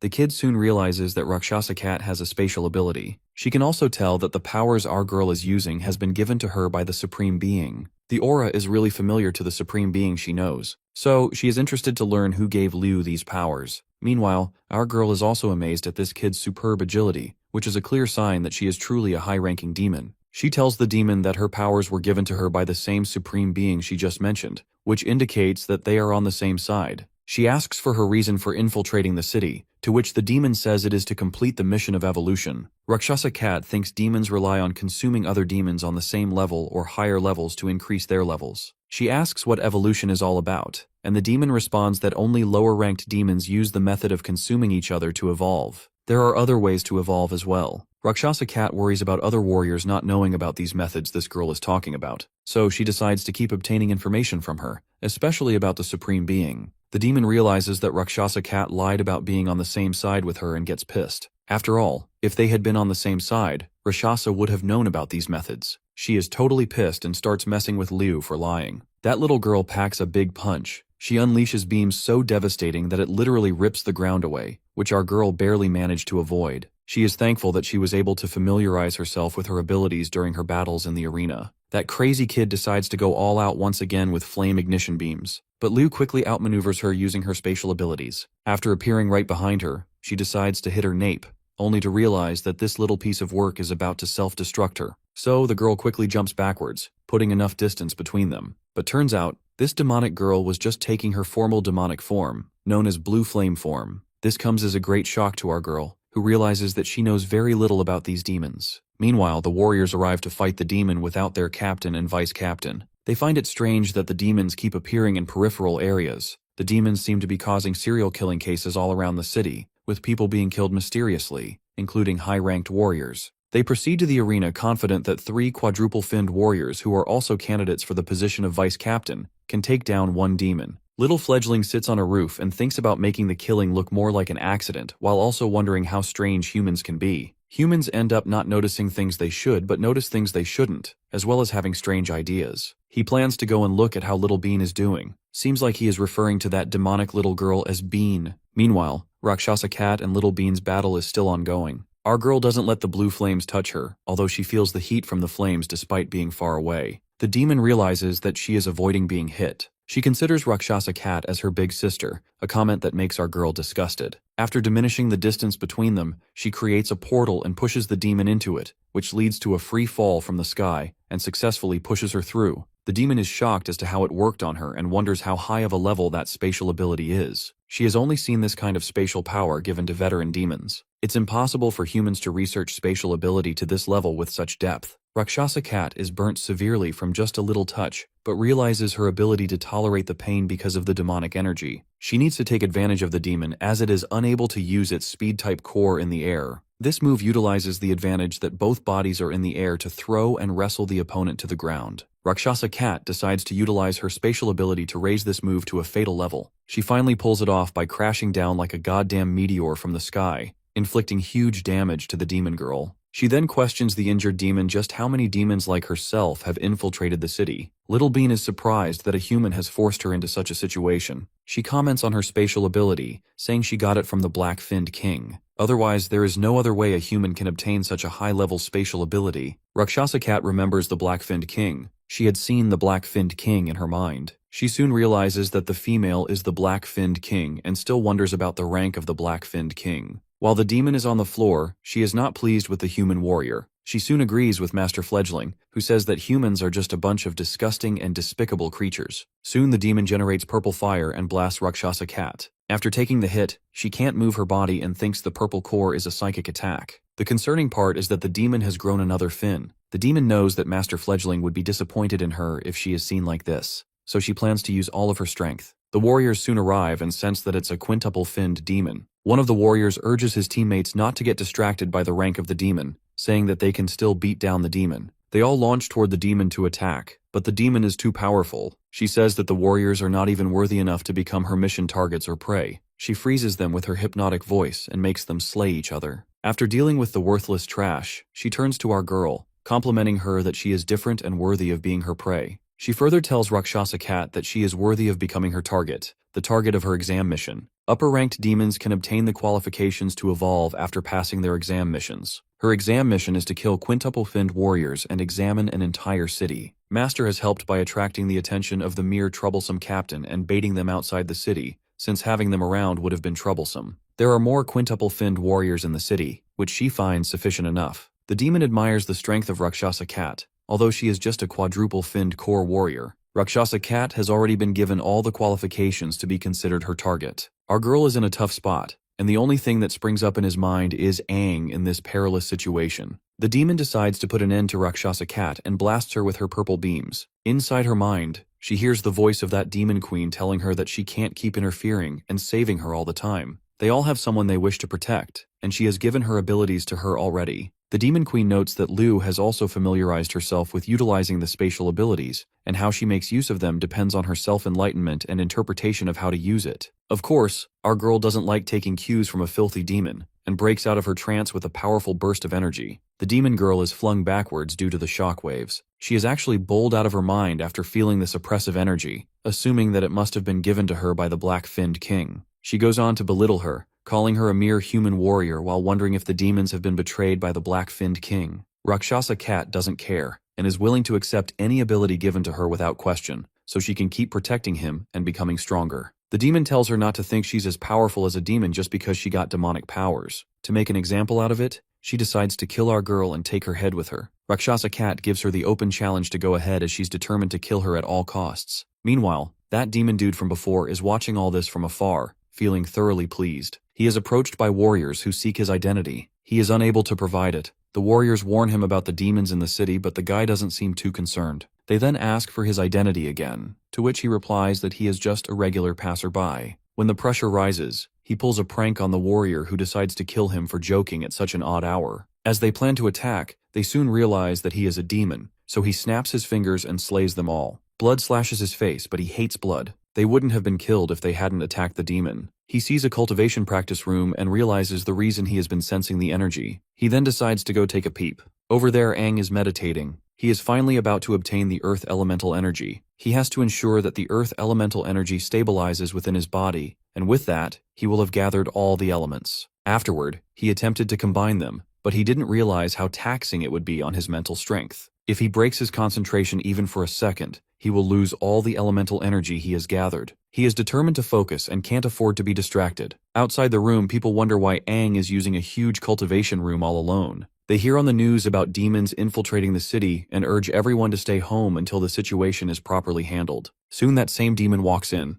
They ask him questions and point out that he doesn't look like a warrior. So, they insist him to leave as the facility is closed temporarily. But the dude proceeds to the cultivation room, and they ask him not to go in since it is for warrior use only. He goes on to slay them all as he keeps going further. He wonders how the aura he sensed is from a human warrior. He is not sure of the room in particular, so he walks into all of them and kills the people inside if they don't match his target. Meanwhile, Ang has exhausted his willpower and mental energy, but still decides to continue. There is only one room left as the demon decides to barge in. He decides to send in his greetings first and stretches his hands toward the door, but is intercepted by another demon. He is surprised that the door didn't break, and the other demon phases out of the door. And that demon is the Crimson King. The bastard who was once cocky begins stuttering in the presence of the mighty king. It doesn't take him to recognize that the demon in front of him is an 8-finned demon. Crimson King suggests this bogger to be quiet as he doesn't want Aang to be interrupted. He is looking forward to his evolution and erects a sound barrier just so no voice reaches our boy. The demon is in awe to see the king. The rumored legendary Crimson-finned king is in the flesh. Cutting to chase, Crimson King questions the bastard if he is the Amethyst-finned king's subordinate, to which he agrees. He bows to his majesty, saying that the lords have always been the strongest existence to demons, which also includes the Crimson King. The red guy commends this dude's strength, adding that he should be considered one of the stronger generals in the Amethyst-finned king's army. He then senses another demon in the city. It is one of this guy's comrades, and they intend to evaluate the boy's strength. The higher-ups have given that boy a chance to prove himself. If he passes, he will be bestowed the power to evolve. The king understands this, especially since he had set the rule to kill warriors and exterminate the city, but he currently does not want the boy to be disturbed by anyone. He tries to warn him that the boy is not just a mere warrior. Aang is his little secret and he cannot let this dude go back and expose Aang's existence to the Amethyst-finned king and their allies. Of course, the demon promised not to tell anyone about this. But this edgy king doesn't want any risks and simply exterminates the poor guy, making his head explode. Turning back to our boy, he then commends Aang's amazing growth. He is able to conjure up the image of various elemental energies in his consciousness, even though he is just a regular human with a regular body constitution, yet he wishes to forcibly integrate all 5 different elements within his body. He believes this is greedy, but he likes it. He imagines him to be in pain as he is unable to sense his presence despite being right in front of him. The ability to completely enter one's consciousness is already an amazing feat for a regular human. He knows that Aang is the strongest human warrior in the history of humanity, which makes him the right vessel for a king like him. He is to return to Aang's body now, since he only came out in order not to disturb him, which wasted a lot of psychic energy. But it's all worth it. Aang's constitution will end up enhanced, which will be beneficial to him in the long run. Aang starts to generate lightning. This surprises the Crimson-finned king, who forms a protective cover for himself and watches. Aang is trying to drag all 5 elements into his body and integrate them at the same time. He questions the possibility as Aang becomes full of energy and starts shouting. The energy he emits ends up destroying the building. The Crimson-finned king seems to have underestimated this human. He isn't just evolving into a quintuple-finned warrior, he is also utilizing the 5 elements to control and integrate each of them, and he ends up creating a unique lightning element in the process. Though he is uncomfortable with the white lightning, he thinks it is an awful attribute. Rakshasa Cat notices the lightning and wonders what it is. As she is distracted, the demon is surprised by her strength despite only being a quadruple-finned warrior. She is truly someone with the finned king's strength. Rakshasa Cat realizes that she won't be able to hold out any longer if this continues. Even if she awakened the quadruple-finned strength in her body, she is still faced with a double-core demon. Though she is aware that help is coming, she decides to make some changes to her tactics and drag things out until others arrive. The demon seems to be aware of her plans and attacks her. Rakshasa Cat remembers instructions given to her when she was younger. She is to widen the space between her and her opponent and search for weaknesses.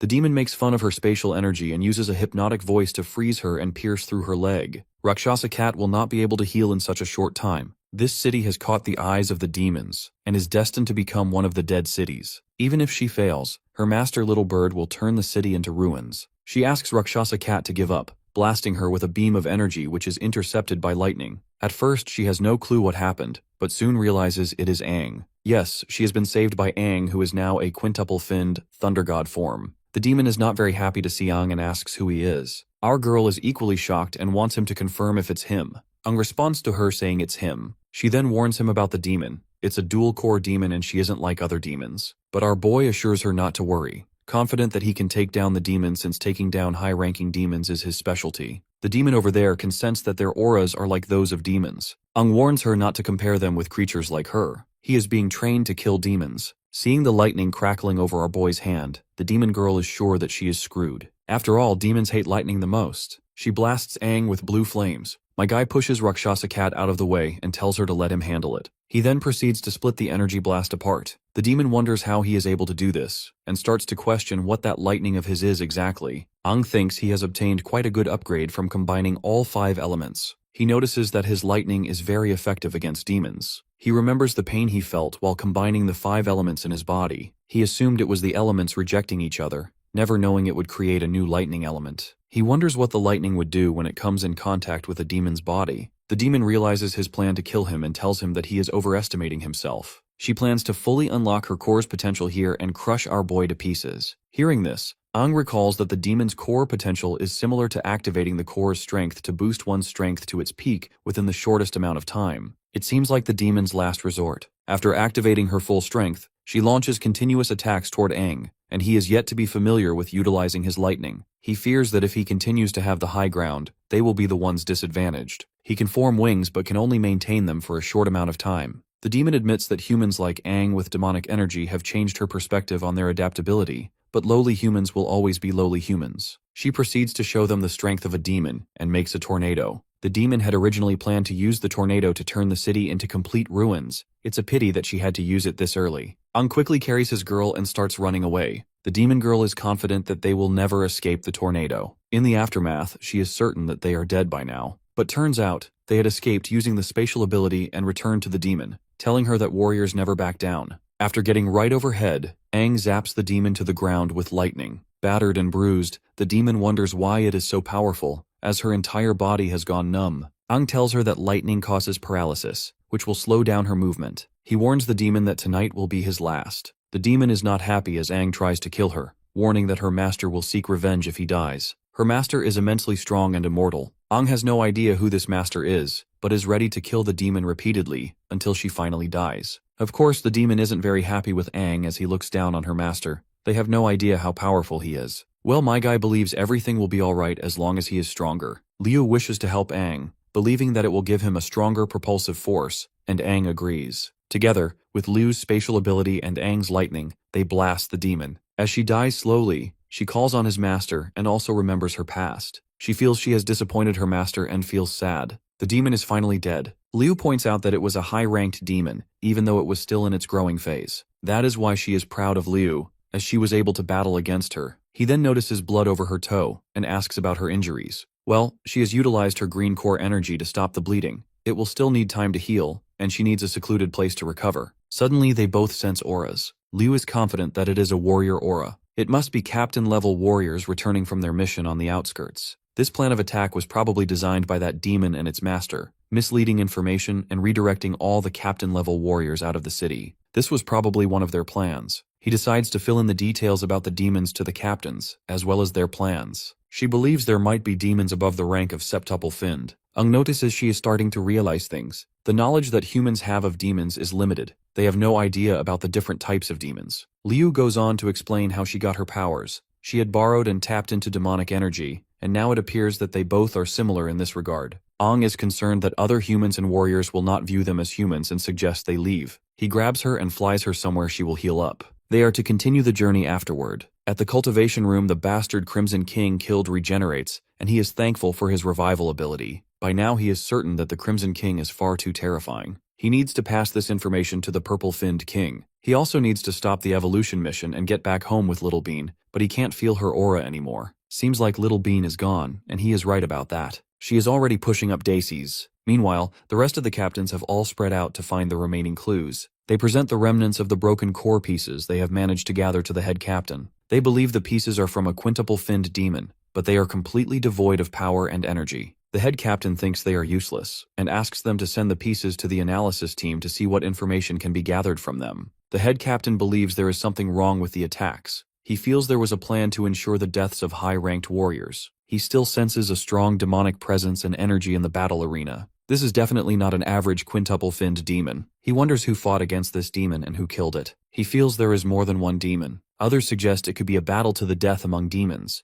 but the head captain doesn't agree. The guy with the analysis team thinks this is his time to shine. His chance comes whenever there is an issue or an accident, and he feels the captain pays more attention to his abilities. He sees a chance to get promoted in the near future. Meanwhile, that same demon guy in the shadows summons the sight worker with a hypnotic voice. The warriors have no idea that he is being controlled. The demon questions him about the details of what happened in the arena. He explains to the best of his knowledge. Upon soaking up all the juicy enough, the demon believes that Little Bean is dead. He wonders if the Crimson-Finned King could be behind this, but realizes the entire city would have been wiped out if it were. The demon asks him to open the case containing the collected remnants of the demon's broken cores. He tries to see who killed Little Bean. He activates his soul-seeking ability, which allows him to control consciousness and use energy to invade the core and see the last scene the core's owner saw before death. The more complete the core, the more information about the surroundings can be gathered. He sees Aang and Liu and becomes enraged. He kills the guy with the analysis team and threatens to kill some other bystanders. Meanwhile, Aang is trying to heal his girl. Turns out, she is unable to heal because the battle has used too much of her energy. His wood element is as good as her green core regeneration. Liu is thankful.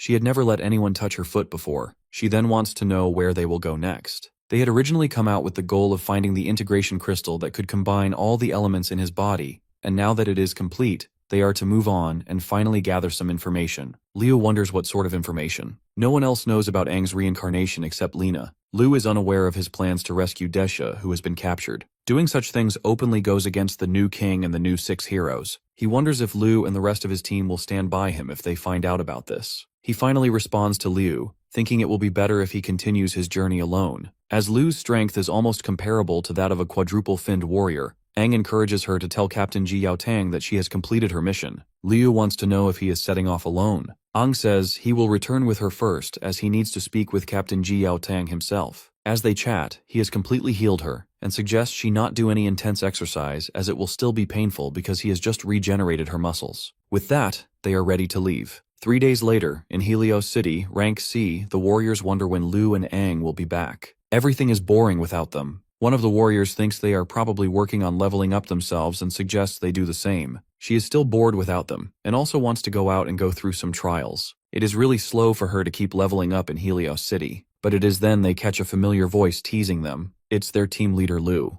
They are happy to see her and ask about Aang. Turns out, he has gone to look for Captain Ji Yao Tang to revoke his status as a warrior. They are shocked to hear this. The captain is unhappy with the news that Aang wants to revoke his status as a warrior of Hela City. Everyone demands to know why. Aang had left the city to train for a while and now seems to look down on associating with the city. They misunderstand him, thinking he is being ungrateful, but Aang insists he wouldn't do something so disrespectful. He explains that he doesn't want to implicate the other warriors in his future matters, which might end up affecting Helios City as well. The warriors demand a better explanation, reminding him that revoking his warrior license isn't a small matter. Aang struggles to explain himself. He thinks revealing too much might implicate himself, and he gets a headache. He can't just tell them that he is Aang who reincarnated, or share his plans to overthrow the current king and the new 6 heroes. He says it's something he cannot talk about or explain, and pleads with them to trust that he has his reasons, hoping to avoid dragging anyone else into danger. The female captain isn't happy with his refusal to explain and encourages our brute captain to scold him too. She worries that Aang is planning something dangerous.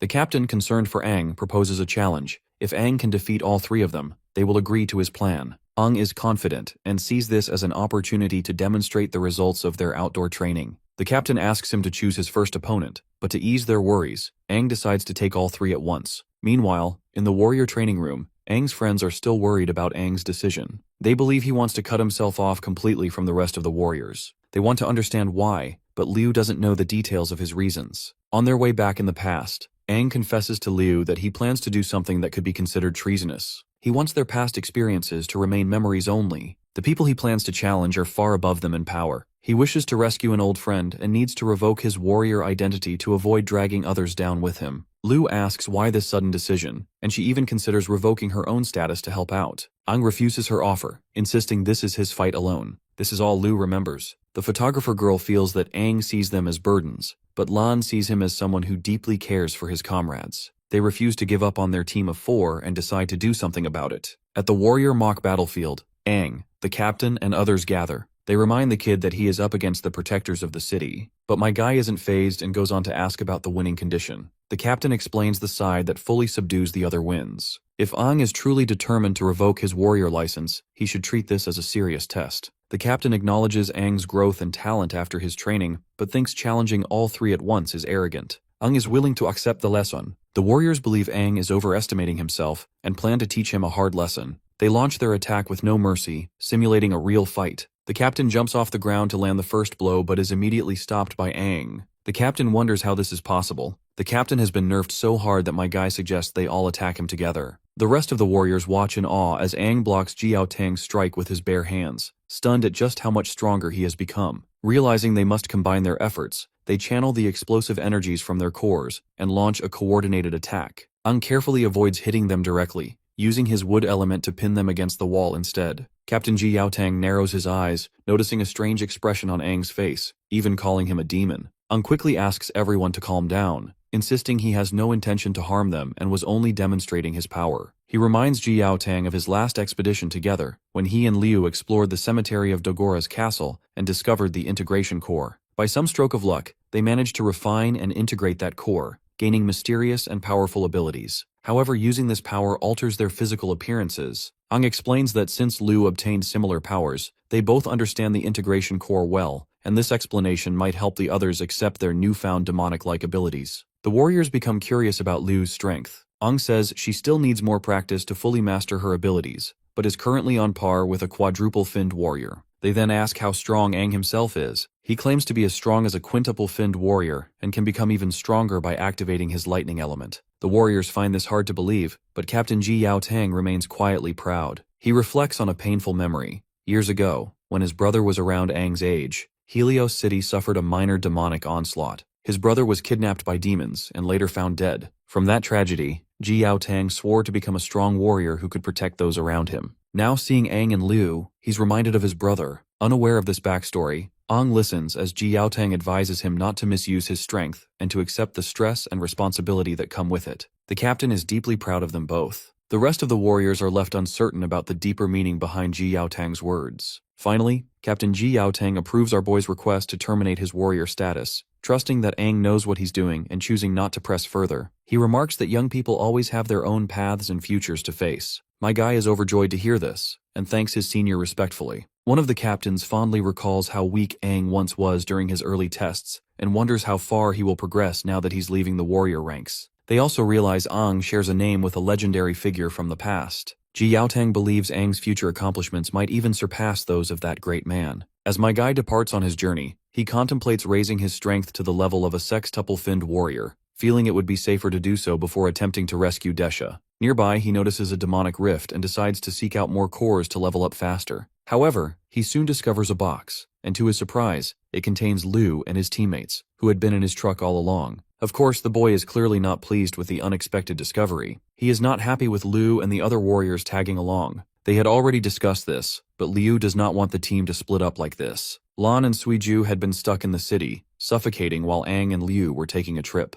They had no choice but to tag along. They are all willing to be part of Aang's business no matter how dangerous it gets. Aang realizes that they are really determined and they are right. He has to inform his team members about his issues and problems, though it's not convenient to tell them about his reincarnation. It is up to them to believe the rest or not. He urges them to make their decisions after hearing what he has to say. He warns them about the potential risk to their safety and tells them his plans to rescue Desha. They are in shock as they ask how he intends to pull that off, which is a secret. He believes this would be enough to scare them, but instead, they are excited and don't want to miss out on the fun. Helios City has been loyal to the past king. Liu's grandfather, Situjie, was a subordinate to the 6 heroes under the leadership of the deceased king. He had established Helios City with a couple of his friends, and he bet her father would agree with her choice. Aang realizes why he finds the name Situ familiar. He remembers the first time the 6 heroes brought him, looking fresh and nervous. So much time has passed. Moving on, Aang doesn't think any of them present here are strong enough to join him. Since they all wish to join him, he also wants to add another person to the roster. Virelina, one of the old 6 heroes, a septuple green core warrior. He wants her to train his team, as it may be difficult to carry out his plan all alone. Lan wonders how Aang knows someone almost like a god to them. What's more, he is close enough to ask her to train them. She agrees to train them, but cannot control how much stronger they will end up getting, as it all depends on their own skills and abilities. She still wants to know if Aang is seriously bringing all 3 of them, but Aang has no other choice. Well, it's expected of our boy. More and more people will stand by him, and he's someone who would never leave anybody behind. She also hears that Aang is able to invent the lightning element. She is impressed with this new body of his, but this much is expected of him. After all, he is Aang, a guy who can accomplish anything. The rest of the team, while watching Aang and Lena, are unable to hear what they are saying. They wonder why Lena has not aged. Liu thinks the green core is responsible for that. She has regenerated her body and keeps maintaining it at its peak. This is an ability only someone as strong as her can pull off. Ang announces to everyone that he wants to be a septuple-finned warrior and wants the rest of the team to become at least quintuple core. He is going to level up all by himself. In his journey to get stronger, he also needs to find a method that would help his friends raise their strengths even further. Meanwhile, Lena is up to the challenge of training these newbies to quintuple cores. She starts by telling the rest of the team that raising their strengths within a short period will be very tiring and painful, asking if they would be able to bear it. Of course, they all agree. With that, Aang sets off. If he is able to get more integration crystals, he might be able to do something more incredible than before. Suddenly, the Crimson-Finned King appears at his truck, thanking him for helping him regain some of his strength. He is willing to help our boy with integration crystals since he knows a thing or two. He had said he'd be in a deep sleep, but now has psychic strength, all thanks to Aang's integration, although it's way too little. He had wasted a lot of his psychic strength when helping him resolve the troublesome issue he had. He decides to help Aang find the crystals he wants within a short period of time. Aang wants to know why he is helping him. He suddenly brakes and the Crimson King hits the dashboard. He asks Aang to warn him before he suddenly brakes, but Aang asks him to buckle his seatbelt. The Crimson King seems to remember the fight our boy had with a double-core demon. This makes Aang realize that the king is not oblivious to the world while inside his body. Turns out, the double-core demon he had fought was low-ranking, otherwise our boy would have been able to obtain a demonic revival core. Aang wants to know what it is all about. He asks if it is the same as the integration core. According to the red guy, the results it gives will always be strong and never weak. Regular demonic evolution happens by consuming demons of the same level or higher. Ranking demons can only level up by refining an incredibly rare revival core. If he is to refine this demonic revival core, he will be able to obtain an immense amount of power. His friends can do the same to enhance their strength. Aang wants to know how he is supposed to refine the demonic revival core, to which the king reveals that he needs a double-core demon that is septuple-finned and above. Aang wants to know why he is telling him this. Perhaps the demon plans to control his consciousness. Otherwise, why would he betray his own kind? He does this because the demons are chaotic except the higher-finned demon kings. He is sure that Aang would not understand the situation the dark species are currently in. So it's basically a waste of time even if he tried to explain it.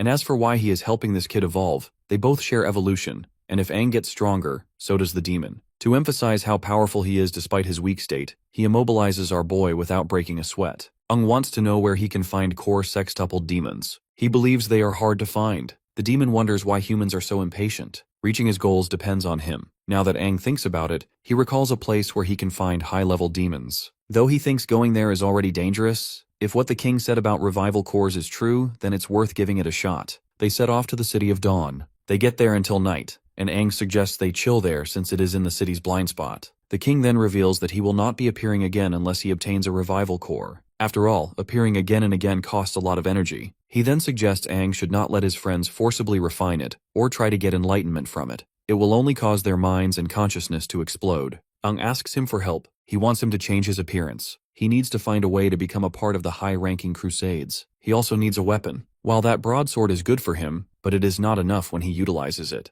The demon decides to help him because they are one after all. After helping him change his appearance, he lends him a sword named the Crimson Tide. My guy expresses his gratitude to this demonic bastard and on his way to deal with crusading team. It's the City of Dawn, northwest side. A voice welcomes all warriors from outside the city who want to help with the current cleanup mission. They request warriors who are not below quadruple-finned cores. A reward awaits them when they succeed. The outsider warriors are requested to move to the training ground in an orderly manner. The warriors hear that the strongest warrior in the city will be leading this team. Aang sees all sorts of people signing up for this mission where they are to hunt demons. He believes the more people, the better. Captain Ranyang thanks all the people who have joined the mission. The warriors spread rumors of how the captain had killed a quintuple-finned demon all on his own. They are to start the week by tracing the steps of another team that had been tracking demons. The demon traces had disappeared 3 kilometers to the north of the City of Dawn, within a rotten forest, and the 6-person team that had been sent out had all been eliminated. A quintuple blue-core warrior who happens to be a friend of the captain led the team.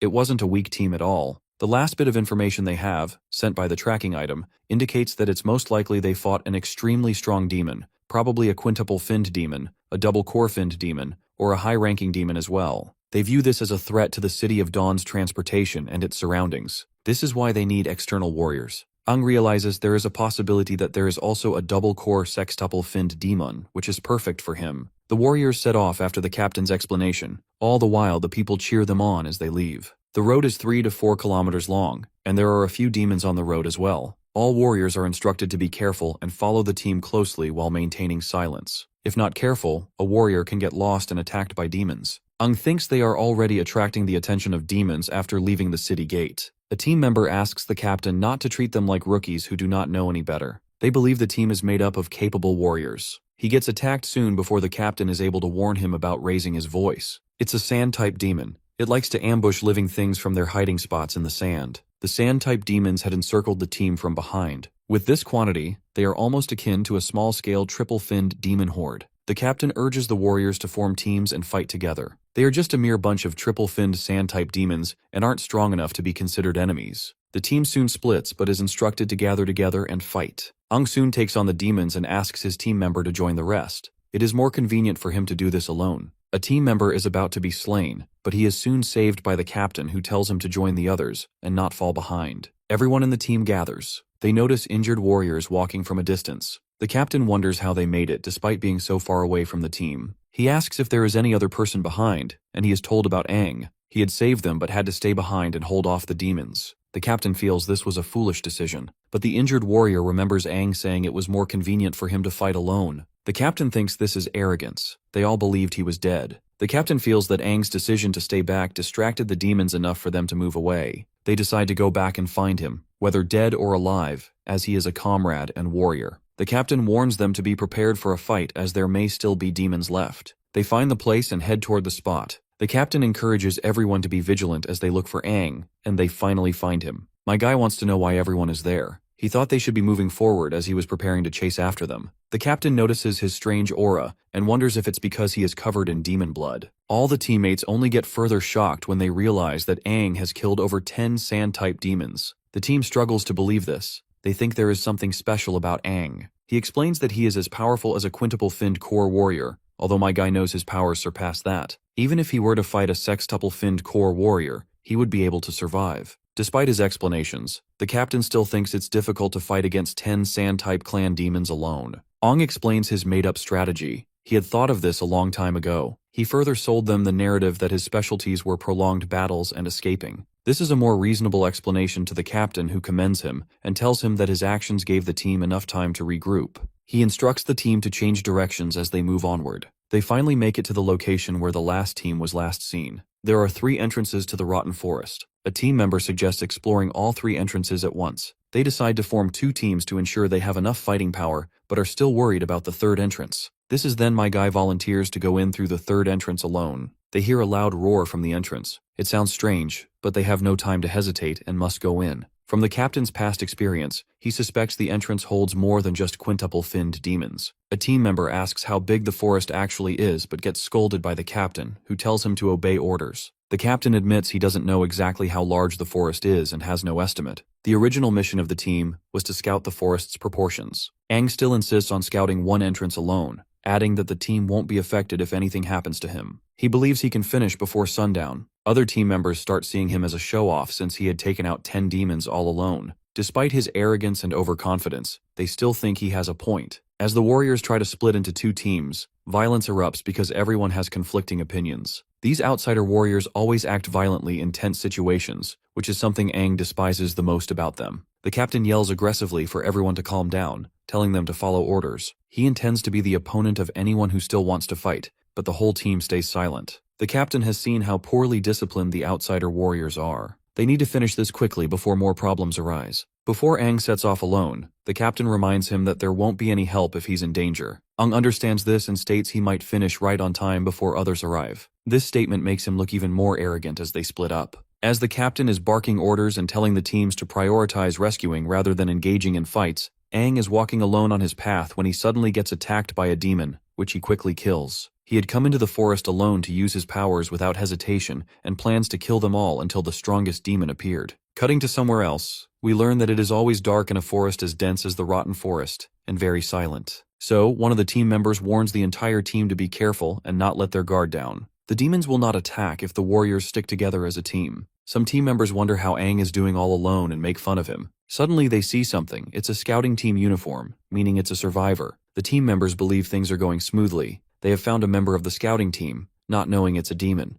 The team member, still excited as he gets closer to the creature, asks what it is digging. The creature suddenly turns around and attacks him. Turns out it is a sextuple-finned demon, and they need to inform the captain about it immediately. One of the warriors uses a signal flare, but the demon is not a fan of bright lights. It launches at incredible speed to put out the flare, leaving the warrior amazed at its speed. The team realizes they cannot handle this demon, so they retreat, but the demon is not done with them yet. The captain notices the eerie silence and strange fog. They haven't heard a single sound from other team members, even though the forest isn't that large. He suspects they are isolated from the rest, though others don't feel the same. The team is also worried about Aang. They soon stumble across bodies that seem to be from the scout team. The captain spots a demon and prepares to strike, but Aang stops him because the captain was about to slay his own teammate. There is no demon, just an illusion. They have all been hypnotized by the demon's illusions. A purple core demon is affecting their consciousness. It seems stronger than most purple core demons. The captain admits he would have killed a teammate if Aang hadn't intervened. Everyone is seeing illusions of their worst fears. The demon aims to spread confusion so the warriors will kill each other.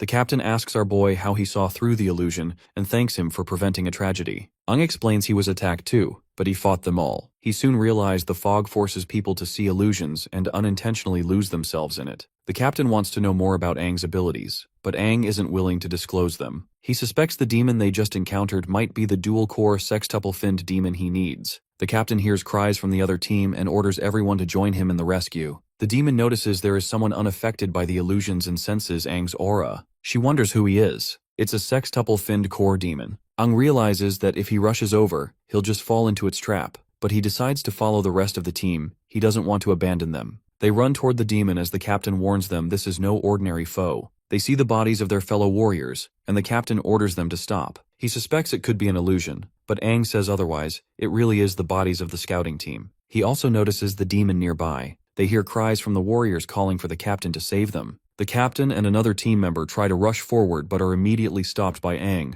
who urges the captain to look closely. Finally, the demon reveals himself, impressed that Aang has seen through its disguise. It also finds it strange that its illusions don't work on him, and considers the corpses useless now. Enraged, the captain blasts the demon with a powerful energy beam. For a moment, they wonder if the demon is dead, but it quickly mocks them, calling them impatient humans. The captain insists on continuing the fight until he injures the demon. Aang thinks there are too many people there, and they're all blinded by their emotions. The captain tries to slice the demon but ends up slicing through smoke instead. Soon enough, the hallucinations once again start to mess with their heads, and they start to feel that Aang is the demon. My guy soon realizes what's going on. The demon is making him look like the target, while that bastard is sitting somewhere safe watching it all happen. The captain is first to swing at our boy. My guy is also ready to counter. He never thought he would ever be fighting him. The demon is happy to see them turn against Aang. She thinks it is interesting. She had never seen a mutual slaughter. Aang sees that the demon is treating them as circus monkeys. He decides to test out the true strength of his lightning element. Meanwhile, my guy has flung all the warriors away, making others believe that the demon is blocking Ranyang's red core attack. Aang, on the other hand, is positive that the lightning element surpasses the demon energy. The rest of the team charges against him. They are willing to kill him to get revenge for the fallen warriors.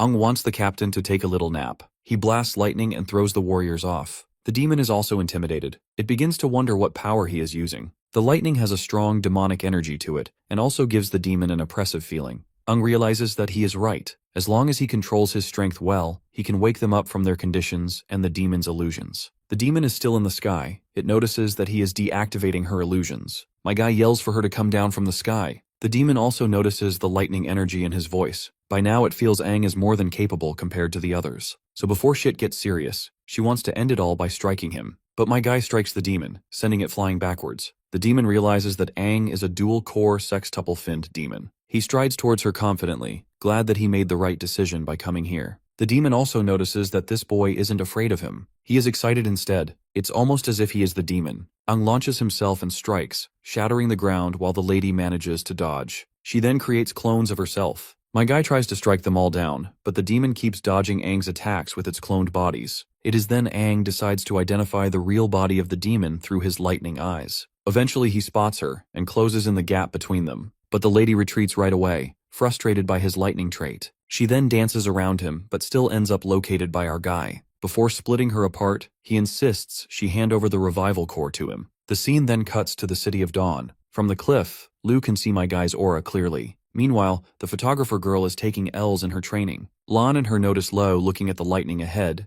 and inquire about it. Liu fills them in that Aang must be right in that spot, though they aren't sure. Lan says it could be a storm over there. Right then, Lena shows up behind them and asks why they are spacing out. If they are not powerful when Aang returns, they will be nothing but a burden to him. Aang had asked her to work on their physique. He had pleaded with her, and Lena agreed to do whatever he asked of her. So, she asks them to prepare for battle. They are to last 10 seconds against her in a battle as she will be attacking them. Suiju is shocked because lasting 5 seconds against Lena the last time was a very tough challenge. Back to our boy, he is about to stab the demon with his sword. The demon is sure that her teleportation ability will save her, but my guy still ends up cutting her hand down. To our boy, the demon is stupid to think that it is faster than lightning. He then further drives his sword right into her chest. Instead of handing over the core, she decides to take Aang with him as he plans to self-destruct. Aang notices the demon's plans to self-destruct and zaps him with lightning. The demon cries out in pain and asks if the boy is really a human or a demon. My guy claims he is just a regular human warrior. And with that, my guy successfully takes the demon's revival cores. Somewhere in the forest, the captain wakes up. He lost consciousness when everything had happened. Seeing the others, he wonders if they were unconscious too.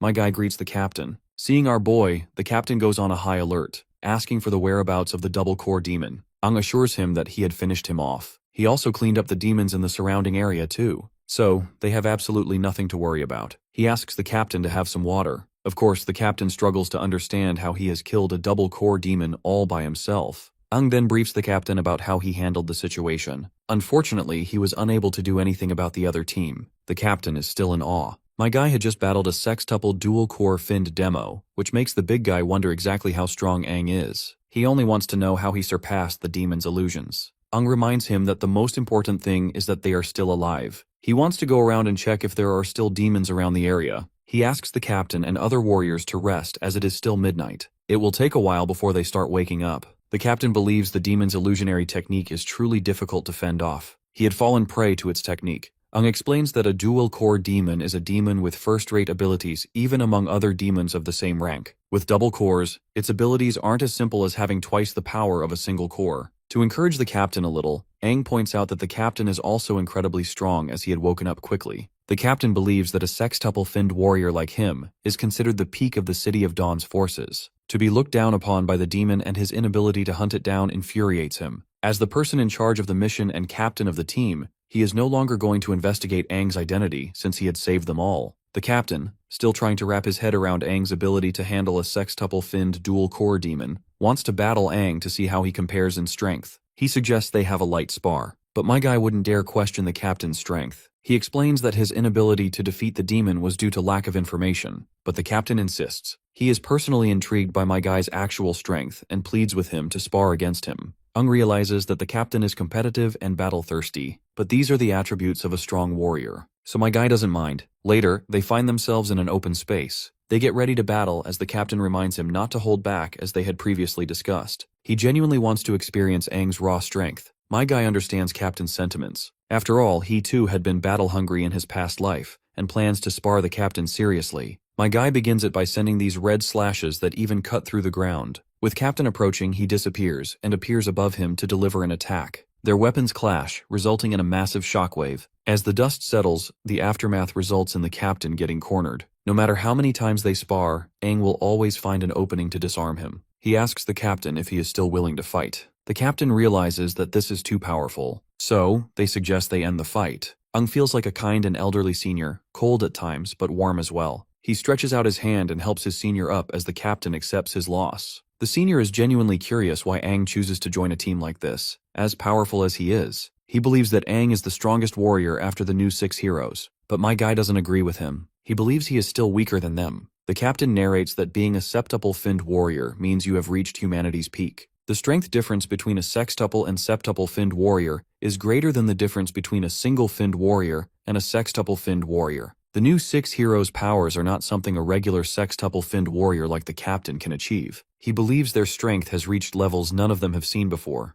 There are rumors that one of them solo cleared an ancient king's plague tomb himself and managed to return safely as well. It's a feat none of them can pull this off. This shocks our boy, because he too has first-hand experience with King's Plague Tomb. This makes him really suspicious of the new heroes, and wonders what exactly they are hiding. It is daybreak. The captain believes the other warriors will be awake soon. He asks if Aang will return with them. The boy responds positively as there are things he needs to settle there. He wants to see the revival core's effect on him. Back at the city, the captain reports to Wu Kongyao concerning their mission to the Rotten Forest. He had heard about how Aang had battled a sextuple-finned dual-core demon and how he had played a crucial role in the mission. Wu Kongyao wants to know Aang's true strength. The captain reports that Aang is just a mere quintuple-finned warrior. He had performed pretty well as the mission progressed, and other members were equally good as they had sacrificed themselves for the city. Wu Kongyao considers asking Aang to stay in the city and work. He dismisses the captain, telling him to submit the detailed report later. We then learn that our boy had asked the captain to downplay his contribution to the mission. He had joined the team in order not to get noticed by the upper echelon, and the captain agreed. Aang is in a hotel within the city of Dawn. He had finally washed himself clean from the blood of those demons. The demonic cores he has are different from regular demon cores, especially in terms of demonic energy within the core. He wonders about the potential consequences if it is absorbed by a regular warrior. Right then, Crimson King appears and says that the consequences will be dire. He is glad for Aang for obtaining his first demonic revival core. Aang wants to know why he suddenly appeared. The edgy king keeps it all mysterious as he reveals that literally no one can utilize this particular core. But our boy is an exception, because he is unique. Just with the mere touch of the Crimson King, Aang changes to his demon form, which our boy doesn't appreciate. He is infuriated by the demon getting friendly. Cutting to the chase, the demon warns Aang of how dangerous the core could be. It can be chaotic, which can make a warrior end up in madness. It may even cause them to explode. But there are two things within him that can suppress that chaotic energy: his demonic body type due to the demon's existence, and the lightning element he had created when he advanced. Aang shows him the lightning, which even the Crimson King dislikes. The demon tells him how powerful his lightning element is. It is incredibly effective against demons and can suppress their energy. It also seems capable of purifying demonic energy within this demonic revival core. He can help other warriors integrate with this demonic core, but they must have extremely tough physical and mental strength. Without immense mental fortitude, it is easy for them to be negatively affected in the process. Aang wants to know how he is supposed to combine both energies together and how the king can help in the process. The demon says it should be done face to face with their bare bodies. Aang is uncomfortable with this. Combining energies is the integration of energies and extending senses beyond bodies. He just needs to guide his energy flow into the other person's body. Of course, Aang is worried. He is worried about getting naked with Lan and Suiju as they may mistake him for a pervert. He also realizes it would be much worse getting naked with Lan. After all, this ain't a JoJo universe. Later, Lena gets to meet up with Aang again. He asks about the three of them, and they soon show up. Lena had taken good care of them. They are all happy to see him, and Suiju even notices that he has changed again. Liu is already used to that. It's easier to feel his presence. With pleasantries over, my guy wants to discuss something serious. He tells them the method of transferring energy he had discussed with the demon, which involves getting completely naked. The entire team is triggered. As expected, Lena gets pissed and thinks Aang is perverted. In her previous life, he would always have been indifferent to her hints about raids. She now thinks he is a player. But our boy tries to reason that he is getting forced.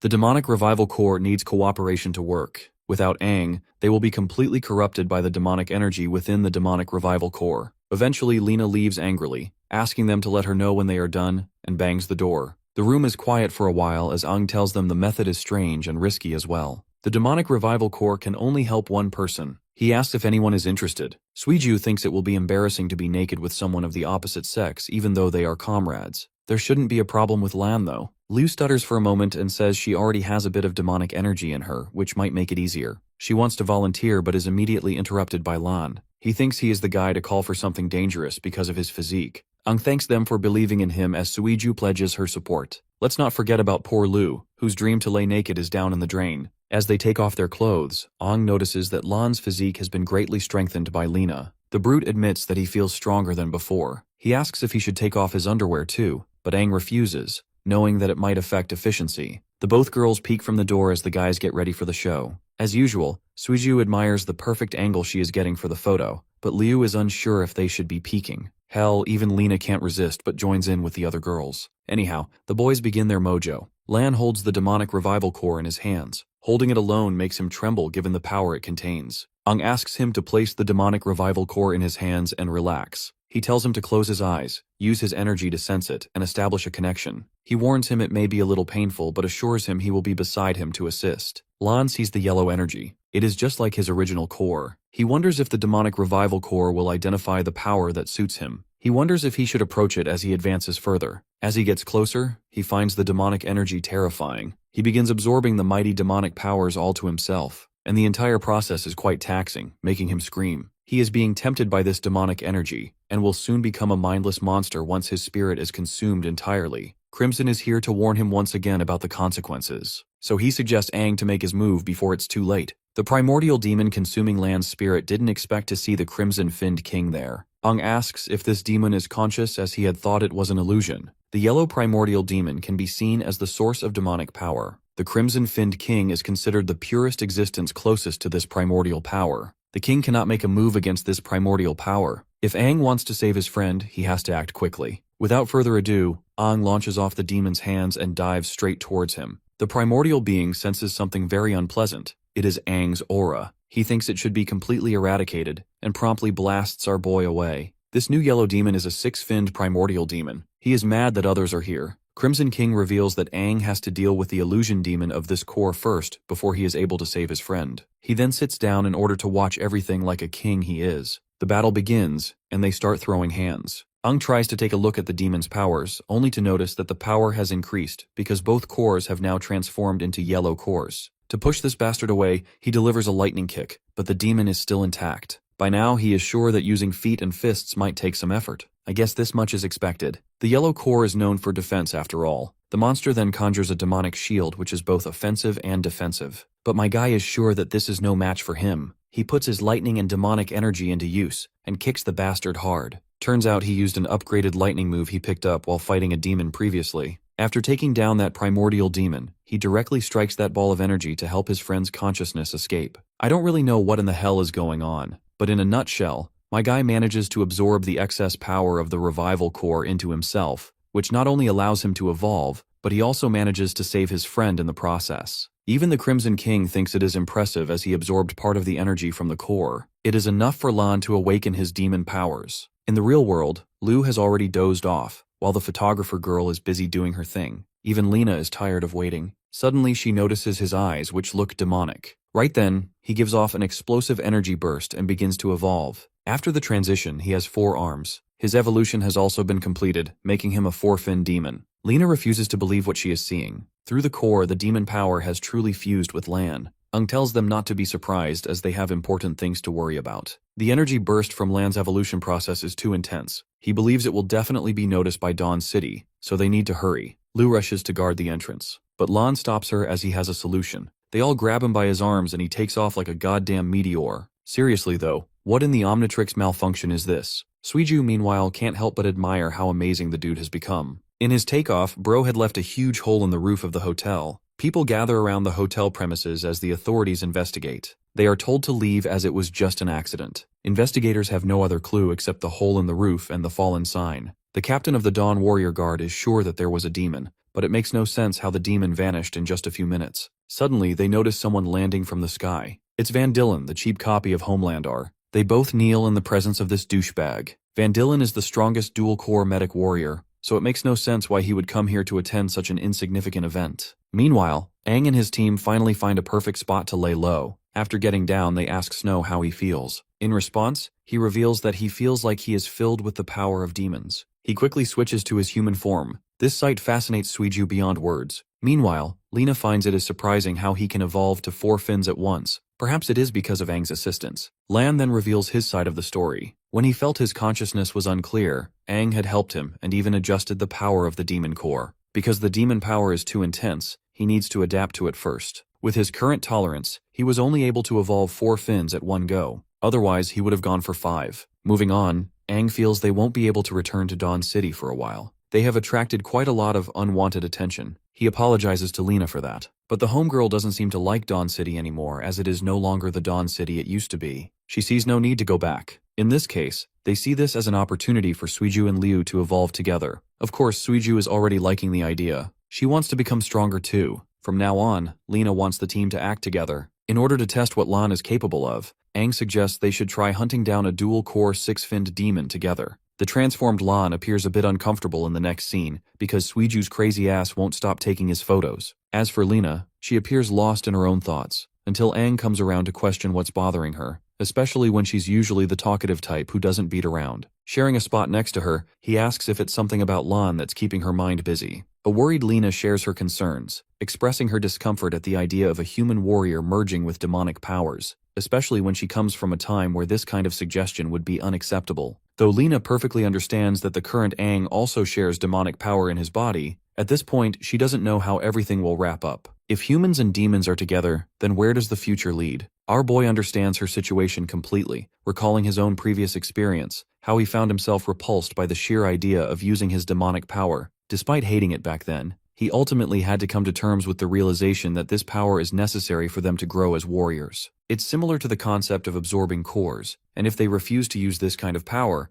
Aang thinks they won't be able to tackle absurdly powerful demons to come. Right now, the demons aren't even their only concern anymore. When you think about it, the new king is terrifying in his own right, as well as his battalion of the new 6 heroes. Even Lena expresses her sheer shock, going as far as to say that the new king is terrifyingly powerful. She remembers the weight of death pulling her when she met the king. That kind of power is unfathomably strong, to the point that Lena thinks it's impossible for a normal human warrior to even possess it. Though she's ashamed to admit, Lena shares that she was genuinely afraid to be in the king's presence, and that's saying a lot because she's one of the 6 heroes herself. Pulling her back to reality, Aang smacks her head, assuring her that everything is going to be okay now that he's here to protect her. Their conversation is interrupted by the rest of the gang, who has rested well and prefers relocating to a different town. Our boy gets up, preparing himself to hunt the dual core demon and extracting the remaining 2 demonic cores. He thinks they'll have an even greater chance of succeeding, now that they've got the legendary warrior Lena by their side. The scene cuts off to a desolate land, where one particular demon is chewing down on its food.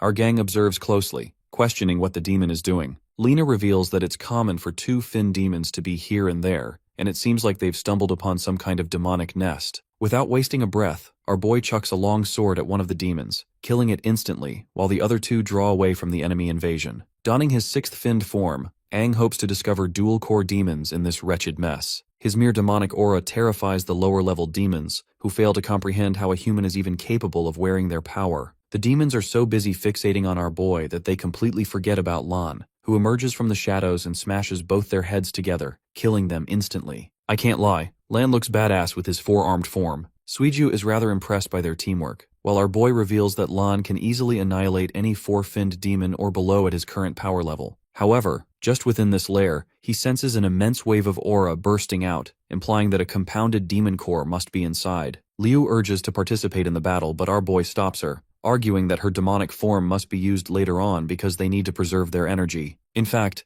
Aang is of the opinion that they should only fight until they've merged with their compounded cores. The reason for this is that Lan is already facing an immense toll on his body every time he transforms, so Aang doesn't want to risk expending too much of their fighting force at the beginning. Instead, he tells Lena to take care of the other girls. The demons come bursting out of the nest, roaring to kill the humans who dared to challenge them. Lan wants to aura farm and tells Aang he can handle it all on his own. This meme vanishes in the next second with such incredible speed that he takes down one of the demons instantly. The other 2 express their shock at the sight of demonic power being used by a human, but before they can do anything about it, Lan beats the ever-living crap out of them. Observing the scene, Suiju finds herself excited because she wants a piece of that power too. But Aang claims that it's uncertain what kind of power they'll get, because it changes from person to person. Deploying one of his skills, Lan activates Dual Bloom, destroying the demons casually without any problems. The way he's effortlessly tearing them apart reminds him of the time he was weak and pathetically useless. He couldn't even defeat a 1-finned demon or protect his friends, and the best course of action they took against a 2-finned demon was to run away. But this is the birth of a new Lan, a man who breathes his every breath to instill fear into the hearts of demons. From the distance,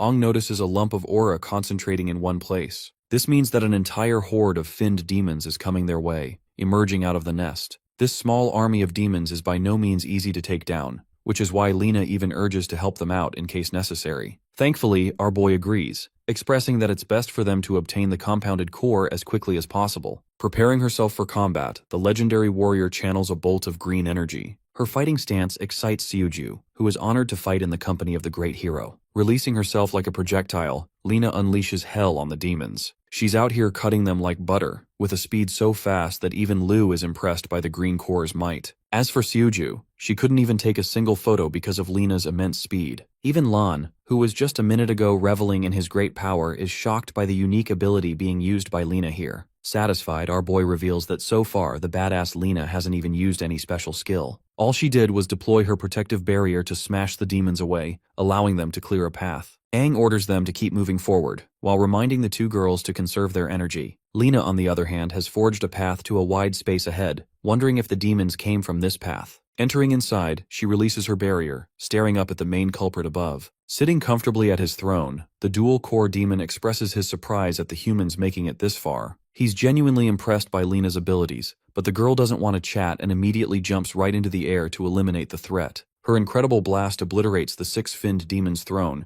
and he's forced to avoid the attack. The demon expresses his anger at the warrior for ruining his favorite throne, but the badass Lena couldn't give a damn and emerges with a battle axe. She drops a crazy one-liner, deeming the lowly demon unfit for a throne. Provoked, the six-finned demon unleashes his fury in the form of earthly molten vines. But right then, the four-armed warrior comes out of the blue to play his part and stops the creature's attack. While the six-finned demon is distracted, Aang sneaks up from behind. Before the demon can even process their strategy, Aang is already preparing to slash him. In the end, the attack connects, and the demon is one shot thanks to their brilliant teamwork. Thanks to that, they've uncovered yet another compounded demonic core, with only one more left to hunt. Strangely, Lena appears gassed out, expressing that she expended a ton of energy just now. Unfortunately, her green core is almost out of energy. It's not every day that one comes across a seven-finned core, so finding it is a pain in the ass, especially when the new 6 heroes were told not to use this kind of power anymore. Lena's prime has already gone past, so she isn't on the same level of the 6 heroes humanity always looked up to. However, what she's most happy about is that Aang is in a league of his own, and will eventually shift the tides for humanity again. Frustrated yet determined, the once strongest warrior of humanity promises her that they'll reclaim all that was taken from them. In the next scene, our gang relocates to another city hotel. It appears that they also managed to obtain the final compounded core off-screen after hunting. Our boy wants to help the girls evolve and requests Lena to guard him until then.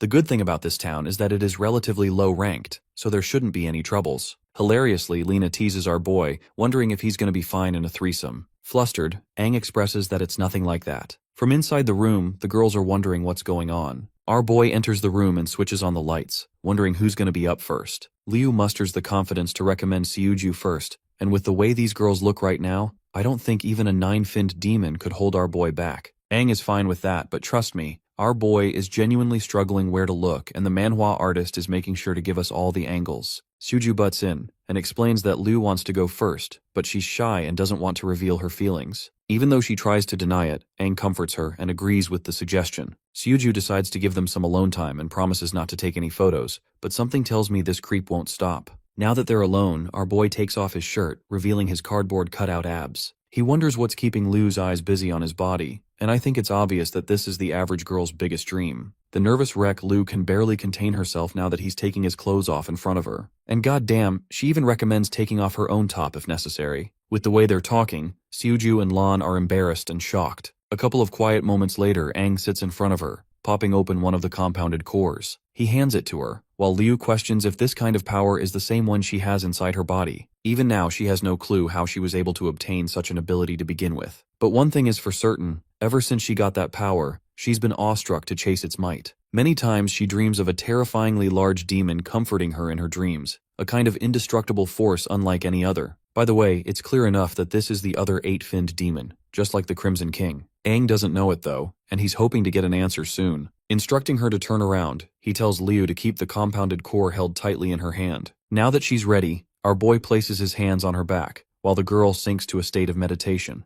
At once, she is tossed into a spatial dimension of her mind. Here, a demon is guarding the core, a 6-fin source demon in fact. Slowly walking up to the core, she senses an incredibly dark aura coming from the source. Suddenly, the demon chants, "Open," causing it to release waves of energy. At first, Liu is afraid, but eventually she succumbs to the allure of her new power, drawing her closer and closer. The core is overwhelming her mentally in an effort to turn her into a servant of the demonic race. But right as she's about to lose control, the black-finned demon arrives and snatches her hand. She's the enchanting woman who has been haunting her dreams. The 8-finned demon casually toys with Liu's body, expressing that she has claimed the human for herself so she isn't going to let go of her. The Black King Fin is one of the 6 great King Fins, known for her ability to manipulate time and space. The primordial source demon is surprised to see her grant a portion of her might to a mere human. The Black King Finn expresses her personal interest in the girl and wants to create a smooth process for her transition. Lu finally speaks her mind, revealing that the demonic power dwelling within her comes from the Black King Finn. It's her first time being in the presence of a demon far superior to the likes of a seven-finned monster.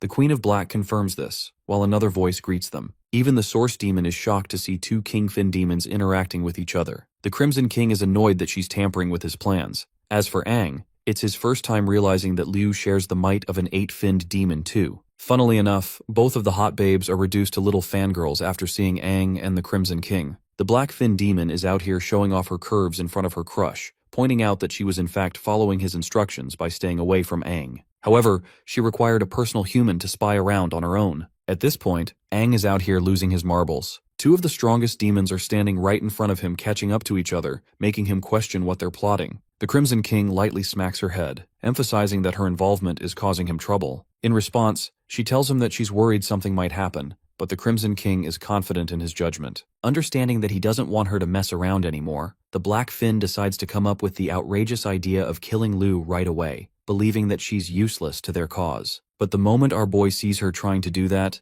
this man goes right up to his 6th form and charges right at her full speed. But in his effort to look like a hero saving Lu, he forgot about one critical fact. Bro is going up against an 8-fin demon. The Black Fin isn't even afraid, and with a tap of her finger, sends this dude packing back to his human form. Aang is knocked out of his demonic state while Lu rushes to check on him. Oh, but not just that, this guy is paralyzed. The Black Fin casually remarks that she's trapped him in a mode of time where he's feeling constant pain, finding it insulting that he went ahead to attack a Kingfin. Ultimately, the Black Fin decides to release him from the bind, causing him to pant and recover his breath in terror. With the Black Fin towering over at him, Aang realizes just how outclassed he really is in front of a being beyond his league. As for the Black Fin, she's started to grow fond of Lu and decides to change her mind, no longer finding it interesting to kill her. So what she does is pull Liu back to her grasp, while the Crimson King begins walking away, believing that their intervention is unnecessary. Our boy pitifully urges to protect his friend, causing the Crimson King to stop and give Aang a brutal reality check on who he's going up against. His opponent is none other than a creature that literally governs space and time,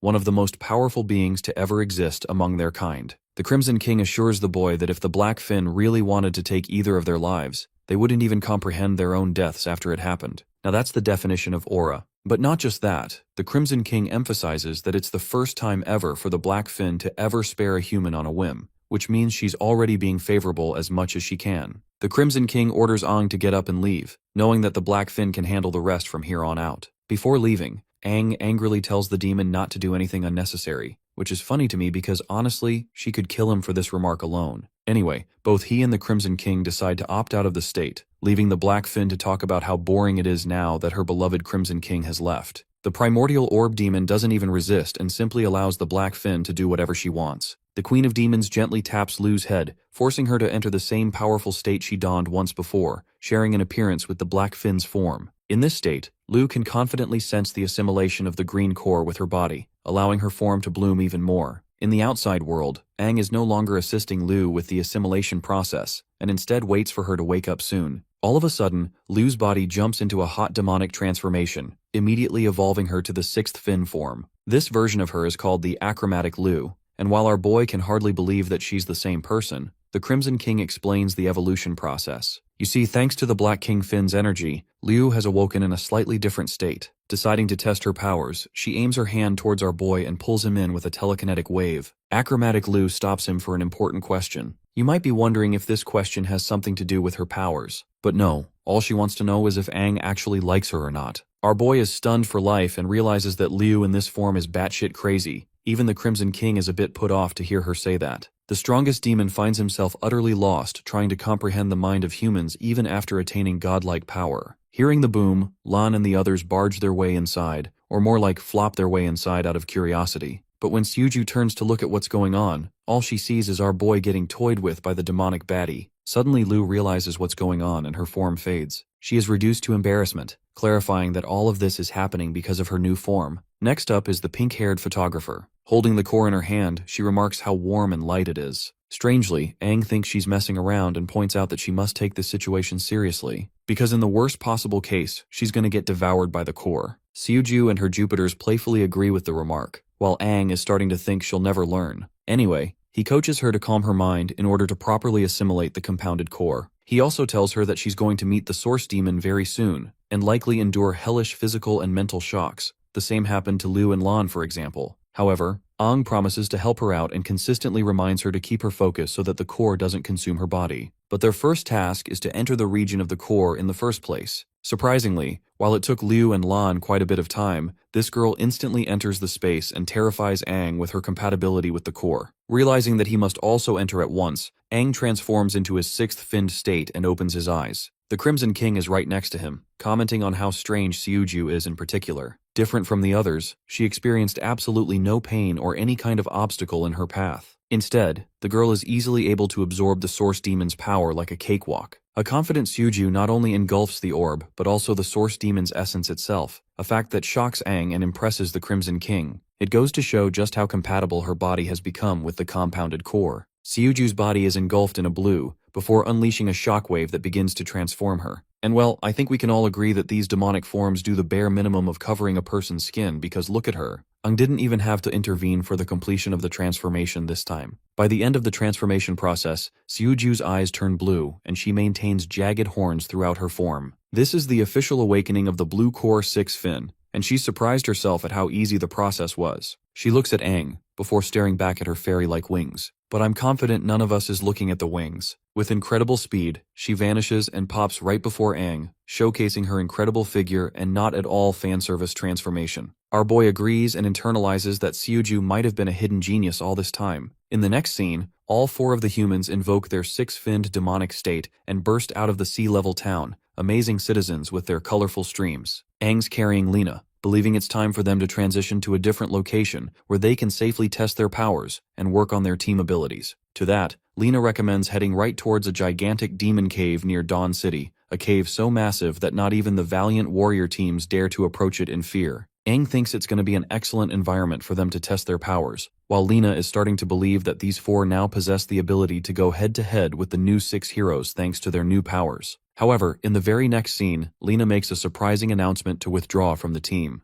Unsurprisingly, Aang is curious and wants to know if he made her upset in any way, but she clarifies that it's nothing to do with him. It's just that her core is nearing its depletion, meaning she won't be able to fight at full capacity anymore and will only get in the way. Our boy flicks her on the head, quickly reminding her that she's literally one of the 6 strongest heroes of the present era, so there's no way she's going to become a thorn in their path. He's also ready to obtain a brand new 7-finned core for her if it's going to keep her around. Though he's happy to help her out, Lena expresses that she's fine on her own. The thing is, she's feeling doubtful of her own ability, and argues that even with the new core, she won't be able to help out much. The truth is, soon after the death of the strongest warrior, the original Aang, she stopped fighting and barely participated in combat. Soon after, the new king took over everything and basically allowed her to live a normal life, away from the duties of a warrior. In fact, she never would have donned her battle armor back on if not for Aang's re-emergence. Our boy is rightfully concerned about what she means when she says she won't be able to keep up anymore, even with all her experience. Lena cuts him off and shares that age is doing a number on her.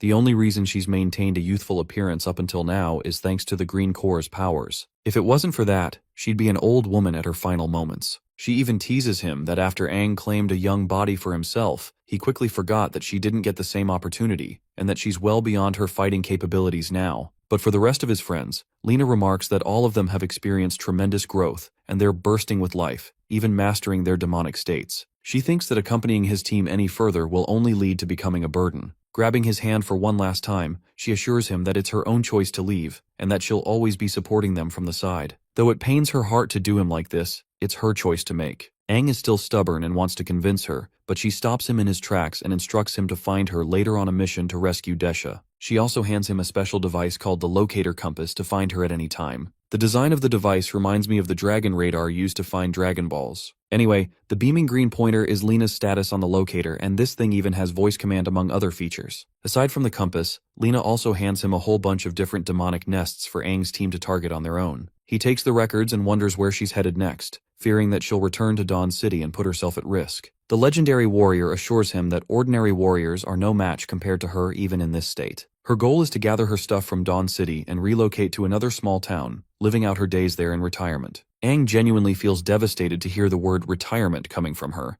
and wonders if Lena is ready to say goodbye to his team. Unfortunately, she doesn't want to make the farewell emotional, especially after sharing a life all on her own for decades. Before leaving, she does part with one solid piece of advice for Aang regarding Liu. Her mention of Liu makes him turn to look at her. The flustered chick returns him a warm smile and turns away. Clearly Lena has taken notice of Liu's feelings for him, so she wants our boy to be responsible for her. She's well aware that he's not the smartest tool in the shed when it comes to emotional affairs for that matter. With everything settled, Lena turns to leave, intending to use the transport system of a nearby small town to return to Dawn City. As she's leaving, Aang roars at her that if he does find a new seven-finned core, she better not refuse it. In her mind, she simply calls our boy an idiot, and hints that she actually loves Aang but is willing to move away from him because he's found Liu by his side. The team quickly catches on after seeing Lena leave, questioning Aang what happened. Our boy merely suggests that she's going to tend to some personal affairs, keeping it simple. Liu feels sad that she couldn't thank the legendary warrior for her incredible guidance. Meanwhile, Lan wonders if they're going to head straight to the demon cave she told them about. To that, Aang confirms, highlighting that it's an excellent opportunity for them to test their new power against the demons. Also, he's fired up with a proper goal this time, the goal of securing a new seven-finned core, so he can help Lena. Fired up, all of his friends transform into their demonic states, ready to rumble. The scene cuts to Dawn City, where Lena is carefully making her way. However, because of Lan's awakening from last time, security has gone up,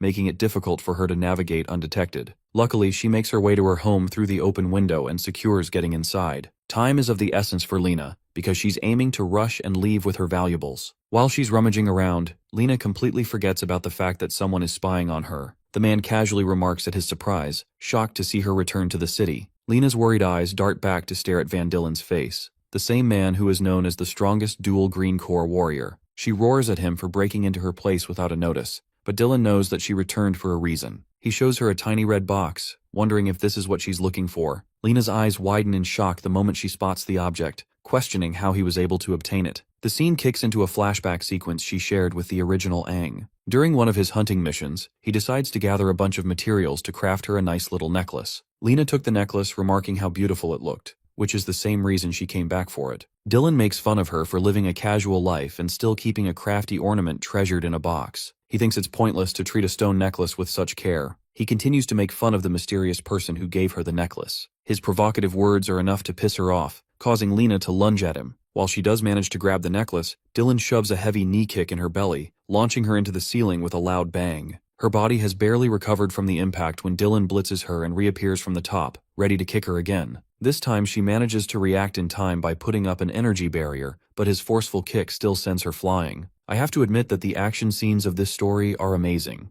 Lena manages to recover, but the same can't be said for her fractured arm, which withstood the heavy blows. Van Dillen levitates like a god, remarking how Lena's energy appears no different from an ordinary warrior at this point. He belittles her by calling her an old hag. Pissed off, she screams at him for daring to defy the new king's orders by meddling with her life, even if she no longer serves the path of a warrior anymore. Dylan agrees with her argument, but he has strong reason to suspect that she's plotting something behind the scenes. Preparing an energy lance, he mocks her for ever believing the idea that the new king would care for a useless hag. Damn, this guy is the king of disrespect. As he's preparing to unleash his attack, Lena suddenly spots a cat on the rooftop, fearing that Dylan's attack is going to kill the innocent creature. Having a heart of gold, the brave warrior jumps to protect the cat the moment Dylan unleashes his spear. The projectile connects and leaves a gigantic blast, but luckily, Lena not only survives the encounter, but also saves the little one, allowing it to run away safely. But that's the problem. While she's distracted, the scumbag dashes past her, mocking her for foolishly withstanding the blow. The strongest warrior pulls her with a ruthless amount of force, dragging her all the way outside the city. Lena's body is ragdolled and thrashed into the forest with a heavy impact,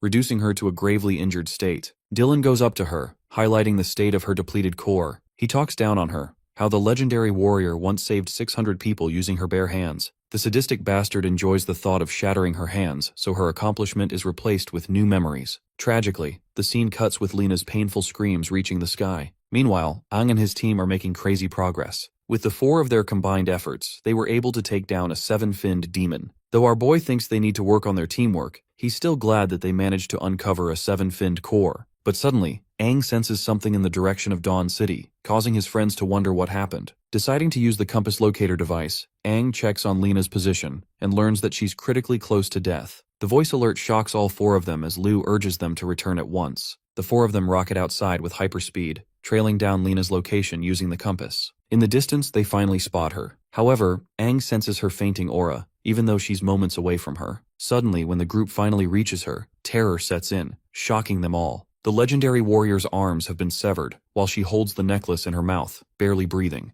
The horrific scene is unbearable for Suju, while Lan is supremely pissed off seeing her disgraced like this. Liu ushers them to try and save her first, because she's already lost way too much blood because of her arms. In a last-ditch effort, Liu focuses on the healing process, while Suju and Lan decide to monitor the area, thinking that there's a dangerous enemy lurking close by. Both of them get into position while Lina is receiving recovery. While she's being healed, Aang stands speechless. He recognizes the necklace he gave her, recalling how happy she looked when she took it. It finally makes sense why she came back to Dawn City. She wanted to take back the necklace, the same shitty necklace that Aang didn't even put any thought into. Overwhelmed with guilt, Aang is furious. But Liu sheds light on yet another concerning matter. Lina's internal organs have been severely damaged and her green core is fully depleted. In her current state, she can't heal on her own anymore. Her youthful looks are also reverting because her green core can't sustain her anymore. Liu takes notice of this and shivers in fear, realizing that there's barely anything they can do to help her anymore. Even as strong as Liu has gotten, she confesses that it's going to be impossible for her to save her. A desperate Aang wonders if the Seven Fin Core can help her out in any way. Unfortunately, Liu believes that she can't reverse Lina's tremendous injuries. However, what she can do is put her in a state of a time block using the power of the Black King Fin. She could freeze her in a dimensional block, delaying Lina's death as slow as possible. However, if this happens, Liu will compromise her own ability to move, and will require every last bit of focus to maintain the time block. She thinks it's an unrealistic solution because the moment the sun rises again, Lina will meet her end. What's bothering Suju the most is how on earth could a demon reduce her to such a state, even if the legendary warrior is in a weakened state. To that, Aang simply gets up, instructing Liu to focus on healing and the others to guard her in case any demons show up. He tasks Lan to come along, implying that he has a rough idea of who's responsible for doing this to his friend. Aang reveals the man's name. It's Van Dillen of the Six Heroes. The name frightens everyone, but Aang can tell with certainty that it's that guy because of his familiar sharp aura. Not just that, he's already faced him once before in battle, and fully understands that Dillen intentionally left Lina in a crippled state. Even though Aang is ready to go, Liu highlights the dangers involved with this strategy. Even though they've all entered the realm of six-finned demonic strength, the fact of the matter is that the rest of the six heroes could pose them severe trouble. However, despite her wise reasoning, even Liu understands that with the face Aang is making right now, it's going to be impossible to stop him from going. This man is royally pissed and knows that Lina is being used as a simple bait to lure them out. Clenching his fist, Aang bursts out with his demonic aura, promising to not only kill the hero, but to also take his core. The scene cuts to our boy heading straight for Dawn City alongside his partner. Lan points out the dangers of the plan, believing that a fight in the city is dangerous to the innocent people. Not just that, Dawn City is going to be tough to navigate as it is lauded as humanity's strongest S-ranked city. Even Aang agrees that the city's tremendously powerful defense barrier is so strong that it can withstand a blow from a seven-finned demon without a problem. However, that rule only works from the outside in, because just like last time, the barrier posed no trouble when they tried to leave the city unharmed. Lan is rather stunned by Aang's knowledge of the inner workings of the city. Knowing that he can't possibly invade past the barrier, our boy decides to take the opposite approach and intends to lure Dillen to come outside. So what he does is crash land into the outskirts of the city walls, terrifying the watchguards. The warriors are put on alert, wondering if it's a demon invasion. But when the smoke settles, they come to recognize two demonic humans being responsible for the destruction. One of the warriors orders to unleash the might of the defense beam cannon, reflecting how annoying it is to deal with humanoid demons because they can't be detected by automatic systems. All turrets are manually aimed at the two demonic humans. The situation is rather ironic for Aang, reflecting how it feels strange being targeted with the very same weapons he once ordered the construction of in his prime. It pisses him off that he's being fully handled as a mere demon. Deciding to take things the easy way, our boy roars at the city warriors, demanding that they send Van Dillen outside. He clarifies that they're not here to invade or attack, but this provocative demand puts the warriors on edge, as they take it as a sign of disrespect towards their great hero. They're choosing their own deaths at this point because Aang is out here pissed off for what happened to Lina, and is ready to kill anyone who stands in his way. One of the turrets releases a powerful beam cannon in an effort to destroy the demons. Before the attack could reach Aang, the four-armed muscle brute steps in, blocking it all without even a scratch. His incredibly strong defense shocks the warriors because what he just did isn't just something any demon would be able to do. While they're busy calling for backup, Lan turns to his buddy and suggests our boy to calm down, questioning if he's really out here for a bloodbath. But this version of Aang is one reason away from slaughtering the city. He clenches his sword in uncertainty and a gush of emotion, while the Crimson King urges him to annihilate the ants in his way. Thankfully, our boy's humanity tries to resist the demonic urges as much as he can, deciding not to slaughter the warriors. The same can't be said for his enemies though, because they're actively calling for backup to gather around and stop the demons. Suddenly, a figure darts up into the sky, taking his place in front of the crescent moon. Van Dillen is aura farming again, and this time he personally lunges to attack our duo. The durable behemoth charges his barrier to maximum capacity, hoping to withstand the attempt. But the moment Dillen makes contact with his barrier, it releases a shockwave upon impact, shattering it and sending Lan flying back. Aang quickly saves him from behind, as both of them stare at the strongest dual-core warrior. Van Dillen smirks, finding it impressive that Lan managed to withstand that hit. With his official appearance, the warriors think that the city is no longer under any harm. Aiding him in battle, they charge up all of the beam cannons, prepared to help their hero whenever he requires. The scumbag hero finally realizes Lena's affiliation with the humanoid demons, and wonders why the demons are suddenly deciding to pair up with the old 6 heroes. Disgustingly, Dillen goes as far as to mock Lena for offering services to the demons and disgracing humanity's name. If what he did to Lena wasn't enough, his words certainly did. Aang's temper flares up to the very top as he summons a surge of lighting. Dillen takes notice of this aura and wonders why it's so similar. He still has no idea why Lena is collaborating with these humanoid demons. Meanwhile, our boy gives Lan his one and only instruction for this match. All he cares about is that he takes care of the backup squad of warriors that is planning to support the hero. As for Aang, he calmly declares his next mode of action. He's going to kill Van Dillen with his own hands. Aang lunges forth to attack his target, and as expected of the mighty Dillen, he projects an energy shield and blocks it quickly. Despite his effort to shield himself, the sword still manages to cut through, filling up Dillen with an air of familiarity with Aang's aura. The rageful demon lunges yet again for another strike, causing the hero to deploy another protective barrier. From that same energy sphere, he clashes with his opponent using energy waves. One of those attacks successfully hits Aang, pushing him back. But to this guy, it's nothing but a mere setback. He takes the energy strand and proceeds to tug it with all his might, pulling Dillen towards him. Aang lands his first successful kick with a gut-wrenching kick to the belly, showing this guy what pain really feels like. In an effort to counterattack, he grabs Aang's body, using his manifested arm, and launches away up in the sky. The warrior laughs at the demon, wondering if Aang is fighting so ruthlessly because he shares a grudge against him. After saying that, he slings our boy into the ground with a thunderous smash, causing his sword to spin away and plummet close to Lan's battle with the human warriors.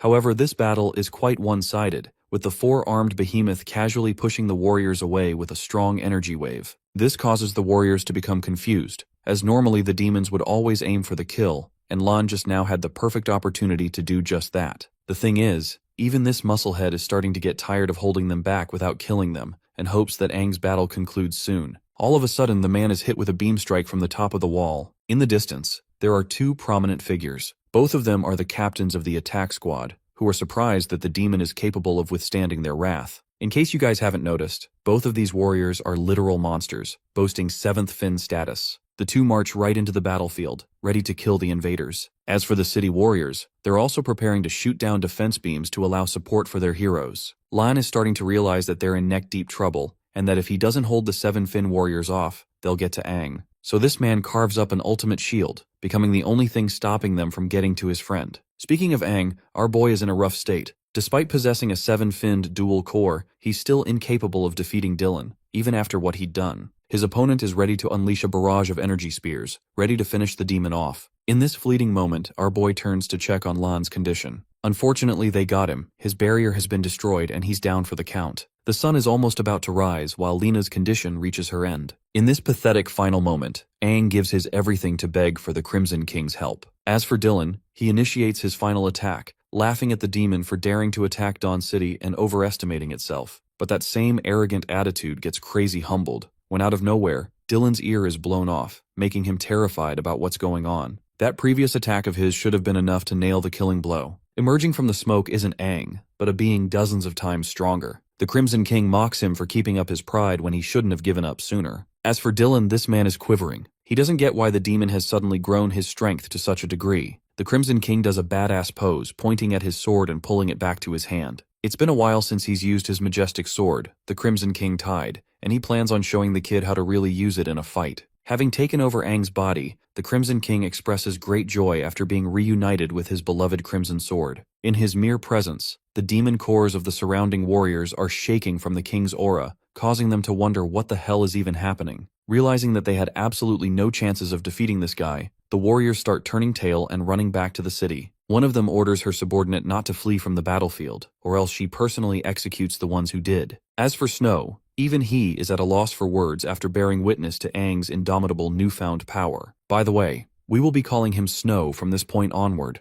Previously we used to call him Lan. It's as if his aura completely changed from before, and now wears an uncertainty that was never there. That is the authority of the King of Demons, and the might of the eight-finned monster. As he's staring up at Van Dillen, the man expresses his intrigue and thinks that Aang was actually holding back his real trump card all along. His supreme evolution makes him wonder if Aang has entered the ranks of a seven-finned demon's strength. However, the arrogant warrior thinks that seven-finned demons are no match for him, so he claps his hands and unleashes soul-devouring vines just to take out this new threat. To Van Dillen, he's unafraid of anything, as he already wields a dual seven-fin core, making him an extremely powerful force of nature. But right as he's flexing his rank, the Crimson King is already speed blitzing him by popping right over his head for an aerial slash. Van's cocky face goes to shit the moment he realizes he's about to get his head cut off. Reacting as fast as he could, he uses his soul-devouring vines to block the sword slash in the nick of time. However, the force from the impact is so dominant that it launches his body into the ground, thrashing him all the way. In the eyes of the lower-classed warriors, they can't even fathom how their greatest combatant is currently being ragdolled by a demon. It's an unbelievable sight for them. Meanwhile, the Crimson King starts to notice a few cracks appearing on his vessel's body, implying that even after a short display of strength, this body is far too weak to handle the Crimson King's true power. Even though he's fully taken control of Aang for now, that the Crimson King pities the current version of him,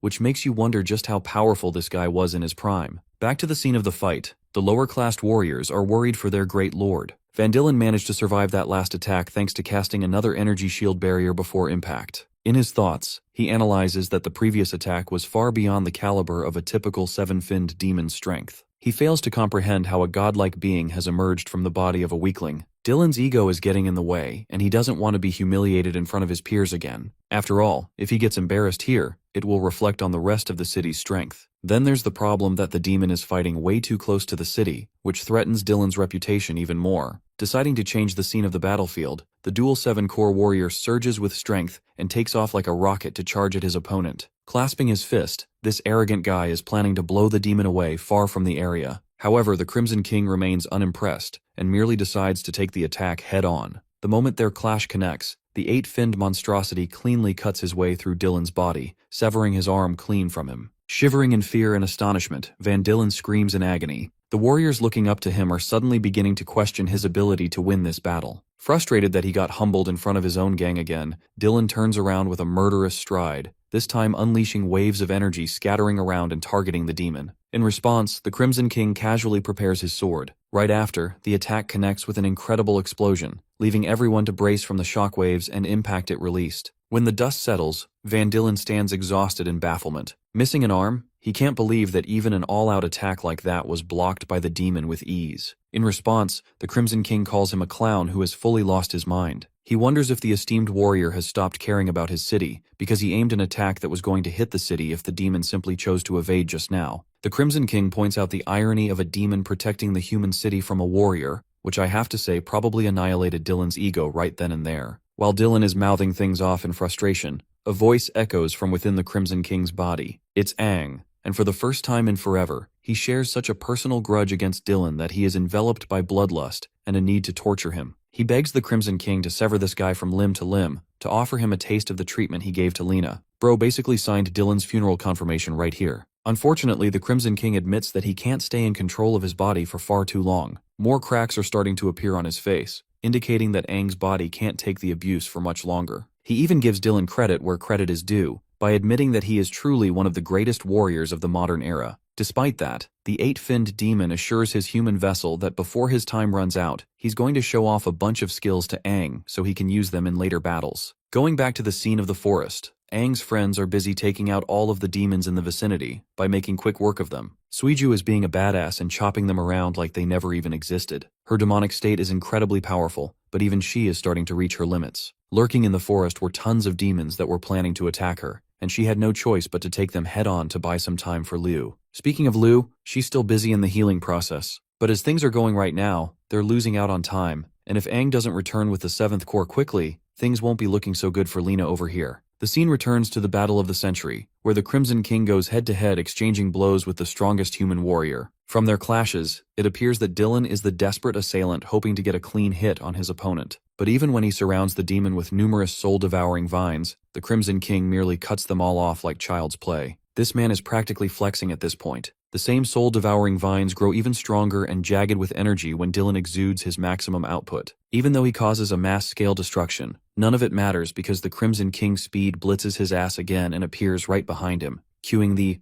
"Oh fuck, he's standing right behind me, isn't he?" moment. Before he can even turn around, the eight-finned demon annihilates the human with a piercing stab in his abdomen. Things are looking bad for Dylan, and he knows it. He's well aware now that he's fighting a demon well beyond the ranks of the seventh fin. By simply engulfing his aura, the Crimson King was able to extend the range of his weapon and connect the earlier blow. Anyway, even the prestigious warriors that were in awe of Lord Dylan's strength are watching helplessly, witnessing how the fight is going in the opposite direction for their hero. In an effort to back him up with support, the warriors are about to take off, when suddenly, Snow grabs both of them despite having been taken down before. This man is the ultimate homeboy and refuses to let any of them interrupt Aang's fight. The hasty warrior stabs him with a beam in an effort to free him from the demonified human's grasp. But despite that, Snow endures the torture and copes with his suffering. He realizes the extent of his own limitations, as he couldn't help but be demolished by a 7-core warrior. Still, Snow doesn't want to give up despite the gulf in strength. He too wants to exact justice for Lena's sake, and this time, he intends to use the power that he kept in reserve during his demonization process. Cracks appear on his back, and suddenly a wave of energy erupts from the defeated demon's body, alarming the warriors around him. The higher core warriors can't fathom how one demon is capable of expressing so much willpower. They bear witness to the birth of the fifth fin demon in his evolved state. Snow's body now glows with traces of gold trails covering him, and he's filled with the resolve to carry out his only objective in this fight. Back to the scene of the battle, or should I say the one-sided massacre, Van Dylen is tossed around like a rag doll, and has to use his own magic to stop himself. Retaliating accordingly, he creates dozens of mines with his energy. This attack is called the Void Render Blast. Hoping that this will be enough, he sets off all of those mines in the form of concentrated strikes aimed at his opponent. The Crimson King doesn't even have to use a special skill to respond to them. All he does is lift his sword, and in the next scene, all of those mines are nuked with a single slash. A few moments later, the arrogant hero's body plummets to the ground with a heavy smash. When the dust settles, we see a bug squashed into the ground, exactly where his place is meant to be. At his current state, Dylan has lost his other arm as well. His body has endured far too many injuries. The warrior now realizes that he's being rendered the same treatment as what he did to Lena,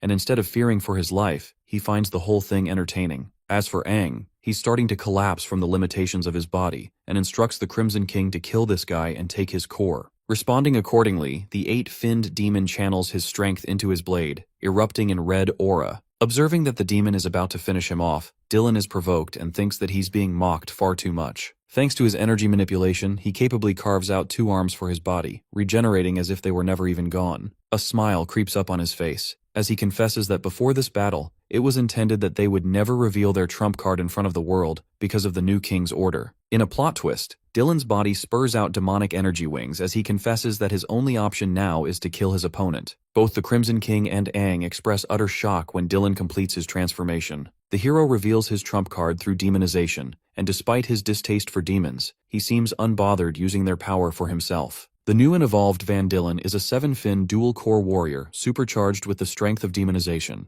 This is astonishing in the eyes of the suppressed Crimson King, who points out Dylan's genius plan. You see, throughout this entire fight, his mission was to lure his opponent away from Dawn City, to avoid anyone witnessing his demonization transformation. Thanks to that, no one will know that their esteemed hero is a demon too. Amused, Lord Dylan offers praise to the clever demon for quickly grasping a hold of things. He also reveals that he's never used this form against an enemy until now, simply because he was far too powerful even without it. Even though he completely despises his demonic state, he had to set aside his ego just to stand a chance against his opponent. Vanishing in thin air, the demonified Dylan pops out of nowhere and calls his form invincible. This time, he actually manages to connect his attack against the 8-finned demon, smashing him into the ground with his abyssal soul-devouring pillar. Refusing to let this fight be finished already, Dylan uses the same spear and nukes the 8-finned demon's body by sending out even more blasts, causing the ground to erupt with explosions. At the end of his attack, he stares down at the remains of his opponent.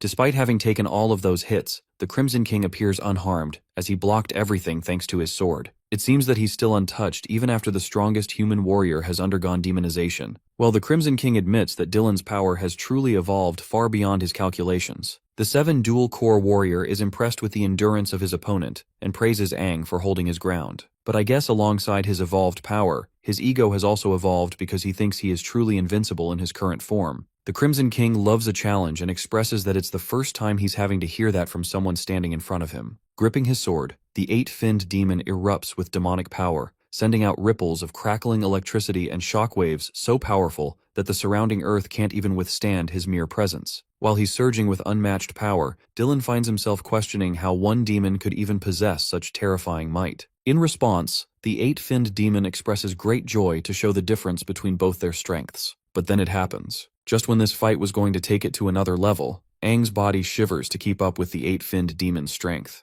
At this point, he's starting to bleed out from his own strength. Having endured the brunt of the entire fight, it can no longer sustain the Demon Lord as his vessel. Unfortunately, the Crimson King understands that if he keeps going, it's going to be problematic for him in the long run, because Aang's body could fully collapse and destroy the Crimson King's body in the process. He considers it a truly pathetic sight that he couldn't enjoy a powerful battle with an opponent showing promise. He was already bored after resting in Aang's body for far too long. To make things right, he mutters a chant to disperse Aang's strength. To Dylan's complete shock, he senses an immediate shift in aura, as if his opponent depowered back to what he was before. After a clamoring explosion, Aang can barely hold onto his sword after reclaiming control of himself. He doesn't get why the Crimson King dispersed just like that, just when they were reaching the climax of this battle and could have had the chance to kill Dylan. Despite his frustrations, the Crimson King reminds the rage-filled human that it was the only choice they had. If he hadn't submitted control back to him, it would have resulted in Aang's death, and that goes ultimately against the Crimson King's goals. But I find it hilarious because by returning Aang his body, he basically guaranteed our boy's death anyway, because it's not like he's about to call Goku to fight Dylan for him or some shit. Aang even points out this obvious fact that even at his normal state, he could barely hold a candle against Dylan, and now that he's entered the realm of a godlike being with his demonization state,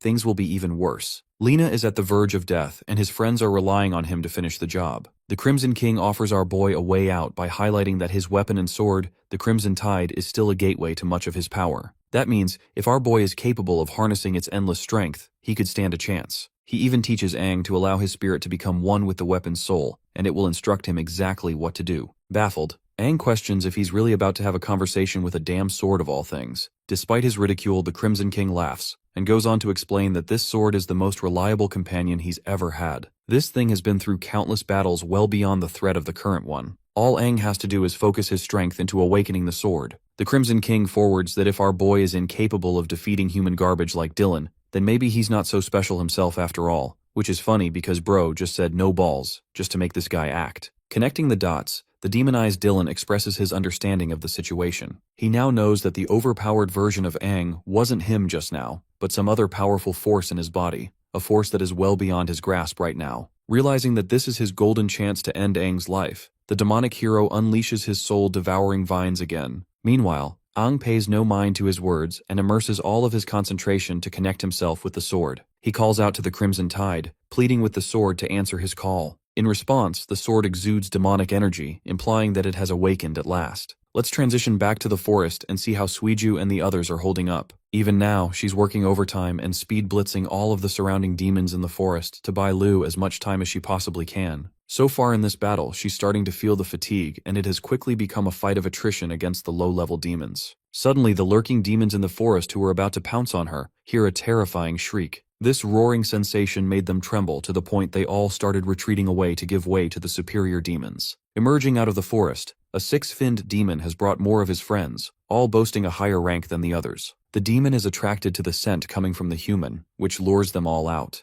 Things are looking bad for the camera lady over here because now she has to face even stronger opponents when she was already struggling against dozens of low-level demons. Liu inquires what's going on because she can't afford to come and take a look herself. In response, Suiju remains quiet. Despite her struggling state, she tells her friend to lock the fudge in and keep on hammering the healing process for Lena, though she admits that her upcoming fight is going to be a lot tougher than all the previous ones she had. One of the higher-level demons expresses his excitement over Suiju being a humanoid demon, and suggests that they keep her alive to enjoy her body later. Even the demons are freaky in this story, but Suiju doesn't care because she's about to head right into overdrive and annihilate them all. Sharing no intention of leaving any of them alive, the incredible warrior tackles one of the higher-level demons with her incredible speed. Her goal is to take one of them out right away to decrease the load later on. However, while she's busy keeping one of them busy, two more are already aiming at her from behind. Both of the demons manage to give her backshots, manage to slash her back. Somehow Suiju uses the momentum from their attacks and pulls out a backflip, surprising the demons with her quick maneuver. She turns and wrists her body upside down, before unleashing a fury of slashes in the surrounding directions. The attack kills another one of the demons, while the last two six-finned demons escape the Tempest Waltz. Having pushed back to such an extent, the demon even praises her for being tactical and forcing them back despite incurring an injury from their attacks. Having seen her use deadly skills just now, the six-finned demons decide to prepare a skill of his own by wrapping his hand around flame energy. But before he could react, Suiju's already on top of him and connects a killing blow that destroys the demon in one hit. However, Suiju's body is growing closer and closer to its limits after expending so much energy in short bursts. Then comes another problem. Remember the first demon she took out in her assault? That bastard somehow manages to get back up. His wounds are quickly healing thanks to its healing ability. He mocks her for thinking that he was dead and promises to show the human what a taste of pain feels like. Saying so, the five-finned demon bursts with incredible speed, but this time, he goes after Liu, who is defenseless and incapable of doing anything.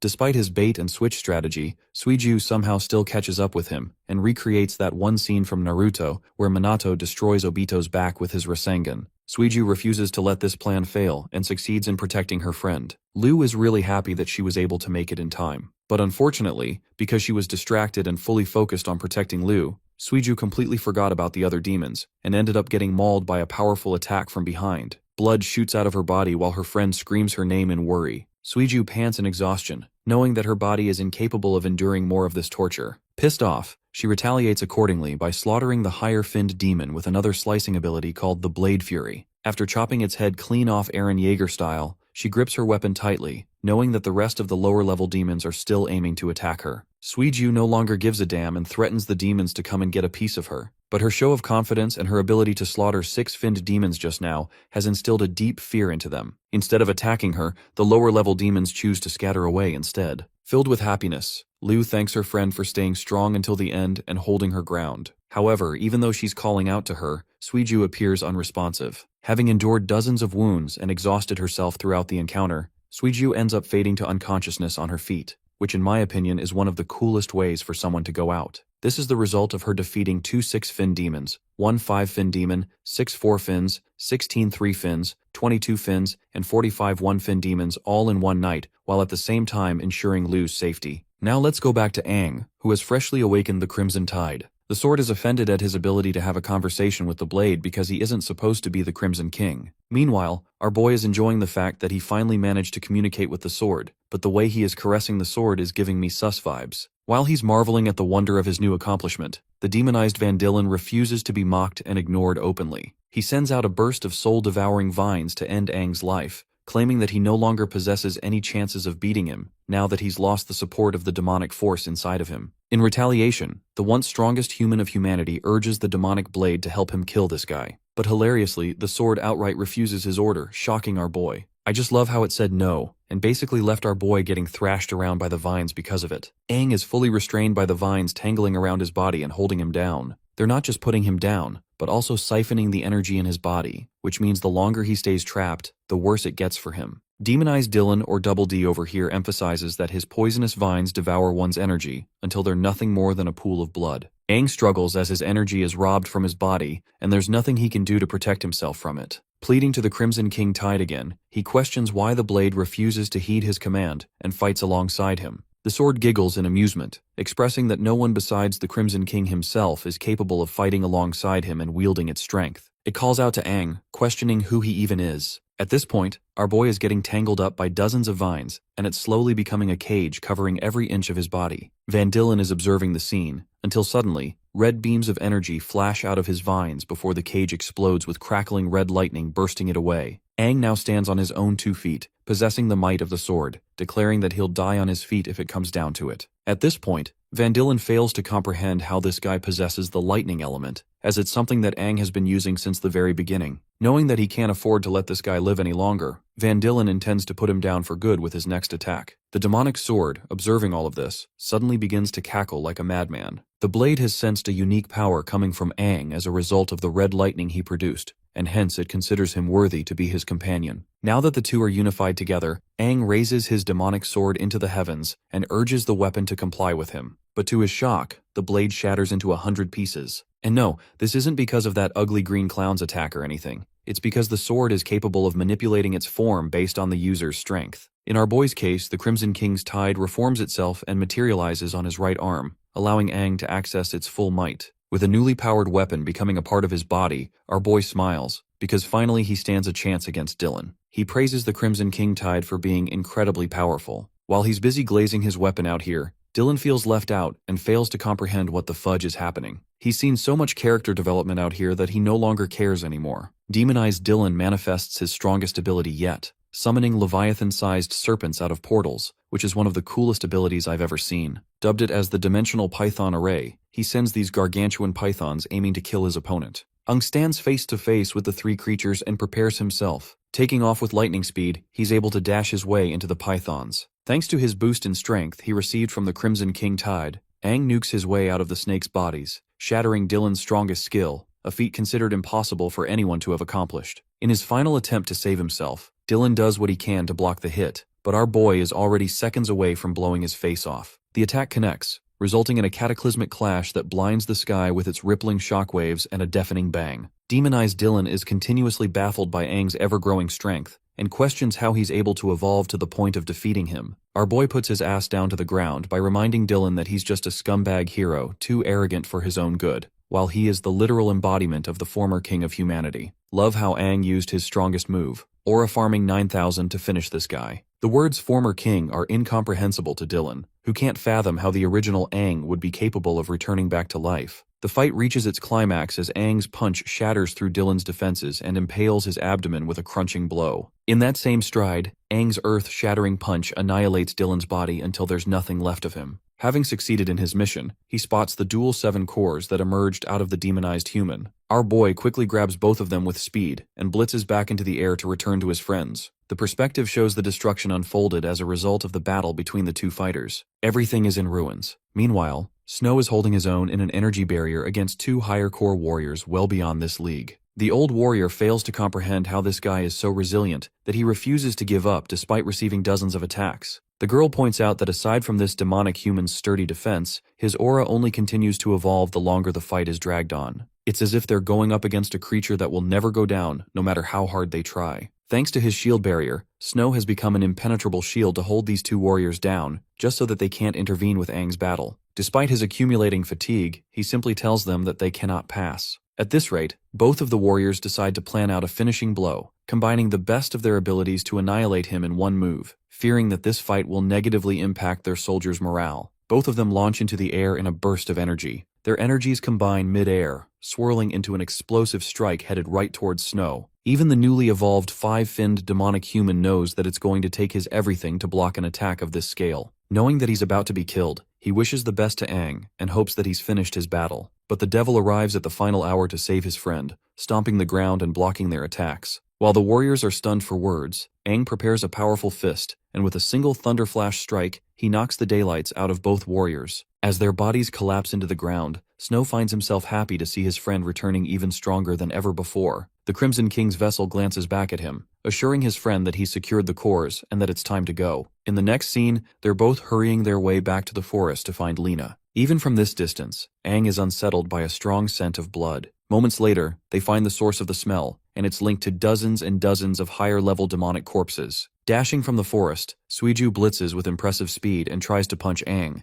thinking that he too was an intruder. Our boy is alarmed to find Suiju in such a state. It appears that she's literally unconscious, and yet her body is still trying to protect her friend. He asks her if she's responsible for taking down all of these demons all by herself. Aang's lips quiver in sadness, knowing that his late arrival has pushed his friend to her absolute limits. Hearing those comforting words, Suiju's body topples at last, breaking into Aang's grasp as he catches her. Lu, who is still busy healing Lena, explains that Suiju went all out protecting them even after she was knocked unconscious. She kept going until she sensed that everything was going to be okay with Aang's presence. After that, Aang hands her the dual 7 cores he retrieved from Dylan. What's even more surprising to Liu is how he was able to demolish one of the new 6 heroes at his current level. Using her powers, she manipulates the cores and fuses them with Lena's body, causing the ground to render shockwaves that are visible from the sky. Lena's oldened state returns to her youthful looks the moment she gains the ability to heal herself again. Her arms begin to reform with spirals of energy, filling up Aang's face with joy to see his old friend finally recovering. However, at the cost of her recovery, Lena exposes her entire strength and topples on the ground. Her friends call out her name as she drifts into unconsciousness. A while later, Snow confesses that it's not as bad as it seems because Liu fainted out of fatigue. With 2 of their friends knocked out, he admits that these girls gave it their all, expiring every last bit of energy reserve they had just to keep going. Even Aang admits that he has been blessed with 2 amazing warriors, as both of these girls are persistent and stubborn to the end. He jokes around saying that they won't be waking up anytime soon, but hears no response from Snow. Aang suddenly realizes that even his homeboy ended up dozing off because of the exhaustion. It soothes his heart that everyone around him gave it their all. Aang promises to watch over every one of his friends while they are resting. In his heart, he thanks them for making this mission a success. In the following sequence, the majestic Lena wakes up in a field of grass. She takes a moment to question her reality, wondering if all of what she experienced is just a result of some dream she had. Then she hears Aang's voice, who teases her for dozing out on them. Surrounded by his fellow warriors, he asks her why she looks confused. Lena reveals that she must have had a really long dream, one in which she lost both of her arms in an effort to fight until the very end. The old king teases her for being exhausted and having weird dreams. Among the warriors came a woman who gently held Lena's hand, comforting her and assuring her to relax. Mist Queen Selene was the strongest purple core of her era, and shared a face similar to Liu. The old king shares that the construction of the main city has nearly reached its completion. Dawn City will officially become the first S-rank city to go down in history. The beautiful fort he built with his own hands would go on to become the new city of hope for the rest of humanity. Lena also saw the second strongest red core of the era, the blazing flame Carlos, who is supposed to be a lookalike to Snow. The residents of Dawn City decided to personally carve out a statue of their king, just to show their appreciation, even when Aang refused their offer. The strongest yellow core, Great Earth Ran An, told him that he was the one true king, and the one responsible for giving them hope. So he deserved a statue to reflect that. All of the strongest warriors of humanity collectively agreed that Aang deserved every bit of his fame and appreciation. The old king thought of them as nothing more than a bunch of chatterboxes, and decided to stride towards the city. This is when the strongest black core, Xavier the Void, expressed his suspicions regarding the ancient king. He wondered if it was a wise idea to send an investigation team to look into the matter. However, Aang prioritized building the city firsthand, sharing his intentions of creating underground tunnels for easy access to all resources as well. He also shared his knowledge of a new religious force taking the surge and actively going on a rise. While they're heading to the city, Lena appears to be dazed out and gets told to follow them. She happily agrees and tries to get up, but the moment she tries, the warrior is traumatized with a sudden nightmarish feeling of her arms getting ripped clean off. She begs for her friends to wait for her, begging for Aang to stay. Lena helplessly calls out his name many times until the dream sequence eventually comes to a close. The next shot we see of her is when she has regrown her limbs. Catching a glimpse of Lena's state, Aang is startled and gently puts Liu down on the ground. He rushes to catch up with her, happy to find her awake while she's still processing what happened. The dual 7-core warrior realizes that her body is rejuvenating with incredible energy thanks to the fused core. Trembling, she can't believe how her arms grew back all on their own in perfect condition. Hearing her doing well makes our boy really happy as he goes in for an immediate hug. The forest is silent. The bodies of the demons rest quietly, and Aang's friends are sleeping too, leaving them to experience a moment just between the two of them. Overwhelmed with emotion, Lena is brought to tears when she connects the dots and realizes that Aang went out of his way to endure so much just for her sake. He apologizes endlessly for her mistakes, knowing that she is responsible for Aang putting himself in danger. In response, our boy calmly assures her that everything is okay, and that all of them did this because they wanted to. At the end of the day, they were lifelong friends who took liberty in knowing that they would sacrifice their lives for each other's sake. Well, after that, Aang basically explained everything from the very beginning and how he managed to kill Dylan and save Snow in the process. It comes as a shock to her system that he managed to kill one of the new 6 heroes, but an even greater problem arises because now, Dawn City and the new king will be sending out the rest of the heroes to hunt for them. Fearing for the worst, Lena urges them to leave this place immediately, knowing that it's going to get ugly for them. Our boy agrees with her words, expressing that all of them are currently far too weak to take on any more threats. Of the original 6 heroes, 3 died in battle, 1 was imprisoned, but there is the Yellow Core Ran An, who managed to survive. After enduring a serious injury, he gave up the life of a warrior and went into hiding in a secret town to lay low. Aang shares that they should track him down and find him, knowing that it will be a safe option and a good way to reunite with an old friend. Lena accepts the suggestion but first decides to heal everyone in one go. Covering them in a large barrier, she uses her exceptional healing ability to help recover their strengths. So far, the legendary warrior is thoroughly impressed with Dylan's dual cores. They're riveting with so much energy that it took no effort restoring her arms. This instance serves as a reminder to Liu, who in the future will require a powerful green core to perform similar skills. An excited Lena is satisfied to envision a future where Aang is standing strong with powerful allies by his side again. Switching topics, he asks her about their incoming journey. Though Lena explains that distance won't be an issue, she thinks their old comrade might not accept their reunion.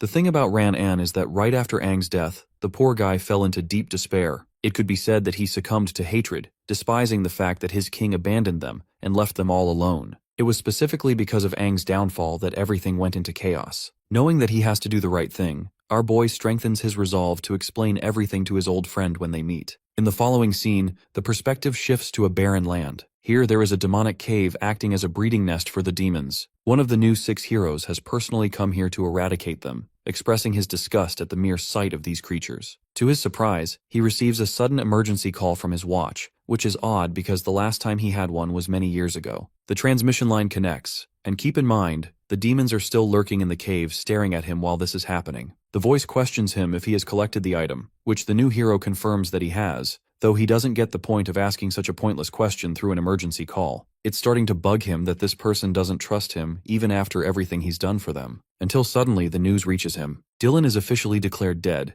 and the hero's face sinks to horror upon hearing such a wild statement. The messenger continues to explain that apparently, 2 incredibly powerful humanoid demons arrived out of nowhere to attack Dawn City. Lord Dylan led one of them far away from the city, way beyond its borders. But when the battle ended and an investigation was conducted, they received Dylan's death signals. Not a single part of his body remained, not even his bones. As for his dual 7 cores, they were also stolen by the same party, and they've yet to uncover the party's objective. Well, the messenger reminds him that the 6 elite heroes have shrunk down to the number 5. The current king is unaware of this news, as he's in seclusion. Leo, an incredibly strong dual red 7 core, is given immediate orders to return right away. But this command bothers him, and he refuses to sit around upon his return. He is filled with rage, and he doesn't give a damn if they're gonna stop him because he'll still investigate on his own. Leo begs him to do this, to which the other person decides to agree with, telling him that he's going to inform the other 3 heroes. Leo promises to send the results of his investigation a bit later, which would help the overall search mission. The caller emphasizes that Leo should calm down, understanding completely why he feels this way because Dylan and him shared a childhood. Though they're also grieving the guy's passing, nothing can be done at the moment to help their cause. The call cuts off, and a flash of their childhood passes by in his mind. He remembers the time they were just dumb kids playing around in the grass fields together. Overwhelmed with emotion, Leo grieves the loss of his best friend, questioning what the hell could have taken him out. Fury overwhelms every fiber of his being, and he erupts with a rage that demolishes the demonic cave with a terrifying outburst. His energy touches the very skies, and he assures Dylan's murderers that they're not even going to have a single part of their body left when he's done with them. Going back to our boys, Aang and Snow are flying full speed to reach Ran-An's secret town. They're carrying Lena and the others since they're still too exhausted. In fact, our boy glances back at Liu and wonders if they should stop here for a break, but Liu assures him that she's okay alongside Suiju. It's just that Snow might be feeling the pressure by having to carry 2 people at the same time. Aang's homeboy also assures them that he's completely fine and urges them to keep going. Lena boosts everyone's morale and reminds them that stopping will be a death sentence now that they've killed Lord Dylan. She knows for a fact that the other 5 heroes are already investigating his cause of death as they speak. They can't waste time when faced with a life-threatening situation like that, and it's absolutely necessary to reach Ran-An's town before the evening. Aang thinks everything will be okay and keeps going ahead. His comment draws the attention of Liu, who doesn't share any thoughts. A few hours later, the group finally arrives at the location of the secret town. This majestic place is surrounded by a stream of water, earning its name Oasis Town, with a classified level of C rank. Stepping foot in here, Aang celebrates his shock and returns to his normal form. He can't fathom how a C-rank town is in the middle of effing nowhere. The sight of the beautiful flora stuns them. Lena explains that this little town is the place that Ran-An always intended to visit, and he even told her about it before he took off. They pedal forward to find the former hero, while Liu confirms their intentions regarding Ran-An. Aang explains that it was Lena's idea to come here, knowing that they were in grave danger at the time and would be surrounded by the other heroes soon.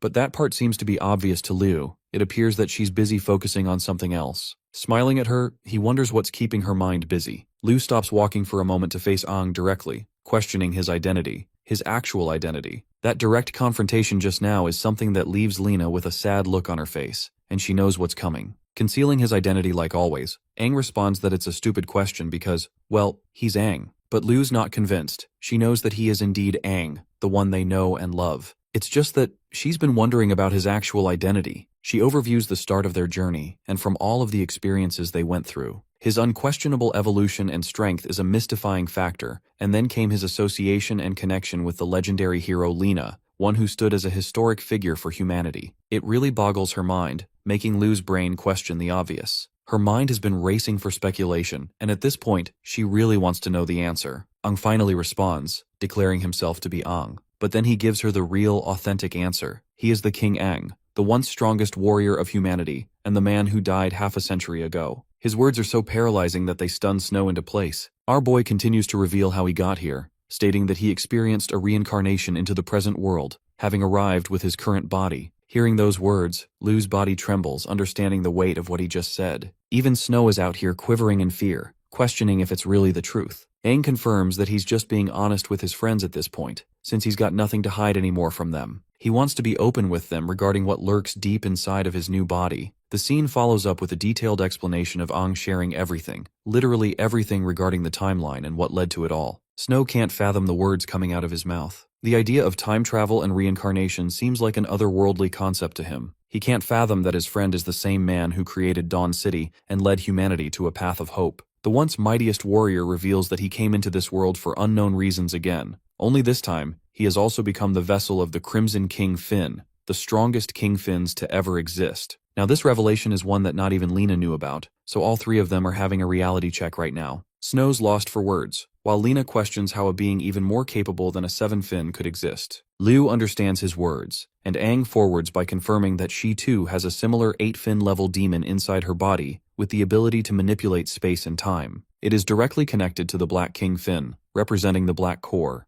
Again, it comes as a shock to her system, and though she's already had her suspicions, she didn't think it would be this serious. A curious Lena inquires to know more about the concept of King Finns, and investigates the purpose behind them resting in their bodies. To that, our boy vaguely explains that he doesn't really know for sure, as the Crimson King always keeps his secrets from him, though he does know for sure that he has a good relationship with the Black King Finn. And now comes the most exciting part. His recollection of what actually went down when he as King Aang entered the ancient king's stele all those years ago. That was his first encounter with the 8-fin monsters. These demons were simply way out of his league, reducing him to a bloody pulp at the edge of his life. It doesn't add up why the Crimson King would go on to choose him as a vessel, or why to begin with. But it's clear that the demon has its own goals, and one day it might shift the course of humanity forever. However, Aang doesn't want to be focusing on the bigger picture because he's got other things to worry about. The new king alongside the new heroes are problematic as they are already, and he has to save Desha from confinement too. Finally, his goal is to come face to face with the new king,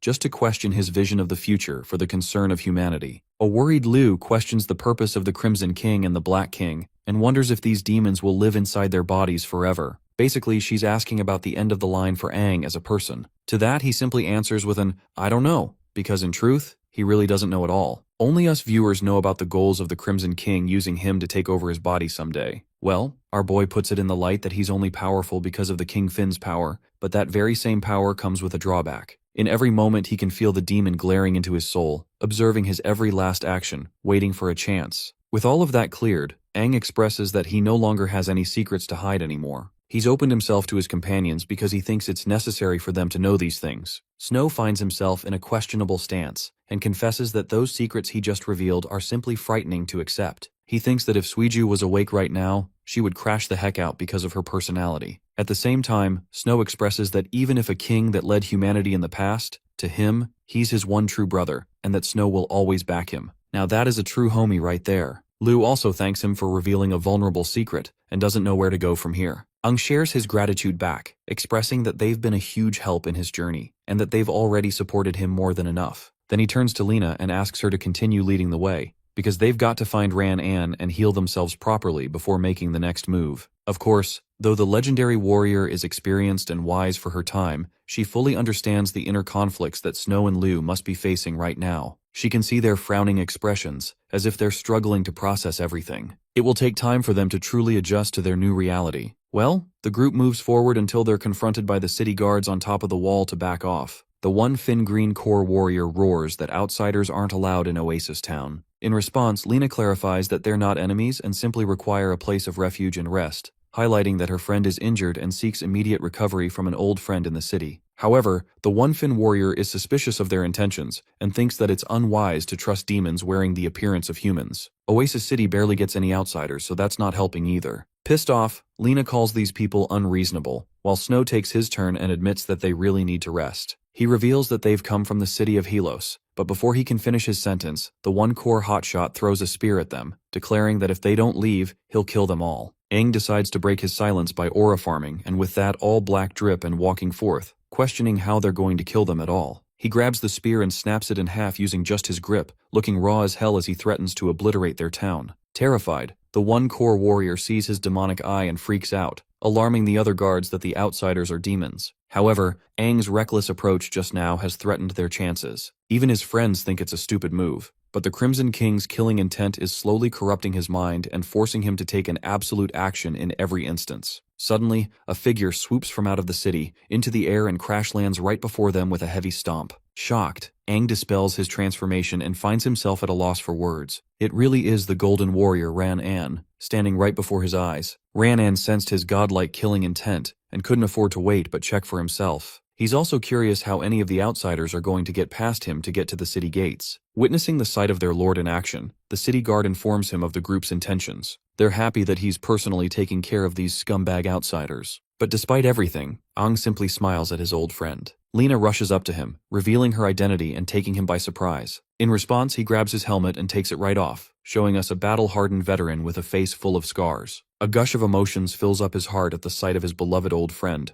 as he questions what she's doing here. Lena reveals that they've come to rest because her friend is seriously injured and requires attention. In response, the Golden Warrior orders the guards to open the gates. This is a striking development, and the one Corps warrior even objects to this decision, reminding his lord of the murderous aura from earlier. Ran-An assures him that nothing will happen as he's here in case things go wrong. The gates are ordered to open, welcoming them into the city. The scene transitions to Leo, who returns to Dawn City to regroup with his friends. Among the new 6 heroes is the dazzling Dual 7 Corps Purple Warrior, Trina. She consoles her friend regarding the death of Dylan, though it's clear that Leo is more upset than anyone else and appears dazed from the news. Ignoring her, he takes his suitcase and reveals the new batch of cores that he retrieved from the nest. Among them are 6 different 7 dual cores. From the batch, he takes the red cores and hastens to leave, requesting for Dylan's combat data right at once. As he's leaving, she stops him. Trina shares that he's not going to be going alone on this investigation. Those are the orders they received from their leaders. Shocked, he turns around to ask if it's the new king who ordered them. Cutting them off, a shadowy figure appears, expressing that it's their first time working with humans. Leo is stunned for words as the man in robes makes his way. This is Fledgling, and he has decided to cooperate with Dawn City for the investigation process. In the following scene, they arrive at the same battle-scarred grounds where Aang and Dylan faced off. Leo appears pissed the hell off that he's being trailed by this guy, and Fledgling confronts his feelings immediately. The new hero turns around expressing that a pathetic 5-fin demon doesn't suit his attention if not for the orders they received.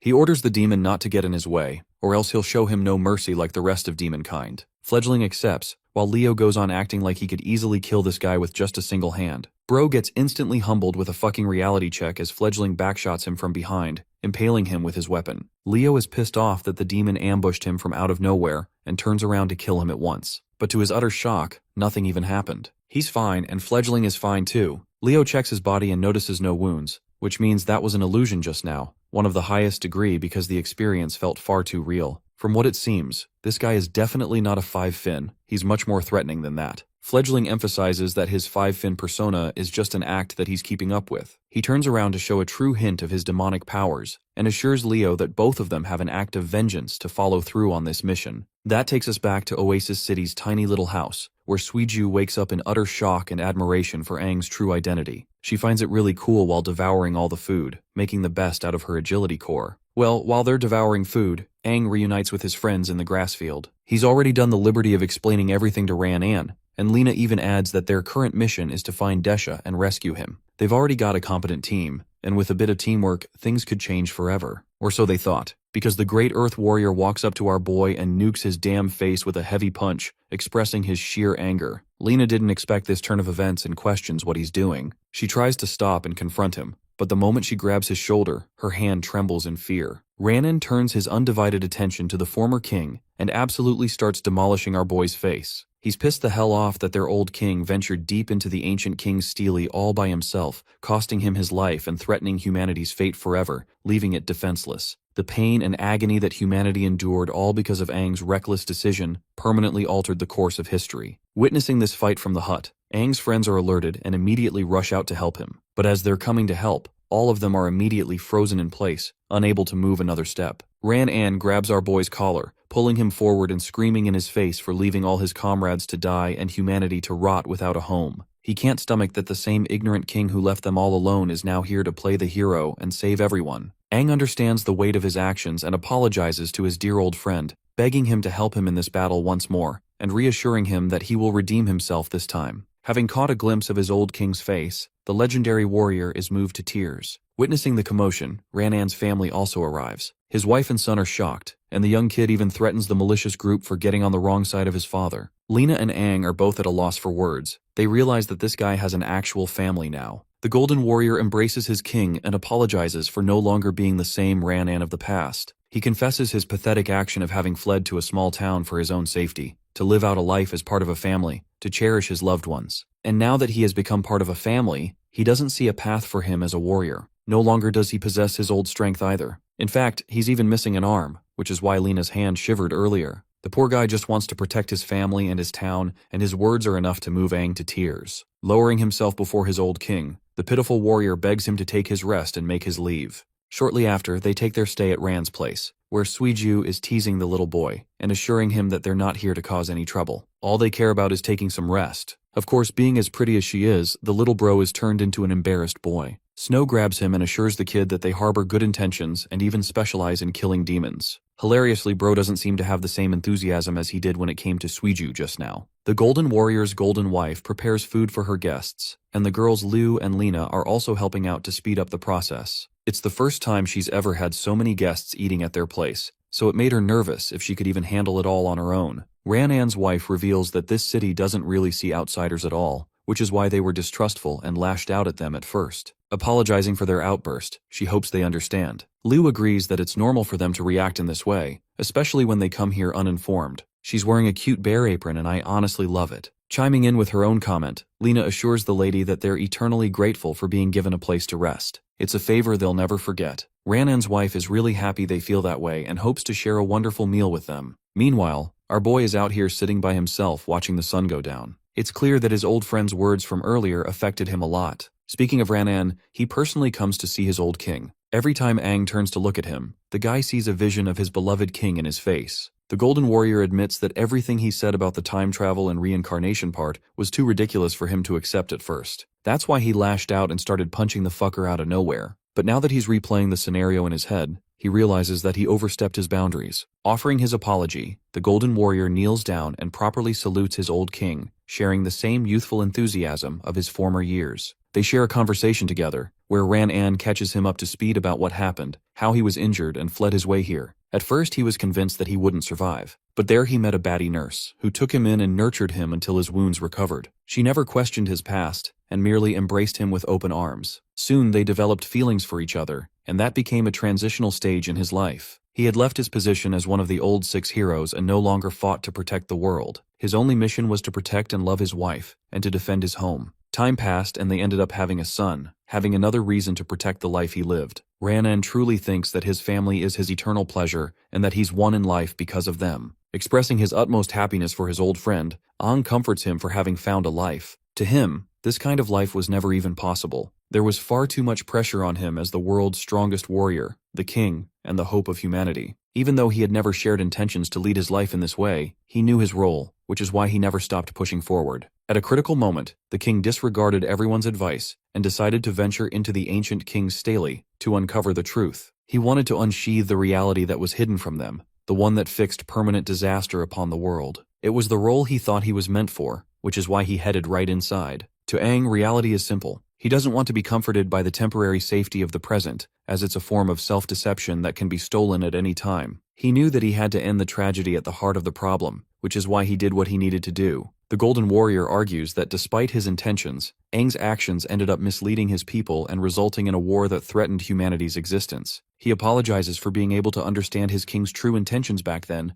but the effects are clear. However, the old warrior confirms that those intentions are exactly the reason that Aang remained the one true king. Speaking of kings, the once mightiest warrior is curious about the new king's position and where he intends to lead humanity. Ever since he faced off against Dylan's demonization form, he realized that the new heroes are also capable of tapping into the might of the demons. This revelation fills him up with worry regarding the new king's secret intentions. However, the Golden Warrior shrieks in horror and begs his king not to oppose the decisions of the new ruler. He himself has seen the new king's true power, and it's something that is the definition of fear. However, Aang shares a different opinion with a smile on his face. After all, his encounter with the new king is inevitable. The Crimson King side of him reveals itself and declares that it is more than powerful enough to defeat him. In response, Ranon basically embodies the surprised Pikachu face, unable to comment anything in return. In the next scene, the group sits down for a delicious dinner. Ranan's wife even prepared a bigger table for them to eat comfortably. It's been a while since the Golden Warrior enjoyed such a nice meal. However, the same comforting meal is disrupted when the Crimson King Tide is summoned with electrifying force out of nowhere, stunning our boy in place. The weapon quickly reforms into his arm,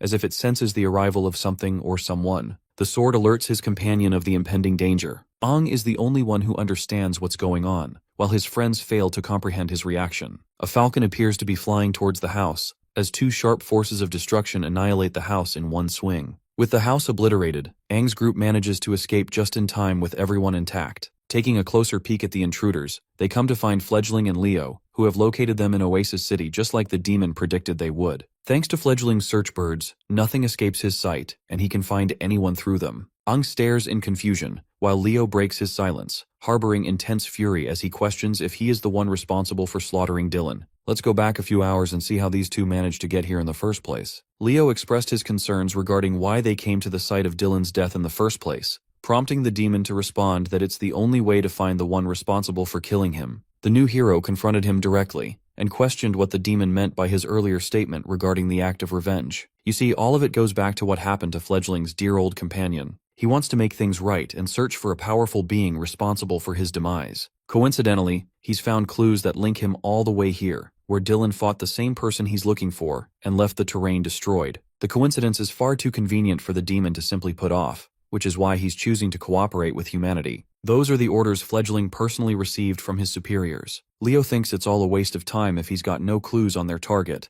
but suddenly finds himself surprised when the demon retrieves one of his birds. The little one has come with some intriguing information and shares all the knowledge. This little thing has actually spotted all 4 of the attackers instead of just 2, demonic humans that are capable of boasting humanity and wielding the demon's powers. Turns out that they were injured and decided to leave. Leo is startled by this information and questions where they went, causing the bird to express that they flew in a certain direction. Following that same direction, both of them took off in the air to follow that same path, and that leads them to the present, where they discovered the Oasis City. The one thing that boggles Leo's mind is why a bunch of human warriors would go on the attack and kill one of the new heroes of humanity. As for Fledgling, he sets his sights on his target too, knowing that there's a dark demonic aura flaunting off of Aang's arm. Though he doesn't understand the source of his powers, he's certainly intrigued by it. Our boy internalizes his concern, inquiring about the strength levels of both of his opponents. The sword takes a second to reveal the haunting reality. It declares Fledgling as someone far more powerful than the likes of Dylan at his full strength. The man in the robes is exuding a haunting aura that feels strange for even the Crimson Sword. Well, anyway, Leo spirals into craziness and goes on the offensive to kill the bastard who slaughtered his best friend. He pummels Aang with the force of a fierce lion charging at him. That single punch of his exudes enough pressure to send the rest of the group bracing from the impact. Meanwhile, our boy appears to be holding his ground and quickly transforms into his demonic state, taking Leo by surprise. He can't believe that Aang was able to block an attack of that scale coming from the mightiest 6 heroes of humanity. Menacingly, our boy glares at him with his demonic eyes. This fills up Leo's face with fury, as he recalls the one responsible for killing Dylan. He pulls a back fist to throw Aang back, who doesn't sustain damage and simply gets pushed back. An enraged Leo channels all of his strength, causing his hair to spike up and lightning bolting on him. Promising Aang a painful death, he sets into motion. Meanwhile, our boy senses a similar demonic aura from this guy like he felt with Dylan, which confirms that he too can demonize and become way more powerful. Liu calls out the big question, inquiring about their attacker's identity. Lena finally reveals that they're dealing with the Red Lion, Leo, one of the new 6 heroes. Meanwhile, the Golden Warrior is busy protecting his family, questioning how the hell they managed to track them down all the way here. Unfortunately, he's so weak that he can't even defeat any of them in his current state. Well, it still doesn't stop our boy's friends from transforming into their demonic states to help him out. All three of them are ready to confront the attackers together. Lena also intends to join the fight, but our boy strictly orders her to secure Ranan's family firsthand. Objecting to Aang's order, she reminds him that they're going up against the mighty Red Lion, and that there's nothing stopping his wrath. Adding to her concerns, Aang also reveals that the guy next to him is an incredibly powerful demon, and high-level demons never appear alone. They're almost always surrounded with a swarm following them around. This increases the danger, which is why Lena rushes to transport Ranan and his family to safety. She grabs them all together and bolts away.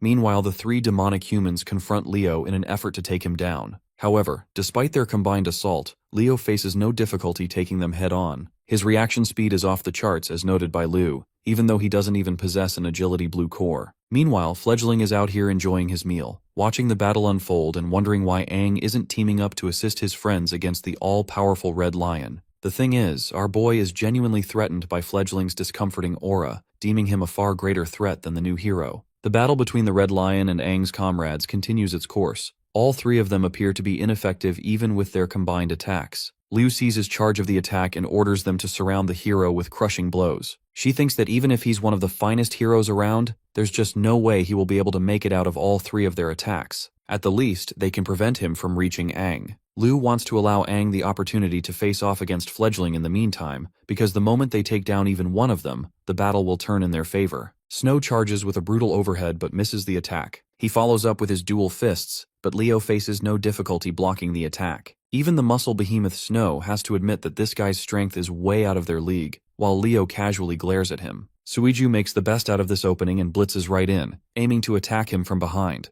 Her sharp strike misses the warrior, only being able to graze his hair. He turns to keep track of her movements, while Suiju's face turns to shock, questioning how the hell he dodged that. Even though they're dealing with a red core warrior, this guy's got the speed of a blue core, and a durability of a yellow core, making him well-rounded and extremely formidable to deal with. Liu wonders if this level of strength is what it truly means to become a part of the Elite Six heroes. Still, they charge again to take him down, but for some reason, she doesn't feel right about any of this. Even as they're hammering him with hundreds of hits, hoping to connect at least one, Leo casually fends off every single one. As for Aang, Bro is hilariously waiting for his opponent to make a move and gets so impatient that he decides to take the charge himself. Supercharging with red lightning, this man obliterates the very ground he was standing on as he takes off with riveting speed. He blitzes past Fledgling's body, only to realize that he missed the attack, and that it was an afterimage. Fledgling reappears in a different sport, smiling at his opponent and expressing his discomfort at taking on opponents of Aang's caliber. The demon disappears as if he were never there, startling our boy.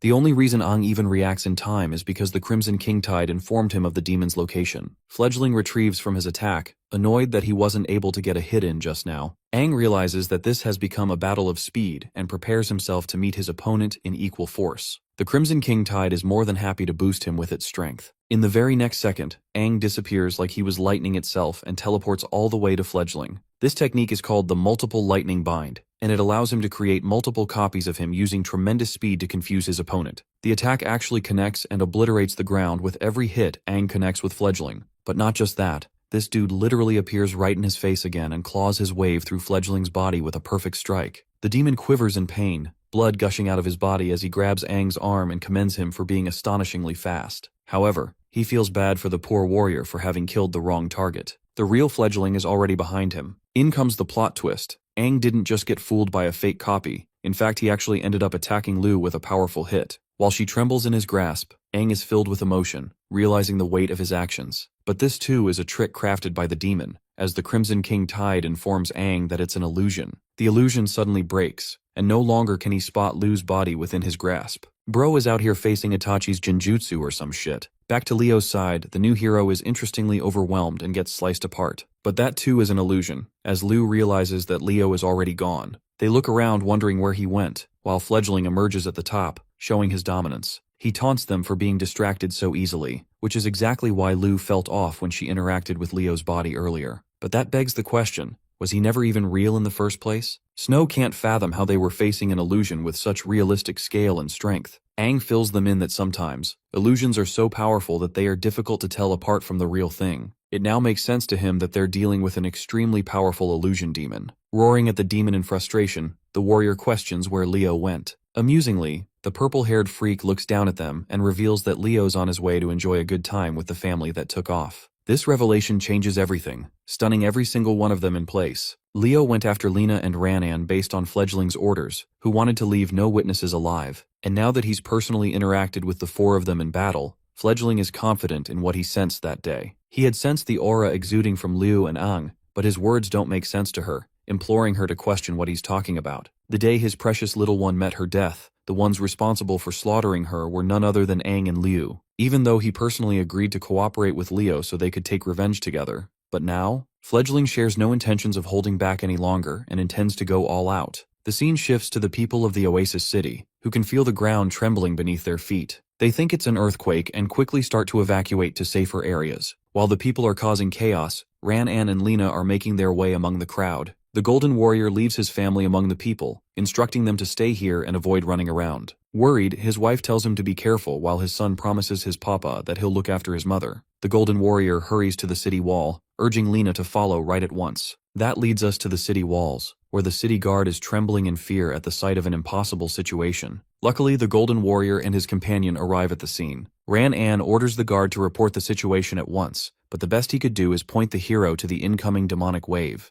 The moment Ranan sets his eyes on the landscape, all he sees is hundreds of bloodthirsty demons charging up ahead. The demon wave staggers Lena, and it's not just their numbers, it's their ranks too, as the lowest level among the demonic wave bears the 3 Fin rank. The problem is, Oasis City is off to a remote area separate from the rest of the demonic nests. This means the wave was intentionally called by someone. Lena connects the dots and realizes that those 2 assailants must be the ones responsible for this wave. Speaking of them, Leo bursts out of nowhere and crashes just outside the city walls. Releasing his aura, he shocks both Ranan and Lena with his sudden appearance, because this guy is supposed to be fighting Aang's friends instead. It also turns out that the demons aren't even intending to harm him, as they make their way past the hero without any trouble. Comprehending what's going on, Lena realizes that the new 6 Heroes faction shares an alliance with the demons, which further means the new king is also a questionable figure. Leo looks up at them as if he's innocent of any crimes, and shares that none of them will be able to expose their alliance, hinting at their deaths. The Golden Warrior understands that everything he's been through boils down to this singular moment. This battle will decide the crushing fate of Oasis City itself. Going back to Liu, she senses the alarming arrival of the demon wave and informs the group.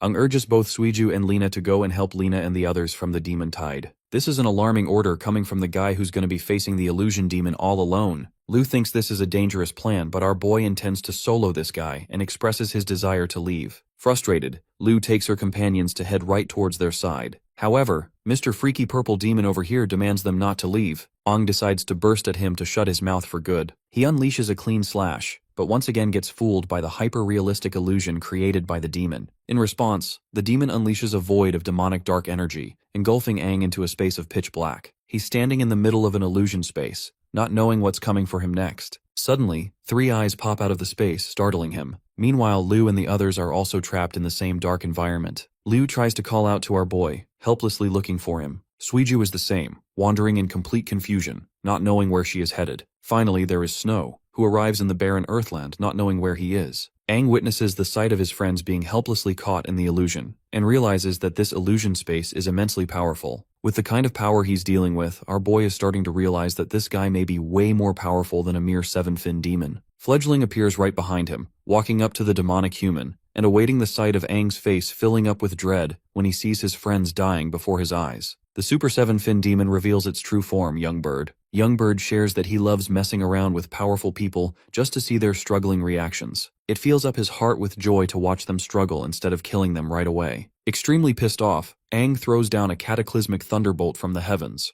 This ability is called Instant Thunder, and I guess bro is harnessing the power of Zeus at this point. Well, even with that strike, the illusion merely fades, and Youngbird reappears before his eyes again, confirming that no matter how hard Aang tries to hit him, the result will be all the same. This confirms to our boy that fighting this guy is basically pointless at this point, and even the Crimson King Tide agrees with this approach, urging him to save his strength as there's nothing solid in the illusion. To the demon's surprise, Aang displays a level of calmness he didn't expect, as if he's been through situations like these before. Youngbird agrees that fighting him is pointless in his domain, And yes, this is straight up a domain expansion apparently. The illusion demon expresses that he's even capable of controlling the flow of time in this domain, and he reminds Aang not to waste his precious creation. He wants this guy to look at his companions struggling to death, and reveals that it's been 2 whole days for Lu and the others, even though only a few minutes have passed here. Lu is caught up in a vine trap, snaring her into place. She manages to get out by cutting the vines clean, but that doesn't address the real problem. How the hell will she escape this place? None of her efforts are working, and she's incurring wounds back to back. Though she can use her regeneration ability to replenish herself, Young Bird pops right in front of her and assures her that the swamp will siphon every last bit of energy she has left. Then we go back to the perspective of Snow, who is enduring tireless heat and exhaustion in this empty space, questioning how he's going to be able to find a way out. Suddenly, flaming sand twisters pop out of nowhere to clobber him down. Snow reacts swiftly and blocks them using his durable skills, but more of them quickly catch up to him, impaling his body with precise strikes. Young Bird admits that his durability is quite something, but it's pointless when this wasteland will devour him whole. Torturing him psychologically, the demon shares that Snow's teammates might already be dead, and that it's time for him to kick the bucket too and die along with them. Finally, Suiju uses her immense speed to cut apart dozens of her own mirages. But despite her best efforts, she's starting to get overwhelmed after cutting them non-stop for 2 days straight. Young Bird pops out here too, sharing that despite her speed, the mirage will best her eventually. He wonders if her incredible speed is fast enough to outrun her own reflection. All 3 of them are struggling, and Aang witnesses the scene, realizing that if he doesn't break this domain soon, his friends will be tortured to death. But the fact of the matter is, his attacks are pointless against the illusion demon. The same is the case for his friends, who are powerless to break free or make an effect. Filled up with frustration, the Crimson King's vessel clenches his fist, admitting that there is no way out of the illusion from the inside. But suddenly an idea comes flying in his head. Though it's true that the illusion can't be broken from the inside, the opposite is the case from the outside. Once again, it's just a domain expansion with a barrier weak to outside attacks. The perspective cuts to the demon tide marching its way. The Golden Warrior urges Lena to prepare herself for combat, even though she's worried about Ranan's missing arm. Even with his lost arm, he fully intends to guard this city with his life. And it's not like they're a bunch of rookies either. They're the original 6 heroes and a force to be reckoned with. Joining forces, both of them burst from the city wall with incredible speed. Their landing alone generates enough of a shockwave that it slaughters the demons in the surrounding area. Lena and Ran-An are ready to rumble, which makes Leo gesture to the demons to stop advancing. He addresses both of them as the remnant of the previous 6 heroes, and dubs them as nothing more than a part of ancient history, alongside the old king. Unleashing his true form, Leo goes into demonization and shares an appearance similar to our boy with his white hair and horns. This side of him terrifies Lena, while the demonized Leo orders them to come at him with all their might, because if they lose, the demon wave will quickly sweep in to obliterate the entire city. Young Bird taunts our protagonist by pointing out the suffering of his friends. Ecstatic, the demon manically laughs, beginning the helpless warrior to come and try to attack him, to quell his helpless rage. It brings him great joy that Aang is incapable of protecting his loved ones or even taking down the threat right before his eyes. Instead, he's trapped in an endless illusion that he can't break free from. And the moment his friends are killed, Young Bird intends to kill Aang in the same manner, as it would be the best way to exact his revenge. But the demon miscalculated one thing.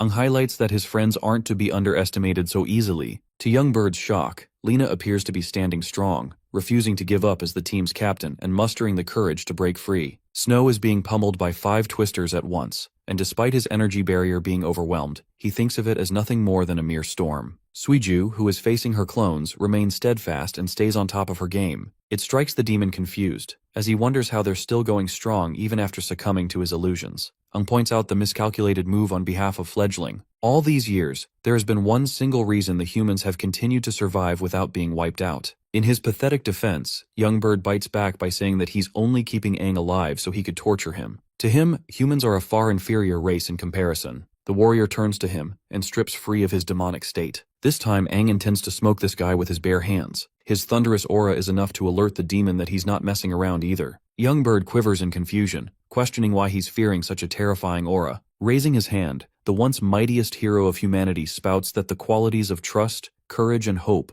are the 3 values that are responsible for keeping humanity alive. They're the reason it will never be wiped out. While this is happening, Aang summons a massive storm just over the elusive domain. The sky crackles with red lightning while Young Bird realizes this guy's goal. He fully intends to destroy the barrier from the outside. Clasping his fist shut, the old king roars the heavens to break this illusion in his name. A massive bolt of lightning strikes down the domain, cracking it. Those same cracks start to appear in each of the spaces that his friends are trapped in. Liu notices it, followed by Snow, and then finally Suiju. Their faces are lit up with joy, and they know that Aang is responsible for creating this effect. Youngbird fails to comprehend the level of his powers, and does his best to repair the elusive domain. But it matters little now that it's already broken. The massive bolt of lightning is visible from the outside the city walls, where Lena and Ran-An realize that Aang is manipulating such a power. The Golden Warrior remarks that this new power is completely different from the one that Aang used in his demonic state. In fact, this power is something that terrifies the demonic tidal wave, causing them to retreat despite their numbers. Leo observes the scene, and wonders if Fledgling lost the battle, and if his illusion techniques were exploited. Thinking of him as a trash companion, Leo takes matters into his own hands and warps ahead with insane speed to attack the legendary heroes. The Golden Warrior goes up first to confront him, and blocks his attack using his incredible Earth Shield. But the sheer impact of that punch sends shockwaves and creates a crater on impact. Unfortunately, despite his best attempt to carve up a shield, the Golden Warrior is overwhelmed as his defenses are shattered and the punch strikes him down. Thankfully, Lena is right there to support him with instant healing, ensuring that he takes minimal injuries. That punch wasn't a light one, it literally shattered this guy's sternum, and if not for Lena to heal him just now, it would have put him down for good. Lena analyzes their chances, and realizes that they're dealing with an opponent whose demonization power exceeds that of Lord Dylan. Leo tauntingly calls them the trash of the ancient era, and finds them boring for being unable to take even a single punch from him. Coming back to the illusion barrier, the domain cracks open,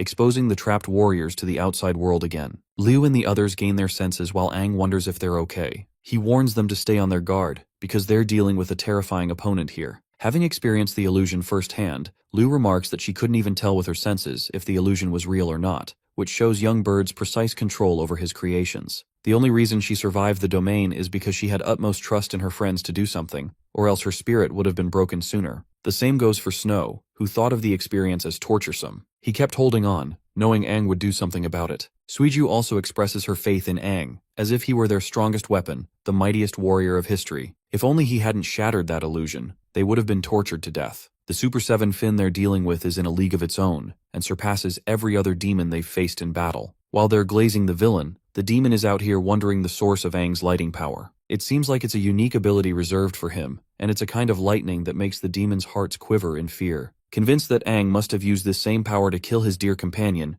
Youngbird unleashes a purple vortex to express his fury. Transforming right away, our boy clashes with the storm all alone, facing it head-on. As he's holding him off, Liu asks if he's going to be okay dealing with this guy by himself. He assures his friends that he's going to be fine, as long as they hurry to Lena and support her in the fight against Leo. The clash results in a giant explosion, rippling out mushroom smoke as if a bomb just went off. As the smoke clears, only Aang's presence can be spotted. The rest of his friends dash away into the air to make it to Lena's side. Watching them escape, Youngbird expresses his annoyance. Our boy pisses him off even more by mocking him for being incompetent. He's also starting to realize the power of his unique lighting is supremely effective against demons. Emerging from the smoke, Aang takes on a newer and evolved form, one that has traces of lightning energy synchronizing with his body. Youngbird is frightened at the very sight of it, while Aang embraces his new lightning demonic form. His sudden evolution is a joke to Fledgling, who thinks this is all just a flashy nothing-burger transformation. So to test it out, he blitzes Aang and attempts to strike him down in point-blank range. Youngbird uses an ability called Phantom Heart Ripping, which manifests two large hands to attack his opponent from both sides. In response, our boy cooks up a storm with an ability of his own,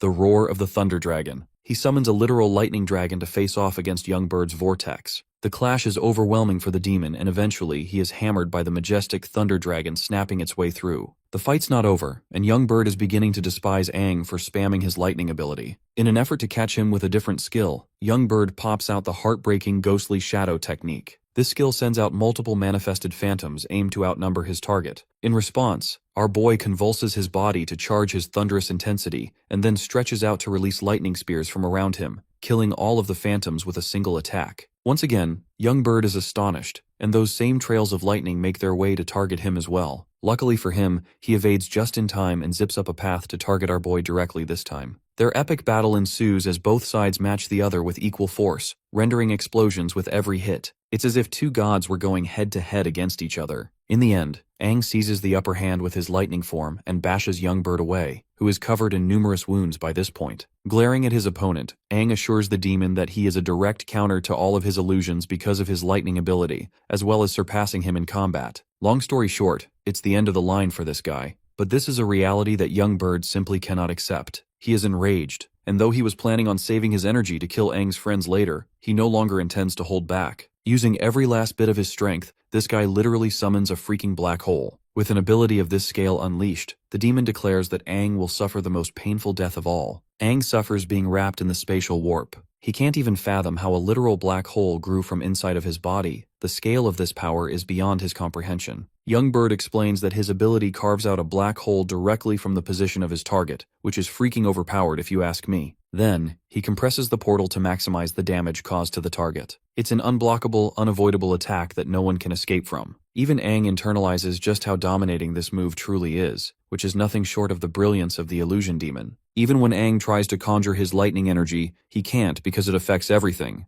With a satisfied look on his face, Fledgling takes enjoyment in his suffering and hopes for Aang to experience the horrors of his trump card. The portal begins to shrink into a tiny point, reducing to a fraction of its size. This black hole has now become an embodiment of endless suffering, and inside its dimension, torture is boundless until the victim experiences total death. No living being on Earth is capable of emerging out of this ability alive. That's the same case for Aang, who is currently being tortured by the endless pain, screaming his lungs out just to contain his body. His demonic core is overreacting, while hundreds of demonic illusions swim in space just to devour him alive. These illusions devour his energy, sucking the life out of his core and swallowing him whole. Aang's body convulses and his arm is shattering apart. His entire body is rippling in pain while the ghosts torment his energy. The thing about these ghosts is that they're not even physical entities, but they are the very representation of pain given form. Currently, the hero is experiencing the pain of being sliced open with a knife, the agony of being burned alive, the freezing cold pain of ice swallowing him alive. All of it is connected to his deepest fears and regrets in life, his memories. In this void, the warrior's consciousness is reliving a constant cycle of suffering,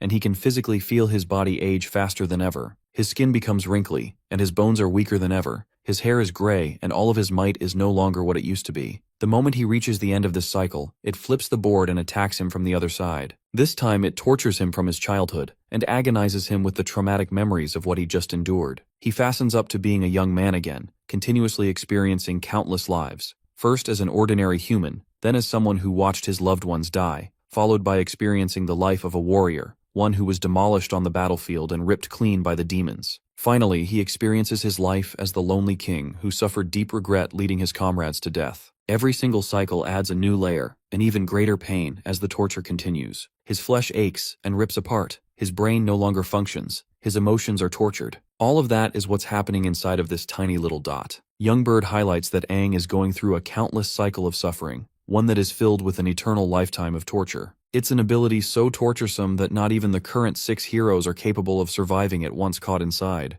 Things seem to be playing out well for the demon, until he hears a crack. The black hole manifests into a larger size, while Young Bird relives the memories he shared with the little bird. At last, Young Bird lets go of the illusion, shattering the black hole and releasing Aang, confirming that he has taken his vengeance at last. Drawing his body near his face, the demon amusingly wonders when Aang's spirit decided to break. But suddenly, our boy opens his eyes and instantly transforms into his lightning demon form again. Alarmed, Young Bird finds it inconceivable that someone managed to survive his black hole. But before he can finish his sentence, our boy spears him with a searing stab from behind, calling him a fool for underestimating him again, as he is none other than the living embodiment of the strongest human warrior.